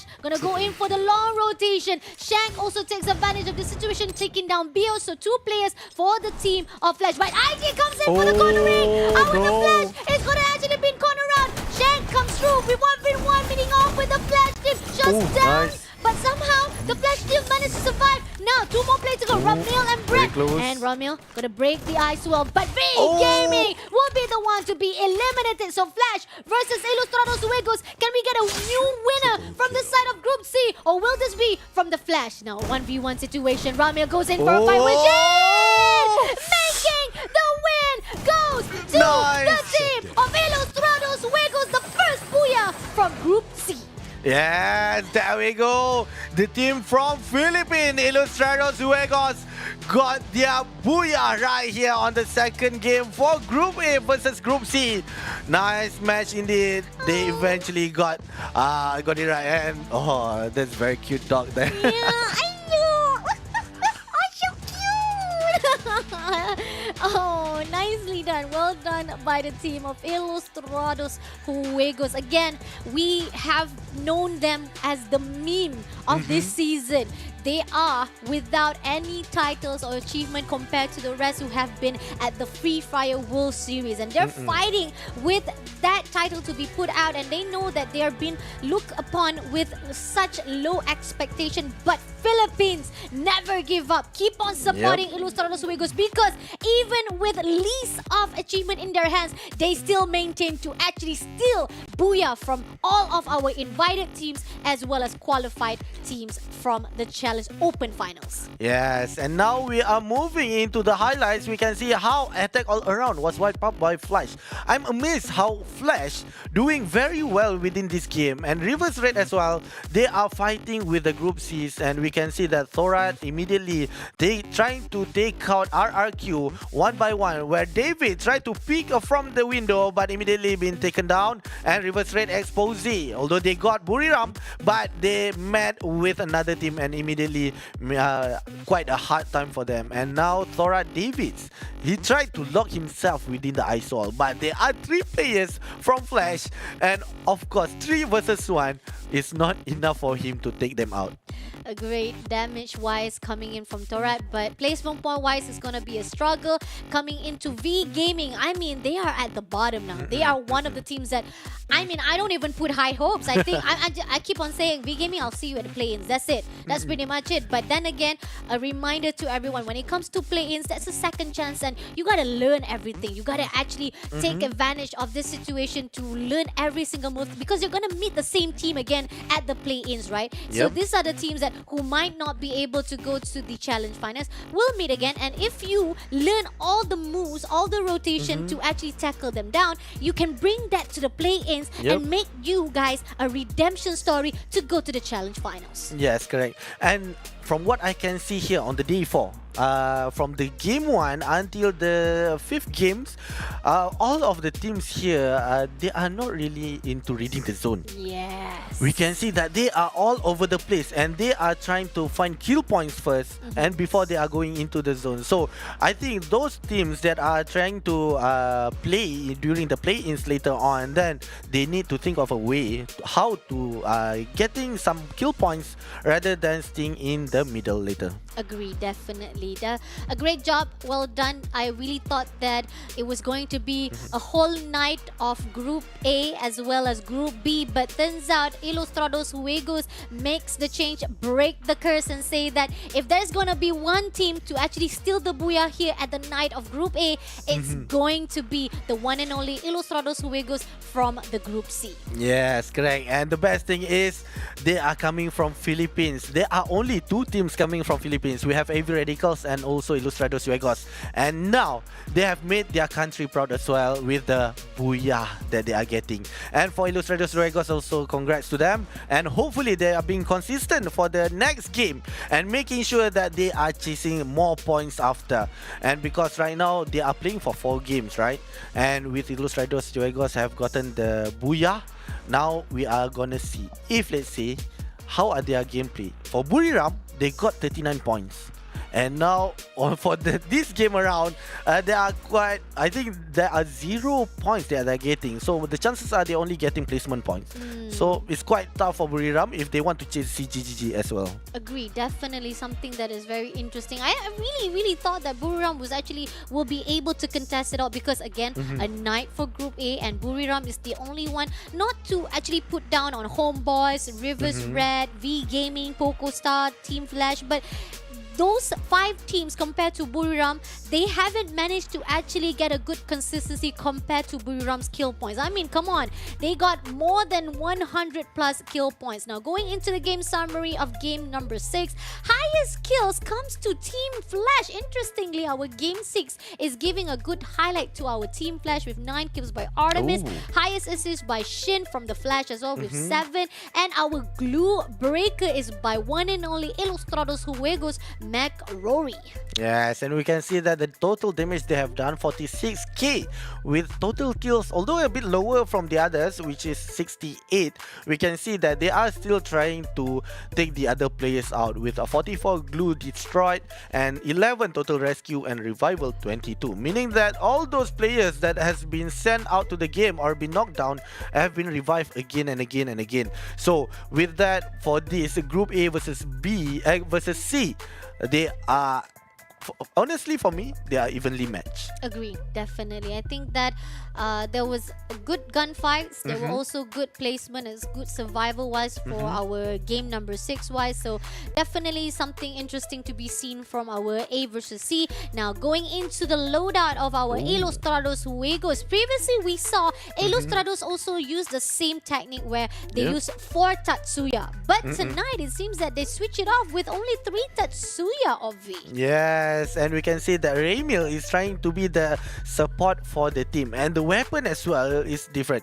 Usually we will see Charge Buster and Trogon, but now with M1887 is been put out here, meaning that for Raymil they'll try to have the highest damage but with a higher reload time. So this is quite challenging actually for between the other like Trogon. Yes, agree, definitely. Interestingly, I mean, Raymil, he has his amazing experience-wise because he's the only one inside the IJ who previously had experience at the Free Fire World Series. Going into the kill point-wise, 3 kills from Shanks and Rory, 2 kills by Ramil and Brentu. I gotta say, this is the least kill points-wise that we have seen from IJ because I know that they can do better. I've seen them done better. I've seen them they managed to actually get more kill points, but nevertheless it's quite a good points. At least they got double digit 10 kills in their hands. That's already boosting up the team of Ilustrados Juegos. Yes, correct. And what a bit of a difference there. We can see that the Shanks having the highest accuracy as well. And now moving to the top 3 teams, so we have Flash with 8,542 damage. And amazingly, it's not our Booyah's team here on the first place, but followed by V Gaming, making in the list with a 6,900 damage, followed by Ilustrados Juegos with a 5,400 damage. And we can see here, out of the 3, Flash really giving a momentum or giving the pressure towards the enemy and making them quite tough to play with each other. I feel like something just flashed before my eyes. Is that real? Is that top 3 teams is real? I see Flash team and V Gaming. Yep. What? The teams who are at the bottom of overall standing managed to be the top 3 teams. Yes, correct. Oh, something flashed before my eyes. I cannot see. I'm blind. I'm blind by the success of the Flash and the V Gaming. Oh my god, they surprised us really seriously. That game that was just surprising. And V Gaming, I mean, like, I think the motivation or the booster coming in from the shot to the butt, you know, that's the reason why. That's the reason why V Gaming is saying, somebody shot my butt, man. I gotta do something about it. We gotta do something here on Game 6. And that's why the win, the damage-wise from V Gaming was just superb. But nevertheless, congratulations to Illustratus for their booyah. Now we're moving in for game number 7. But before that, let's take a short break. So we'll be right back after this for the rest of our challenge group stage.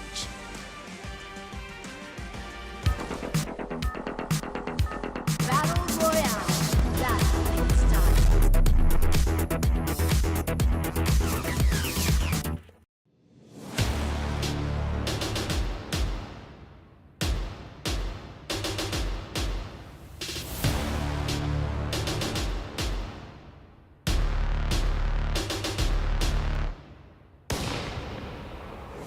Long nights, sharp daggers, cold steel, blood dripping down the wall, blood rushing down the hallway. Ooh, yeah. Take my hand, walk with me. I'll show you silver and gold. I'll show you rubies and pearls. Welcome to the brave new world.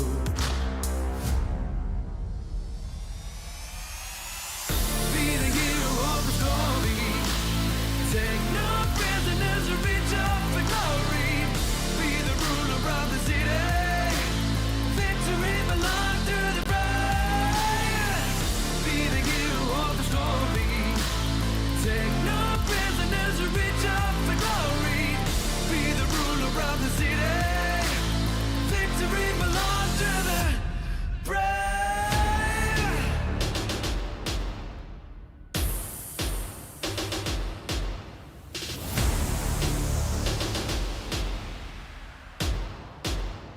Victory belongs to the brave. Brave. Got to be stronger. Brave. Got to be great. Brave. Got to be strong now. Brave. Victory belongs to the brave. Be the hero of the story. Take no prisoners, reach up for glory. Be the ruler of the city. Victory belongs to the brave. Be the hero of the story. Take no prisoners, reach up for glory. Be the ruler of the city. Victory belongs to the brave. Oh.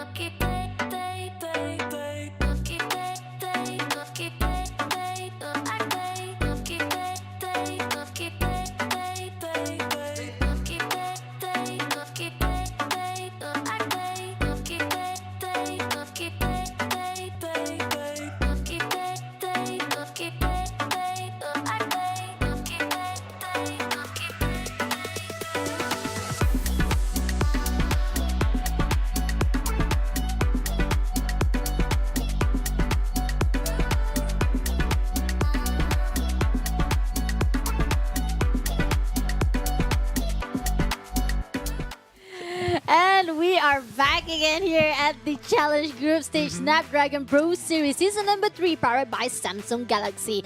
2 rounds of set number 2 is done. Turns out Group C has what it takes to steal away the Booyah placement point for themselves, and it's gotta be the team of Ilustrados Huegos from Philippines. Now stop, we got Purgatory waiting for you guys to see what can be done by our Group A versus Group C. I'm Fasha Bani with Obvi right here to give you the hype and the game itself of what is happening for our second week. This is the second week because we're looking for our top 6 at the end of this weekend to move to the challenge finals. But not to worry, the rest of the team that did not qualify at the challenge finals, we have our bottom 12 to fight off at the challenge play-ins. But before that, I want to say hallelujah. Hello. I want to all hail to the DHL. I know, I'm just waiting for it. I have that DHL, very, very beautiful DHL. See, I told you. Oh. All hail DHL. All hail DHL. I'm waiting for that graphic. Whenever I see that graphic, I just keep on all hail DHL. So for those of you guys who want to all hail DHL as well, please check out their website. You guys can change up your career-wise. They give you a lot of opportunities to learn a new different landscape and field, which also include technology-wise. They have a lot of AI technologies just waiting for you to try out. But now, let's take a look back into our overall standing of challenge group stage, where Buriram United Esports from Group A still maintain at the top with 376. Now, I want to see Torat though. Look at this. Torat, despite they did actually suffer some damages and being taken out from the 6th place, but kill point wise pushing them even more further at that 4th place. On the other note, RRQ Kazu not far away also managed to actually topple off at the 6th place, still maintain wise. Now what I'm questioning is, at Teco round, are you gonna let this all slide easily? Because somehow they managed to actually move away from that 6th place right from week number 2, and now they're pushing down below because of our group reshuffle. I'm wondering if attack around is okay. And at the same time, we do see that Toda still maintain at the 9th place, which I'm quite confused because I didn't see Homeboys just now. I was like, what happened just now? We didn't even get to see if Homeboys were surviving. Suddenly we saw Homeboys eliminated. Yeah. But Ilustrados Huegos on the note, getting the Booyah, still not enough to patch things up so that they can be able to move to the left side. They still maintain at the 13th spot. So Ovi, any thoughts about this? Yeah, so from what I can see here for RRQ Kazu, they have been knocked down from the 4th place toward the 6th. So it's quite dangerous for them. If they are only a few points away coming from reverse rate with a 210 points. So for this, reverse rate still have a chance to go into the top 6, where attack all around has been down to the 8th place. So for me, it's still quite early since we are in the day 4. They have another 2 days to play. So for reverse rate, if they are keep inconsistent towards the day 6 later on, then the chances are they can take over the other teams that are in the top 6 right now. Agree, definitely. This is something interesting, especially we still have 2 more rounds to go for the teams of Group C. Now, what I'm wondering is, where is AV Radicals among all the fights just now? I mean, if we talk about what happened on last week, AV Radicals was one of the superb teams. I mean, not to say superbly, but they did have a good gunfight. There was a good highlight coming in from AV Radical. But then again, this week, it seems like the moment they push into day number 1, AV Radical is not doing so good. And I'm wondering if maybe it could be the grouping-wise is not in favor for them, or is it because probably just Group A is just too powerful with Buriram to be dominating the whole entire game for tonight. But anyway, moving into our game number 3 of second set here at the biggest map, Purgatory. Yes, we can see the flight path coming from Crossroad towards Forge with the blue zone at Ski Lodge. We can see that most of the teams has jumped down the plane. We have AV Radicals gonna fight with Poco Star on Crossroad. And there we go. We'll be seeing the first shot has been fired by Lim with the using, and Raz with 1 HP has been knocked down with Uzi by Raz and immediately tried to take him out.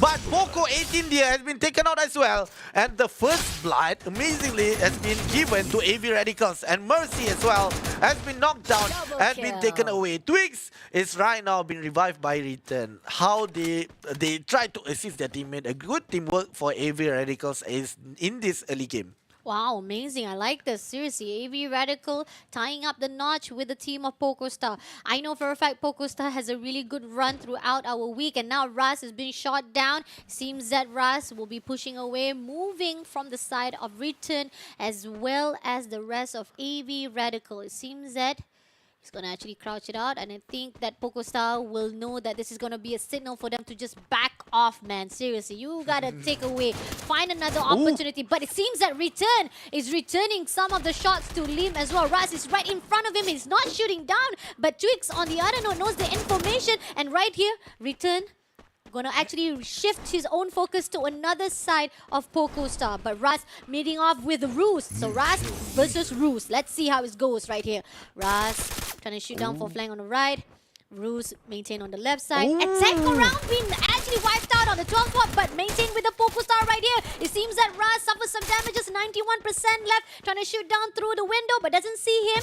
But he will be fixing some of the medic plus. But at the same time, somebody is shooting down to Roos as well. But AVR comes in, 2v1 situation. Nice. Now Roos comes into the trailer and managed to be picked up by AVR Return. But here, PocoStar with Lim. Lim has been shot down by Tweaks. Tweaks is a beautiful, cute, and as well as very tasty. But Tweaks on AVR Radical is not tasty enough, being shot down instead by our Ravi Radical. So PocoStar at this 11th spot to be sent back to the lobby.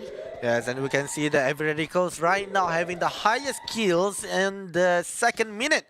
And now, from what I can see just now, Attack All Around was wiped out by Team Flash, which is quite amazing right there. Flash has been taken over for the Group A versus C. And now we are moving into reverse raid. They found one of the players from V Gaming. He's trying to shot towards the Exposy, but there are two more players. One of the players very nearby, which is Ming. He's trying to see where is Ranger, but Ranger has quite fast, moving here and there, making them a bit of a blur. I'm not sure is he running away or not. But then another damage has been done towards Punam. Has been coming over and got a headshot by Exposy. And 1 elimination points given to Reverse Raid. And V Gaming still having 3 players here with Kabi, Vintan and Brune. With 2 elimination, they are on fields right now in the middle of the zone. So they need to be careful. Field is very, very open space, and if they are not being careful, there are high chances from the other teams going from the backstab them from behind. I mean, we've seen this before. Whenever it comes to Purgatory, you don't want to mess around with the open space. That's what Davey Esports did when it comes to Purgatory for the first set. Now, meeting off with the homeboys, Alif unfortunately has been spotted out by Ika. And our Homeboys team losing Alif in that process, but not to worry much. I think Homeboys still maintain with the 3 players. They're quite far away from the location-wise. This is all about scouting. Yep. Most of the scouters from each and every single team has been wiped out. And Speed on the other note is quite on the high ground. He's also scouting the area. He's been cornered by the team of Torad. Hopefully this is going to be in a good favor, but on the left side, it's going to be Darko. And Ikal spotting him out, and Ikal goes straight to the high ground. Ready with the ice wall. Spade tried to shoot him down first of all, but doesn't land any of the shot. But Ikal, persistent, brave enough to go in for 1v1. Backstab, shoots down to Spade, but unfortunately not going to be enough. But Spade knows that information, and in the end, it's gonna be Ika who takes down the one and only Homeboys. Oh my god, there are 3 squad right here, which is a ranking Esports. We have AV Radicals as well as Reverse Raid. These 3 squads, they are coming from Mode House, and for AV Radicals from Crossroad, and they are fighting with Uzi, his weapon, and immediately been knocked down by Brian using the Barretta. And that means they have another elimination points, and Brian immediately got voids.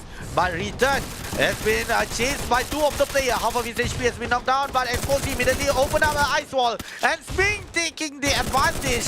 They Return out, and having that said, we have 2 squads left. We have Ranking Esports and Reverse Raid with 4 of the players coming from Ranking. Raid also having 4 players.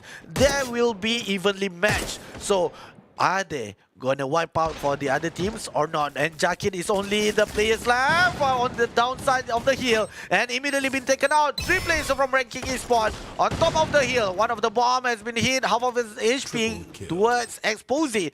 Immediately thrown another one, the ice wall. Oh, then the shot, but there are not much damage been done by MP90. And right now they are fighting. Huang has been knocked down and 2 players only left and also half of his HP. And now Brian has been knocked down and Ranking Esports taken out to the 10th place and making Reverse Rate having 10 eliminations. Great job, seriously. A different whole new picture of gameplay coming in from Rivers Red. Week number 1, it was a struggle for them, but this week number 2 is just superb for the side of Rivers Red. Now, going into the Torah teams, the scene left with Ekal and Davids, and they're pushing, actually trying to revive back the rest of the team. Managed to come back with a full squad, not to worry much, but Homeboy's Faiz is around the corner.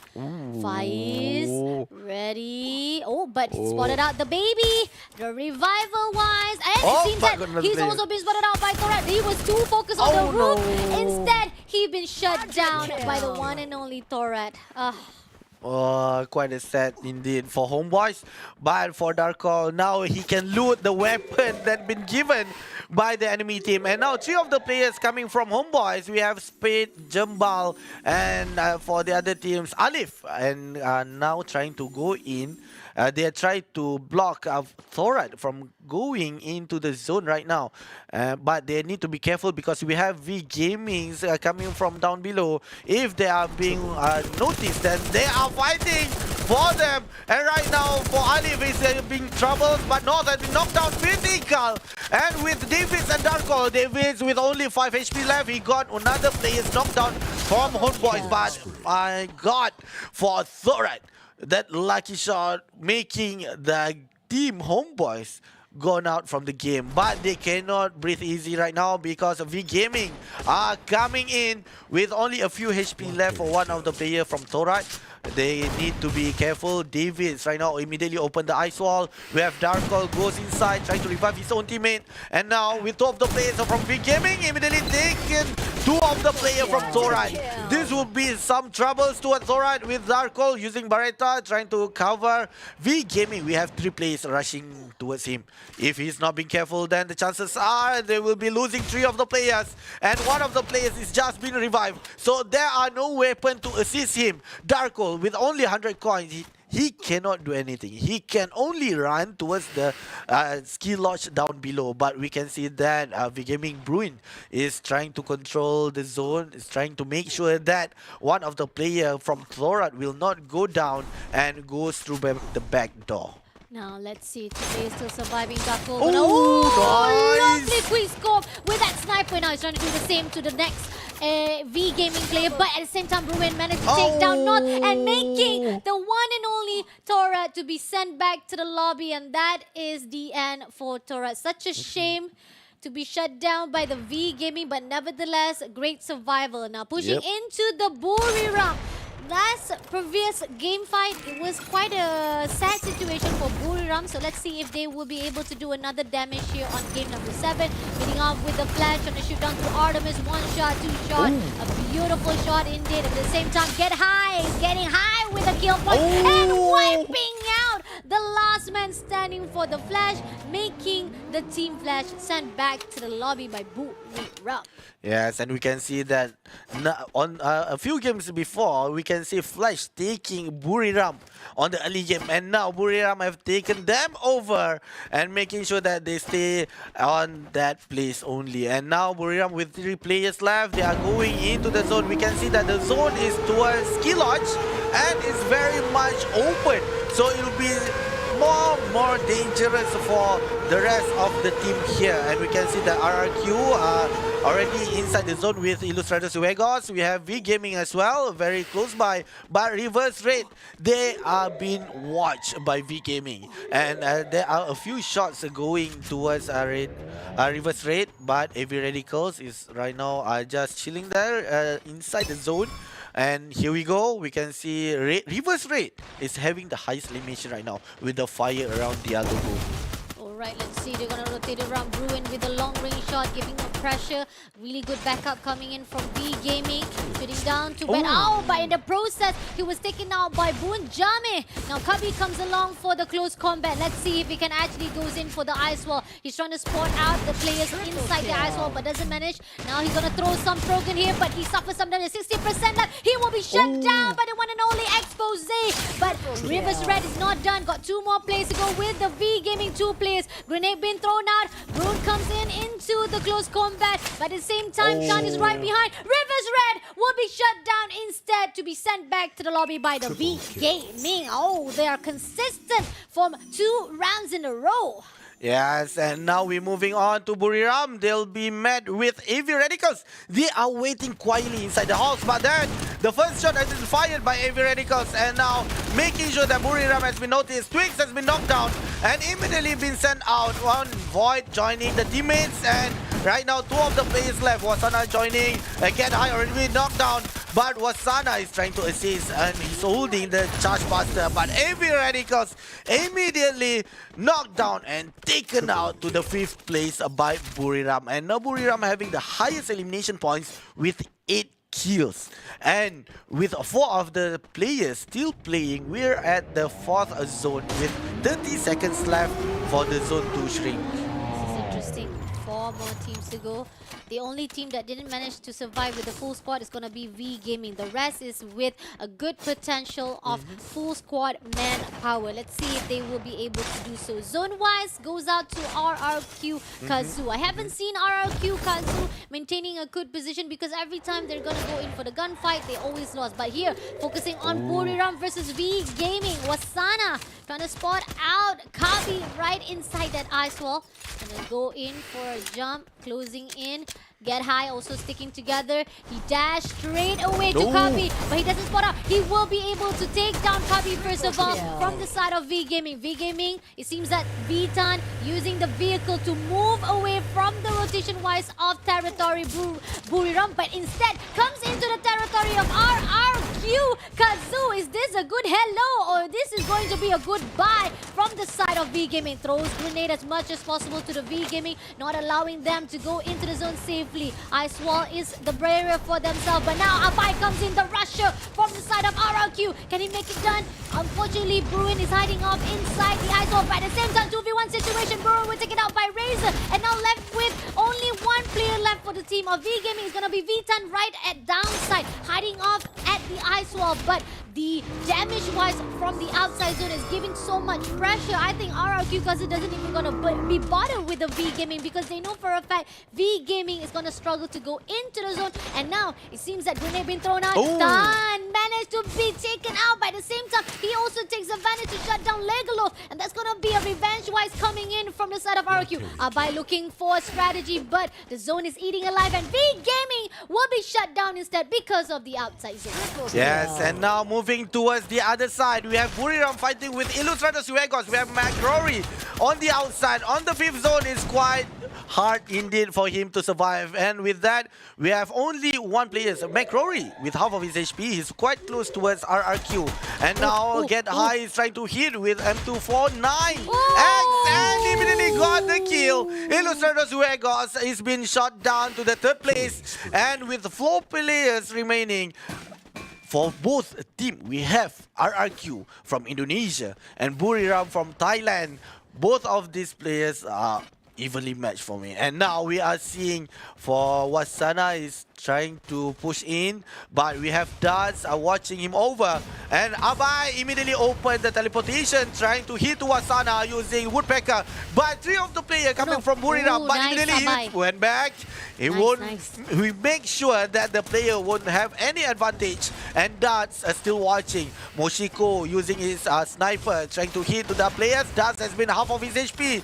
But for RRQ, they are playing actually very relaxed. They are not trying to go in rush, but right now we can see Wasana is fighting, and Abai has been knocked down. Wasana as well, and 3 versus 3. They're trying to revive, and Wasana has been taken out, but Razor has been knocked down. 2 players from RRQ, but 2 players as well from Moshiko and Joanna almost knocked down, and Daz has been knocked, but Abe has been revived as well. And now 2 players remaining from RRQ. We have Get High. Get High trying his best, trying to knock them out, but immediately Buriram shot down, taken out to the 2nd place, and making RRQ booyah for this game. Wow, nicely done by the team of RRQ Kazoo. The 3rd booyah in their hands, making the first booyah as well for the night itself. Definitely a good success indeed, especially the fact that RRQ Kazoo has been struggling a bit, but not struggling much, because the fact is kill point wise is amazing coming in from RRQ Kazoo. But the question is it enough for them to say that they are at the top for the game standing? Because if we compare to the kill point wise of Buriram with the team of RRQ Kazoo, it's gotta be from Buriram, because they was unstoppable. They were on to one team to another team to wipe it out. Started out with Terra to fight out with the homeboys. Unfortunately, it was such a sad scene to see from the homeboys being wiped out as well as being gatekeep. I think it was because of the fact that homeboys was trying to push in for high ground advantage of Torat, but then from the back they didn't realize that V Gaming was coming in for the 3rd party. Yes, correct. And immediately V Gaming taken out Torrent as well. So for the both of the team was quite a bad luck there, with a third party coming from V Gaming, and Buriram, how they gone to flash and making sure that the team is being wiped out. And V Gaming for this time around, they are playing quite nicely with a River Raid trying to come back towards the game, trying to hit them, but V Gaming with 2 players left, they are trying to hit them back again, and Diamond is trying to survive, and with that jump immediately given one of the sniper players from V Gaming to hit him. And now for Buriram Wasana, how he goes into AV Radicals. AV Radicals have been sitting in this house trying to find out if there is any enemies goes towards the zone, but then Buriram with much more firepower overpowered them, immediately taken out. And this is how for Buriram, they are quite focused towards the 3rd team. And now when they are coming towards RRQ has been making sure that Buriram is being split. They are not together, and with that, one by one, one of the players from Buriram is being taken out, and immediately Abai been revived and assist his teammate and taken the last player for the Buriram team.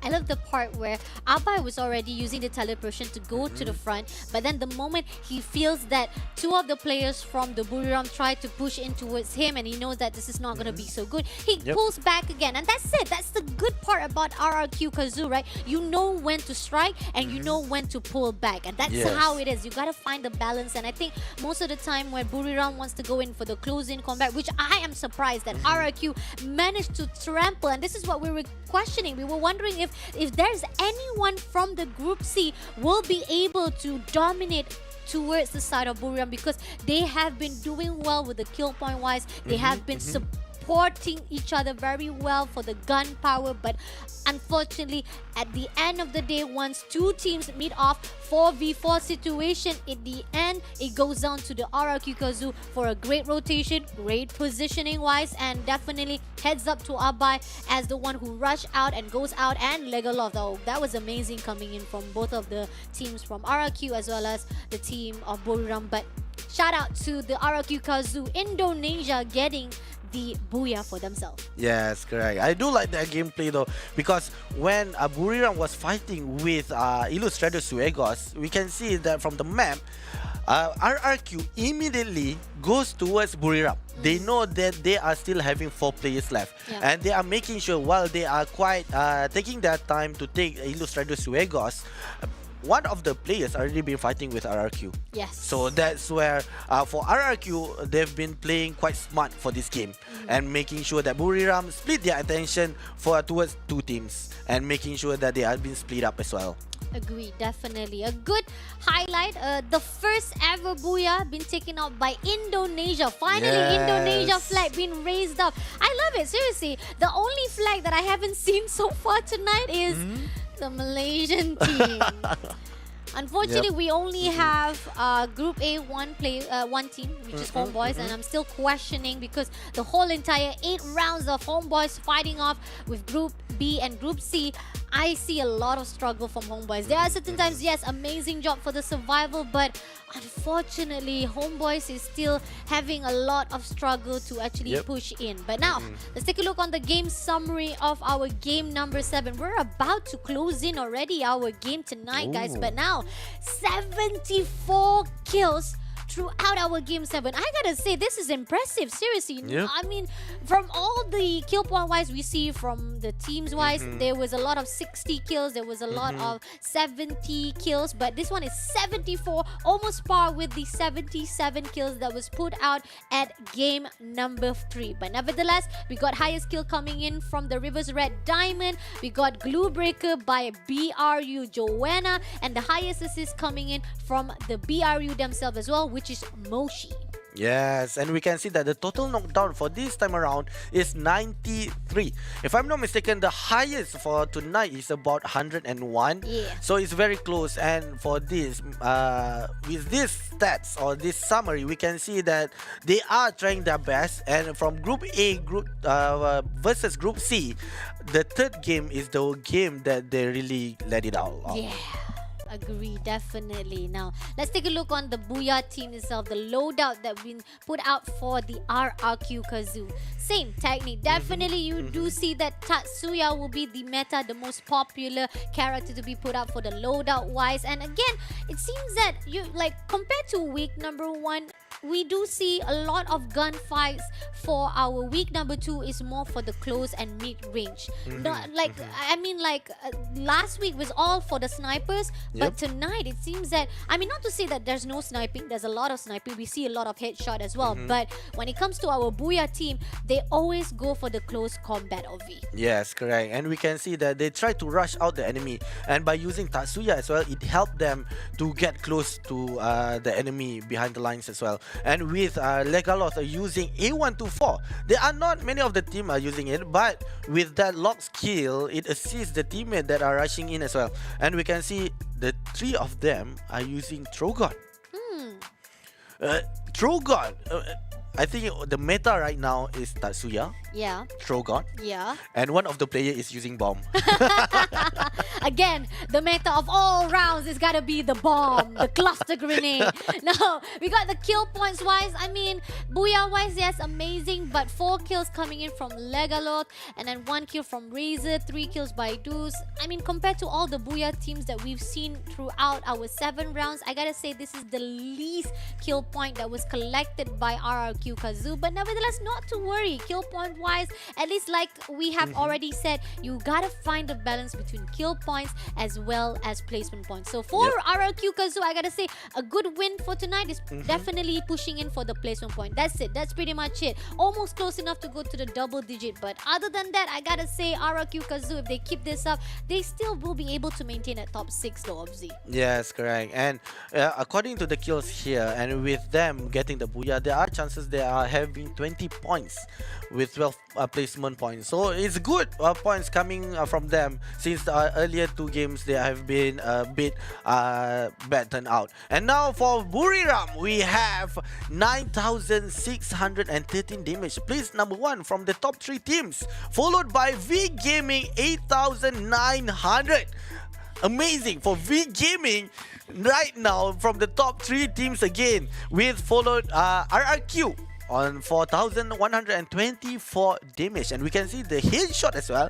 Buriram 3 points, headshot for V Gaming also 3, and for RRQ is 1. V Gaming, who are you? Who are you? V Gaming, this is not who you are. You guys have been struggling for week number 1, but this week, the first day of second week, V Gaming is coming off with the 8,933. Oh, this is interesting. V Gaming is just in a whole nother level. I am looking forward for the play-ins, even though V Gaming might not be able to catch up to that top 6. But nevertheless, our game standing for our game 7 here on our Buriram, not to worry much, even though they were denied for that Booyah, the kill point ones still stands. 16 points, 25 for the total wise. V Gaming, I mean again, who are you? Who are you, V Gaming? But anyway, RRQ Kazu right at the third place. Thank Lord with the placement point as well as kill point wise. 8 kills, not bad. Seriously, it really boosts up for the 20 points to tied up with the V Gaming. Rivers Red, I mean, we do see that a great consistency. Seriously, Rivers Red is also another team that say, who are you? You were not doing well last week. Thorat, on the other note, maintain composure, great consistency with that kill point, 10 kills, even though with 3 placement point. AV Radicals, I'm still questioning because there are certain times they're very good, but certain times they're wiped out too early. Team Flash, Ilustrados, Juegos, Homeboys, I'm not gonna talk about that anymore. I'm like, whatever it is. Ranking Esports, Attack Around. Now that's one team that I'm looking forward to see. What is going on to AAA? Yes, and we can see the Attack All Around with Poco Star as well, with only 1 point for the game 7. And with that, it's quite hard for them if they want to still maintain on the first page as well. This is very interesting. Just as interesting as our main sponsor. Thank you again to the one and only that makes this happen. It's gotta be the Snapdragon, because Snapdragon makes winning manners, guys. Snapdragon Elite Gaming. If you guys want to win some prize or you guys want to have a great smooth experience of gaming, you gotta go with the Snapdragon chipset. And what better way to find a Snapdragon chipset in a phone that is sponsored also by our Samsung Galaxy S23 Ultra. Check out that gaming phone, man. Good for gaming. Agreed. Good for photography. Seriously, it's like whole package for all our players as well as photographer in the scene itself. And not only that, we also want to say thank you to our main sponsor, the rest of the main sponsor itself, which is our Monster Energy, DHL. Without them, we would not be here. Now, coming back to the side. Oh, there you go. Unleash and Beast. Okay, they just unleashed a little bit too late, but unleash your beast now, my friend. Unleash your beast. Check out the website if you guys want to know more about the Monster Energy. Now, another one, I know that is a bit low as well, but finally it comes through. Our level up career-wise. If you guys are looking for change of career, a breath of new air, it's gotta be DHL. They give you a lot of opportunity for career-wise. The only thing I want to know is just how do you play with the RoboDog? That's it. RoboDog. That's RoboDog. The RoboDog is very cute for the AI technology. So everything is just quite interesting from the side of DHL. So if you guys are interested, you guys can definitely check out our main sponsors to know even more about them. Now, we got last game of the night of V. Oh, I'm quite nervous actually. Yeah. It's already at the ending, but we're not gonna end just yet. We're still holding off. So let's take a break before we start off with the last game of our day number 4 challenge group stage.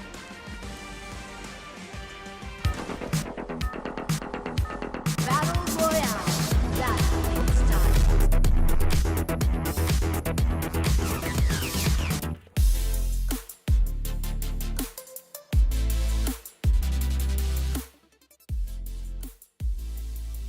Halo, nama saya Richard William Manurung. Saya dari tim RRQ Kaju dan saya akan mengasih lihat settingan dari game Free Fire saya. Settingan Free Fire saya yang pertama tuh saya sensitivitasnya seperti ini. Rata-rata full 100 sama snipernya itu 23 karena gua mau snipernya itu lambat dan kalau yang scope yang lain itu cepat. Lalu dikontrol saya punya nggak pakai quick reload sama weapon switch. Di settingan kontrol itu presisinya default dan seperti ini yang lainnya. Item findernya gua buat recommended time. Gua juga makanya lemparan granatnya itu double slot bukan single slot karena biar gampang. Kalau visualnya saya pakai yang klasik semua karena nggak terlalu suka sama tampilan yang baru sekarang. Udah lebih terbiasa kepada yang lamanya. Di auto pickupnya di paling atas itu ada settingan priority. Di paling atasnya saya buat item. Item ini kayak koin. Jadi kalau kita ngelut musuh itu koinnya langsung kita dapetin dan ya seperti ini kelanjutannya. Kalau di display gue pakai smooth. Kenapa smooth? Karena buat saya itu lebih gampang melihat musuhnya. Node screen-nya off, gunshot alertnya itu on, karena lebih gampang kita tahu kita di hit dari mana. Kalau sound itu seperti ini, biasa saya 100, sound effect-nya setengah, karena saya lebih mentingin komunikasi daripada in-game effect. Buat setting getaran itu saya aktifin cuma di footstep, biar kalau ada musuh yang gerak, biarpun saya nggak dengar langkah kakinya, seenggaknya HP saya getar gitu kalau ada musuh yang lagi dekat. Udah itu aja. Nah, kalau settingan FP Max-nya saya matiin semua karena nggak suka aja. Dan itulah tadi settingan Free Fire saya. Sampai jumpa di SPS Season 3 season ini.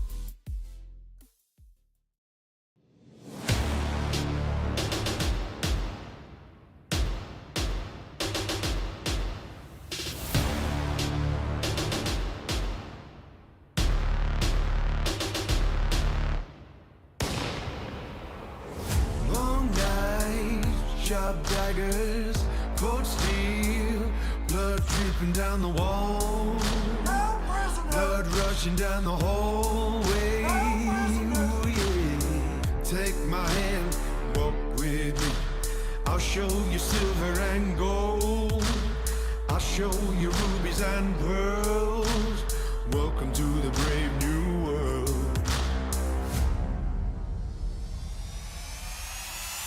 Be the hero of the story. Take no prisoners, reach up for glory. Be the ruler. Here we go. For the last game, we will see who will be getting the last booyah for map Alpine. Let's take a recap between the Group A versus B. We have JV Esports getting 2 booyah. Buriram also with 2 booyah at the first match for Group A versus C as well. And CGG taken the 3rd booyah for Group A versus B. And now RRQ made the list for the 3rd game for A versus C. So this is the one that we will be seeing. Are they going to fight with each other aggressively on the early games, or they will try to play very safe? And now we take a look on the overall standing with Buriram have been taken over with C-Triple-G by 10 points, 401 points, and the same booyah between the two of them. And followed by, we have Torat at number 4 with 272. Only Olympus still maintaining number 3 with 273.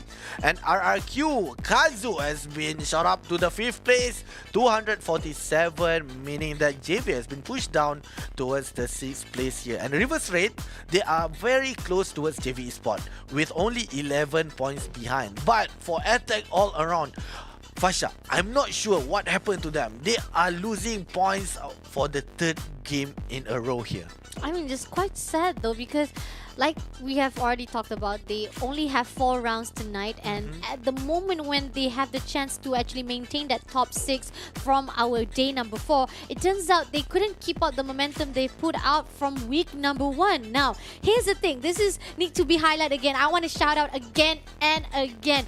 Buriram United Esports, for the first time in the history, C-Triple-G was pushed out at 2nd place. What is going on, man? Buriram United week number 2 is just on a whole other level. Now going into Alpine map, here we are for the flight path, the last flight path of day number 4. It's still a good start for some of the teams, but it's quite a bad start for some teams. Will they be able to actually take advantage this last game, at least get a hold of their positioning wise for the last game, even make a good boost or motivation for them to carry on to the next day? Now pushing into the contest of the placement, we got the team of Buriram with the Flash at the same spot. Yes, and they are loving that snowfall with Thorat as going in towards near Garrison. So there are 3 teams in snowfalls right here, but the closest are, and we have shots fired from Flash. We have Bio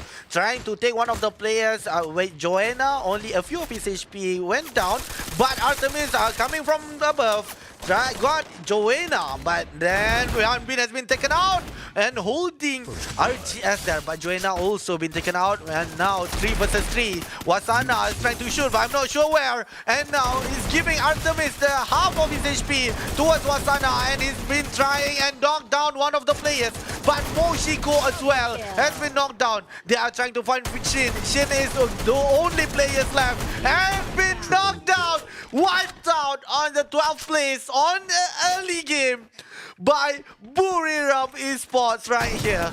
Oh, such a sad situation. It was a good start for the Team Flash during the early stages of our day number 4, but it's a sad, sad situation when you meet with the Buriram at the same spot. But now, the fight continues on and you can't take a break because we have the Terra just waiting for you. Now get high, getting high with the shot with Darko, but Darko managed to move away, but meet up with the Moshiko. It's like you getting out of the mouth of the lion to move into the mouth of alligator. Yes, and with one of the players coming from Terra has been wiped out, and we have another 3, but knocked down again.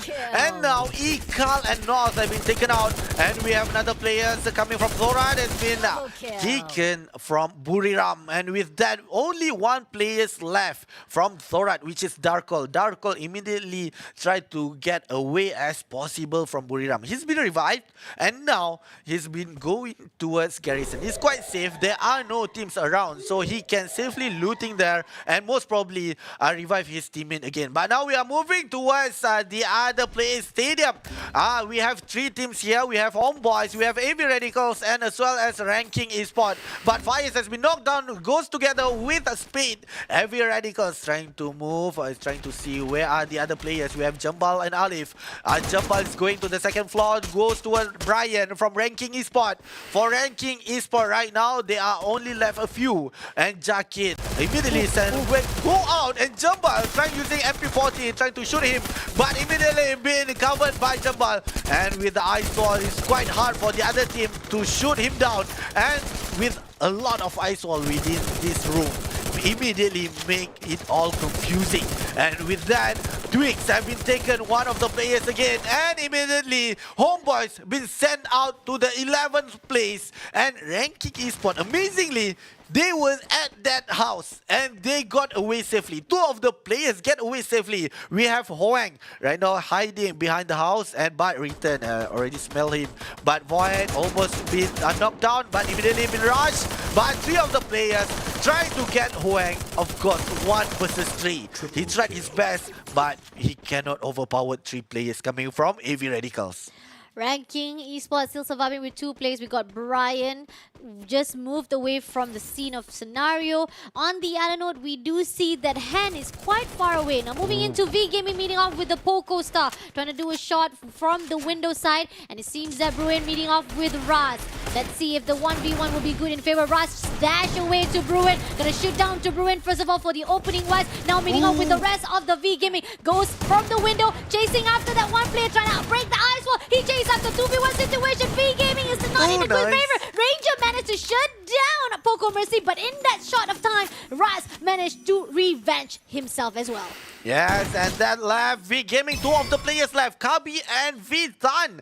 They need to be careful because right now Poco Star has revived their own teammate, but then there will be Bruin joining the fight. He is very close towards the other team. 2 of the players are trying to get him and has been knocked down with Trogon as well. But Mercy been knocked down as well. We have 18 here, but Kabi has been knocked down and only 1 player is remaining. V-Tan trying to run, but V Gaming has been wiped out to the 10th place by Poco Star. Poco Star is back. This is the Poco Star that we have seen throughout the night. Guess who's back? Back again. Yeah. Now going into Rivers Red. Now they're meeting off with another team right at the top. It's going to be RRQ Kazoo, the team that managed to get a booyah. The first Indonesia team tonight to get that flag for themselves. But unfortunately, they're playing at the outside. So now Razor going to snipe out to Bunjamin, but doesn't get the shot properly. Yes, and we can see that Sming is on the second floor on the stairs there, but for RRQ, they are playing safely. Legolas almost been knocked down, but immediately with the ice wall, saving himself. But we have Abes down below. They are fighting with Diamond and Exposy coming from Red Rivers. But then we have one of the players trying to assist them with his darts. But Razor has been knocked down, and 4 of the players coming from Reverse Race still maintaining the fights. And we have Abe with the throw gone, but that Boon Jam has been knocked down. Abe with 16 HP, got 2 of the players from Red Rivers. Amazing. Amazing indeed. Very strong. Abai. Grenade thrown out by Legolas to the side of Saming, our sniper of Rivers Red. And look at this. Legolas trying to do some pressure with a long range shot, but somehow it's not going to be enough. Samif managed to maintain the position.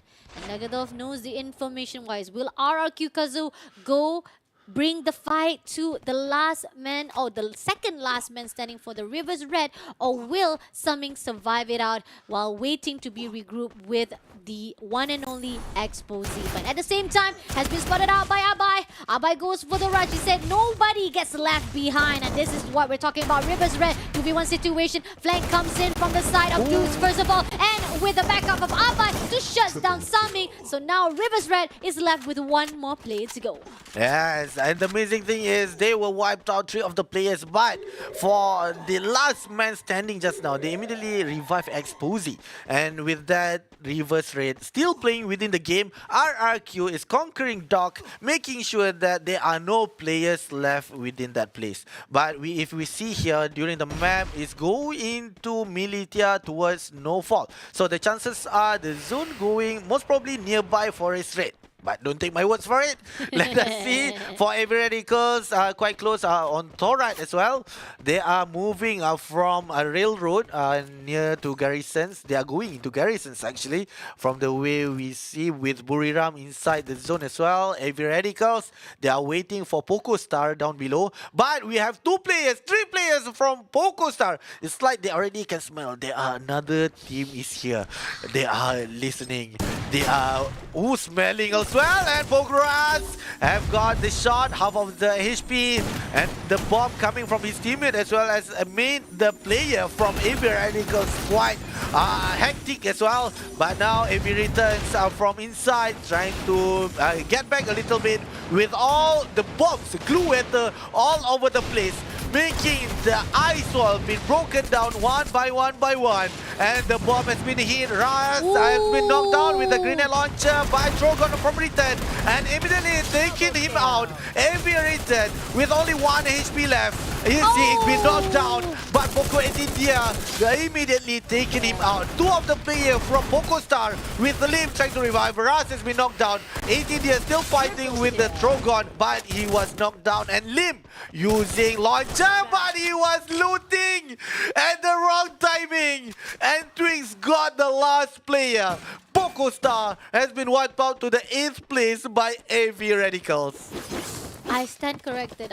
We were singing about guess who's back again. Well, yeah, back to the lobby again for Poco Star.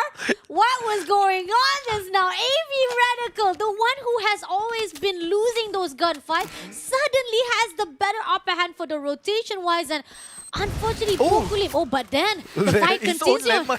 Yeah, it was so quick. Now, Ranking Esports meeting off with a team of AV Radicals. Twix, the only one to survive, have to back away from the positioning. Jacket and hand using the teleportation. They're not giving up. They're not gonna let that last man standing from the AV Radical to move away. But I think as time goes by, the gap has been wide open for the side of AV Radical. There's still chance for Twix, not to worry much. Ranking also giving the opportunity, so the time for fight still continues to another side. We got the Buriram meeting off with the team of Torah. And we have only last player coming from Buriram. Wasana is trying to fight off with 10 HP. Has been knocked down, and now for Wasana with only 96 HP left. They are fighting on outside the zone. But we can see that the players, 3 of the players from Flora has been revived. With 2 of the players is HP less than half, less than quarter actually. But now they are trying to get away.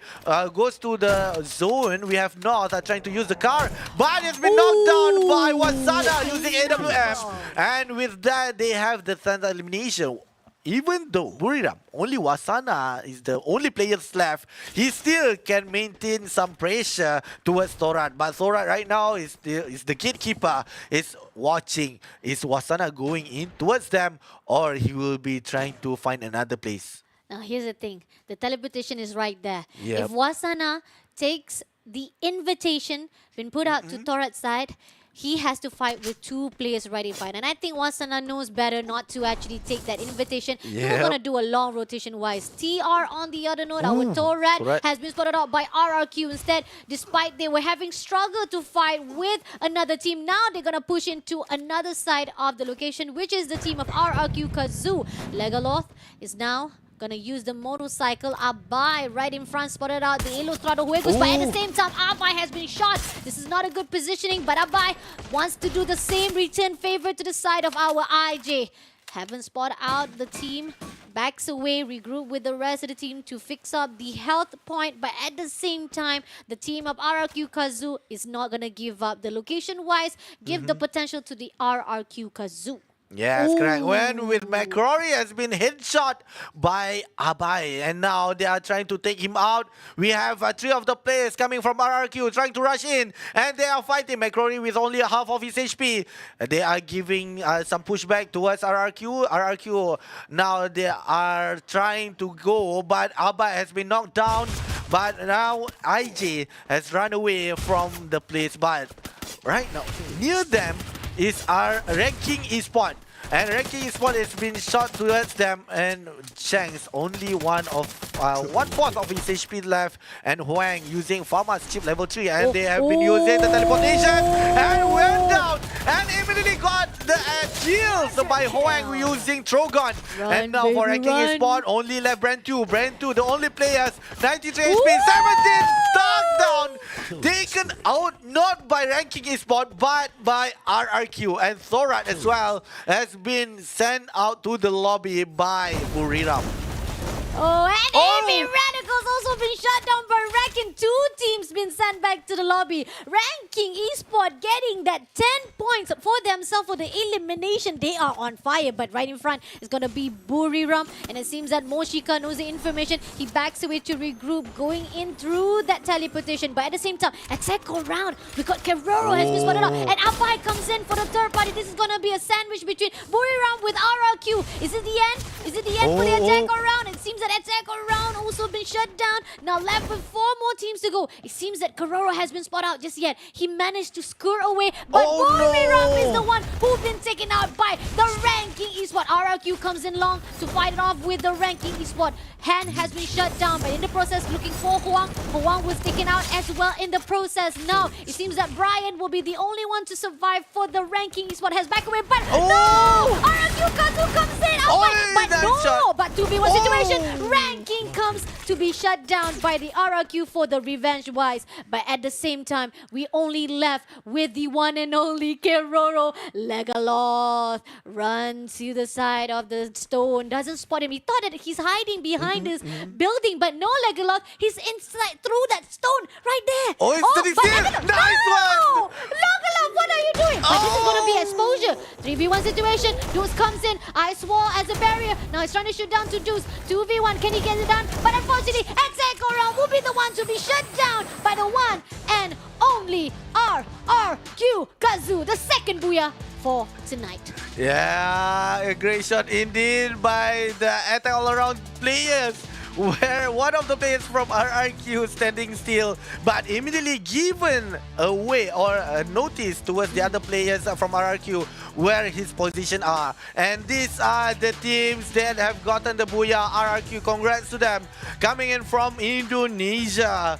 Wow. They did a great gameplay for this time around. And now we are moving towards highlight. We see that PocoStar, one by one of their players has been taken out. And V Gaming, amazingly, they did well for this time around by taken out from the other teams.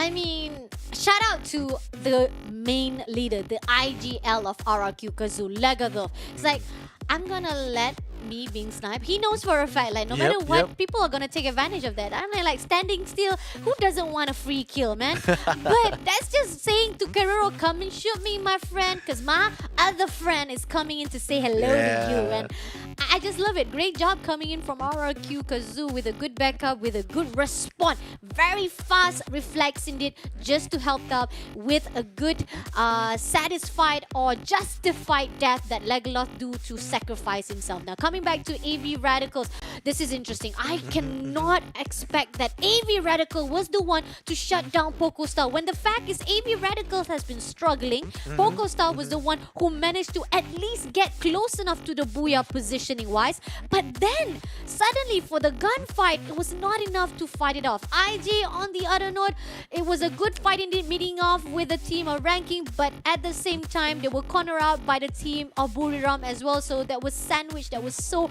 hard to be obtained by the IJ, so that's understandable. The positioning wise was not in their favor, but backing again to the ranking eSport, who would have thought Buriram would be the one to be shut down? Oh, and this is the iconic one. Immediately let the other players know. And immediately they went towards attack all around, plus man standing, and taken the players out. I think for RRQ, they know they don't want to search the whole map. Yeah. So why? Just one of the guys just standing there, be the beat, and let the other teammate assist him as well. I sacrifice. I volunteer for my tribute. So which is amazing. Legolas, shout out to you, the IGL of RRQ Kazoo. No, doesn't need to do worry much, doesn't need to do work much for just getting that last player, Kero. But definitely a survival wise to the attack around, when we know for a fact that tonight is just not a good night for the AAA, which actually started out with a good fight on game number 1, but then it went down the hill. Phew, by the attack around throughout game number 2 through game number 4. But then again, game B, Group B doesn't need to worry much because they only play for 4 rounds only, right? So the highlight goes back to the team of Group A. Let's talk about the Group A themselves. Homeboys. Reverse rate. Okay, I'm just gonna hold out Homeboys. My Homeboys. Okay, I hope you do better tomorrow. Rivers Red. Amazing job by Rivers Red. This is what I was asking last week, where I say champions of their own region. They are the top teams from their own region, but they weren't performing well for week number 1. But week number 2, amazing job. Kill point wise, placement point wise. I mean, Rivers Red, you are doing well. You are improving more and more each day. And talking about V Gaming.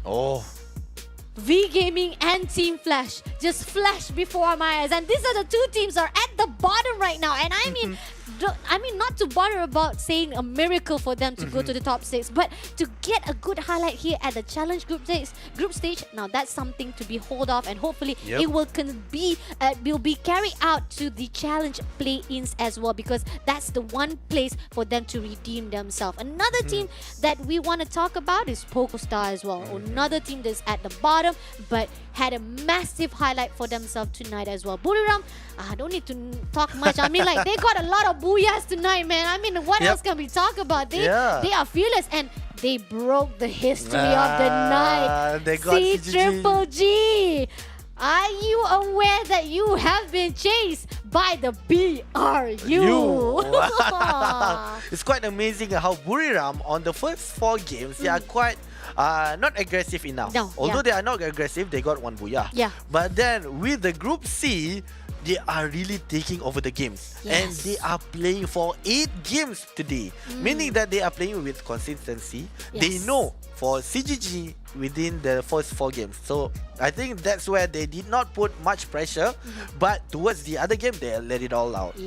So out of 8 rounds, I gotta say, is 6th round Buriram has the best performance-wise. Only 2 rounds that Buriram actually just lose much of the gunfight as well as the placement point. That's it, just 2 rounds. I mean, out of all that odds, 6/2 games. I mean, that's already pretty much a good gunfight from the scene of BRU itself. Yeah. So, I mean, like nobody is perfect. We know for a fact that we do see that that's coming in from CGGG as well, from Yep. Group B themselves. I mean, like, yes, they are powerful. They are performing wise when it comes to kill points. But tonight, unfortunately, it was not their night. But again, we still haven't seen them at their own night, which is Group B Yes. tomorrow night. And you guys are going to see Obvi giving a good highlight even more tomorrow. And I'm looking forward to that. I might not be here, but I will support on the live stream to see what will be happening for the Group B to fight off for the 8 rounds. Now, coming back to our Game 8, let's take a look on the summary-wise of what has happened. How much damage has already been put out.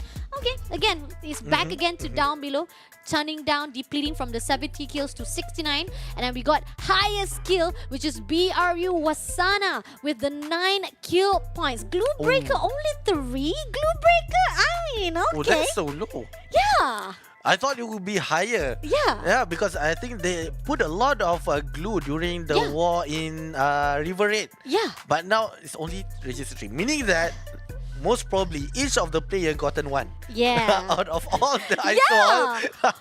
And now we see the highest assist is Moshi with 5. Total knockdown 83, a bit lower, but total damage is around the average of fights that we see tonight with 45,000. But headshots, one of the highest. Oh my god, yes!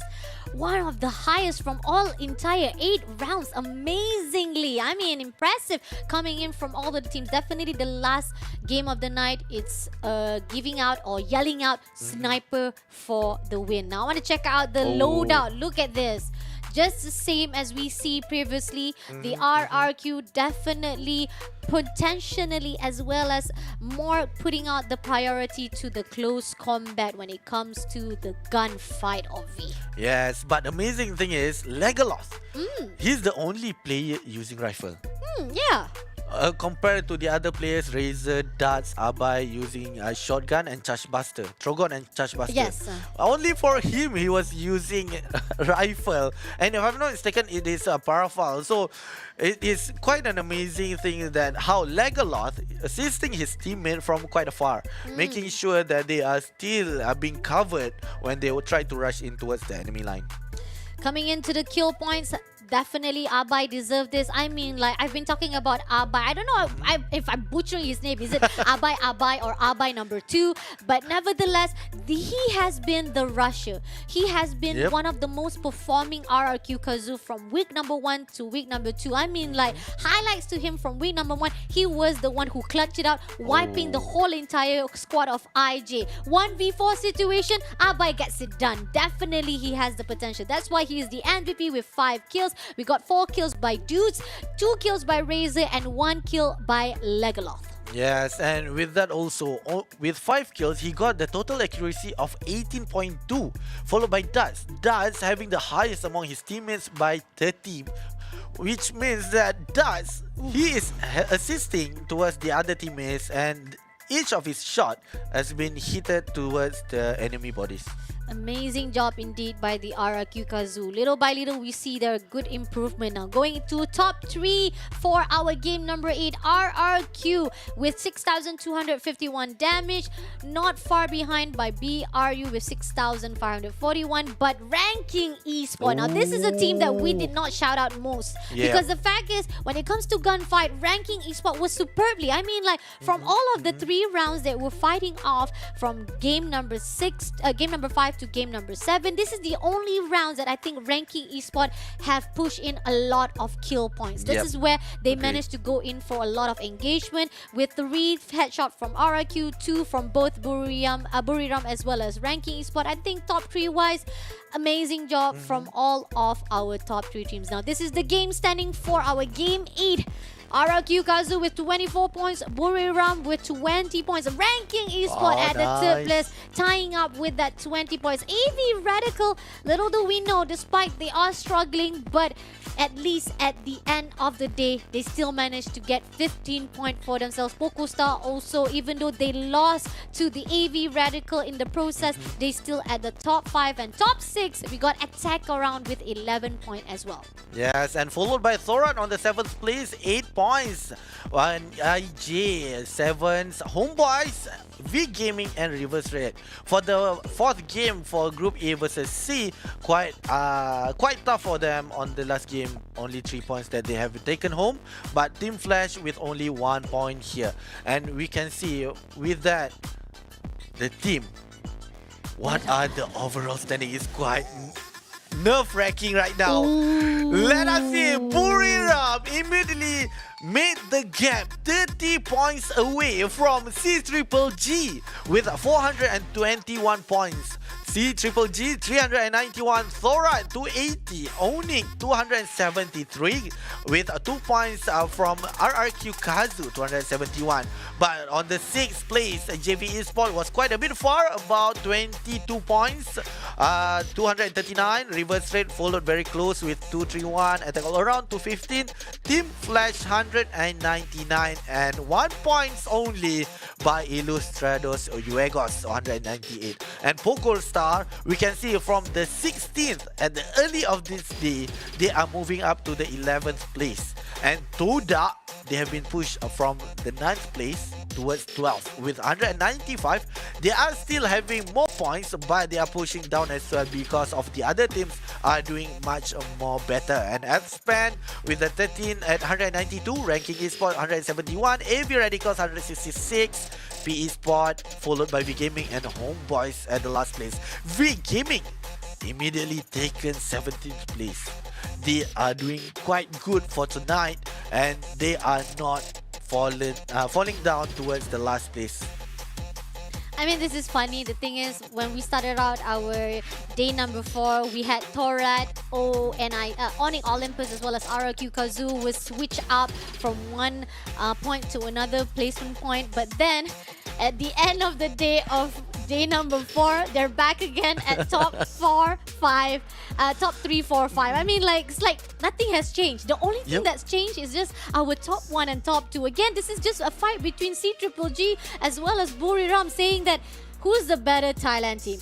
Is it Buriram or is it C-Triple-G? But for tonight, it's all about Buriram. But then again, it's all because Group A has the potential to get that 8 rounds. But now, we will be finishing off our day number 4. Hope you guys continue to support our challenge group stage because tomorrow we have day number 5. The second week still continues on. Ovi will be there to give you more hype. So please stay tuned and support our Snapdragon Challenge Group Stage Season number 3 powered by Samsung Galaxy. I'm Fasha Bani. I'm Ovi. We'll be seeing you tomorrow. Good night.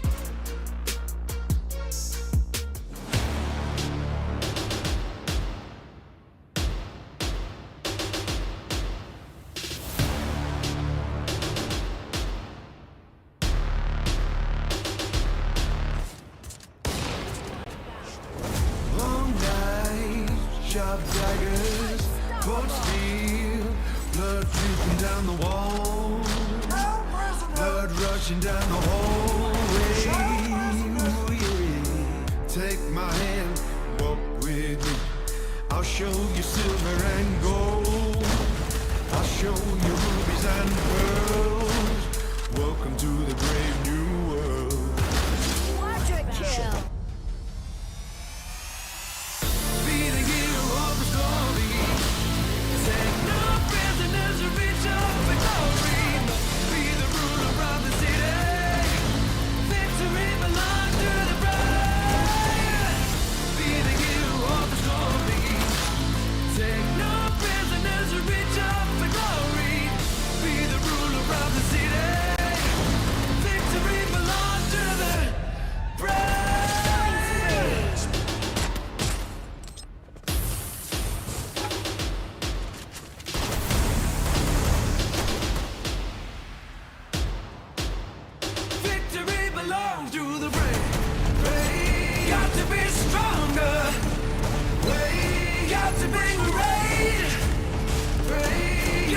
Strong now.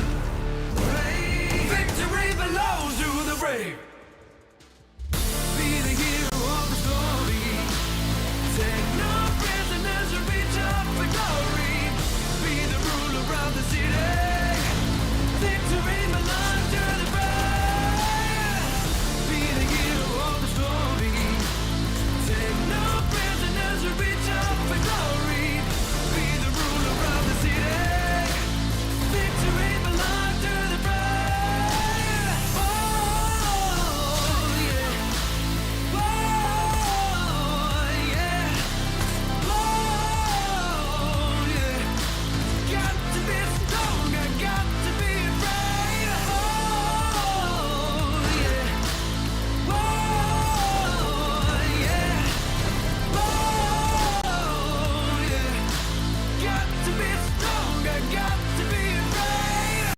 The Snapdragon Pro Series powered by Samsung Galaxy is brought to you by Snapdragon Elite Gaming, Samsung Galaxy S23 Ultra, Monster Energy, and DHL.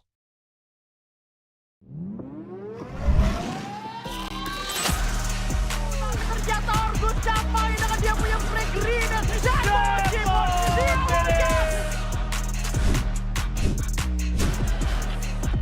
Hasta la vista!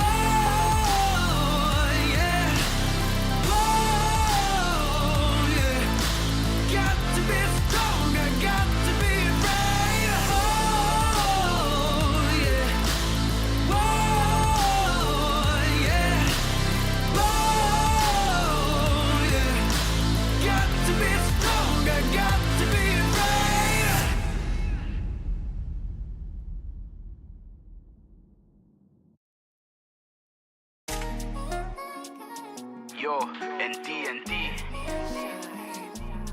See the boy self-made. So I don't watch face. Yo, look. See the boy self-made, so I don't watch face. No way, I just do myself. On my feet all day, this is see that pay. I'm my boss, Arteta Mikel. But you know about nights in the rain, no pain, no gain. Gotta stack that highlight shelf. Came in the game, no name, no bust down chain. Just me in the world. Men lie, women lie, but money don't. She a bad bee with a lady man, that's a honeycomb. You got my bell when I got your bell, don't wear, that's a funny phone. Came a long way from my one trainers, no clothes and a runny nose. Cause I been it, seen it, feel it, believe it. See my Andrex thump up for a feel it. See nothing, JC, no dreaming. Show only team that I'm teaming. Music therapy need it, I'm feeling, I hear it, I feel it, I write it, reveal it. Start don't stop till it's mission completed. Chart don't drop till they feel it, deleting. See the voice of me, so I don't watch face, no way I just do myself. On my feet all day, this is see that pay, I'm a boss, Arteta Mikel. Well, you know about nights in the rain, no pain, no gain. Gotta stack that high, that shelf. I came in the game, no name, no bust down chain, just me in the world. Yeah, self-made, so I don't watch face, I just do myself, yeah. All day, this is see that pay, Arteta Mikel, yeah. Nights in the rain, no pain, no gain, that high, that shelf, yeah. I came in the game, no bust down chain, just me in the world. Yeah. I'm a real champion G, I'm in the Champions League. Man, what you say, we not talking to me, I'm a boss only rap, pull up in the Jeep. 4x4, interior clean, pass it to me, let me score for the team. 3-0 hat-trick, living the dream, you see. I ain't a regular teen, pop champagne, celebrate with the G's. All of the work that we did for the P's. A-star boy, now I need me a B, see my diamonds cold, man, it's 100 degrees. Never giving up, so don't do it please. I smell the wind and it's strong like a breeze. Everyone raise up your hand to the beat, cause the night we gon' scream for the ease, jeez. Cause I been it, seen it, feel it, believe it. See my Andrex thump up for a feel it. See nothing, JC, no dreaming. Show only team that I'm teaming. Music therapy need it, I'm feeling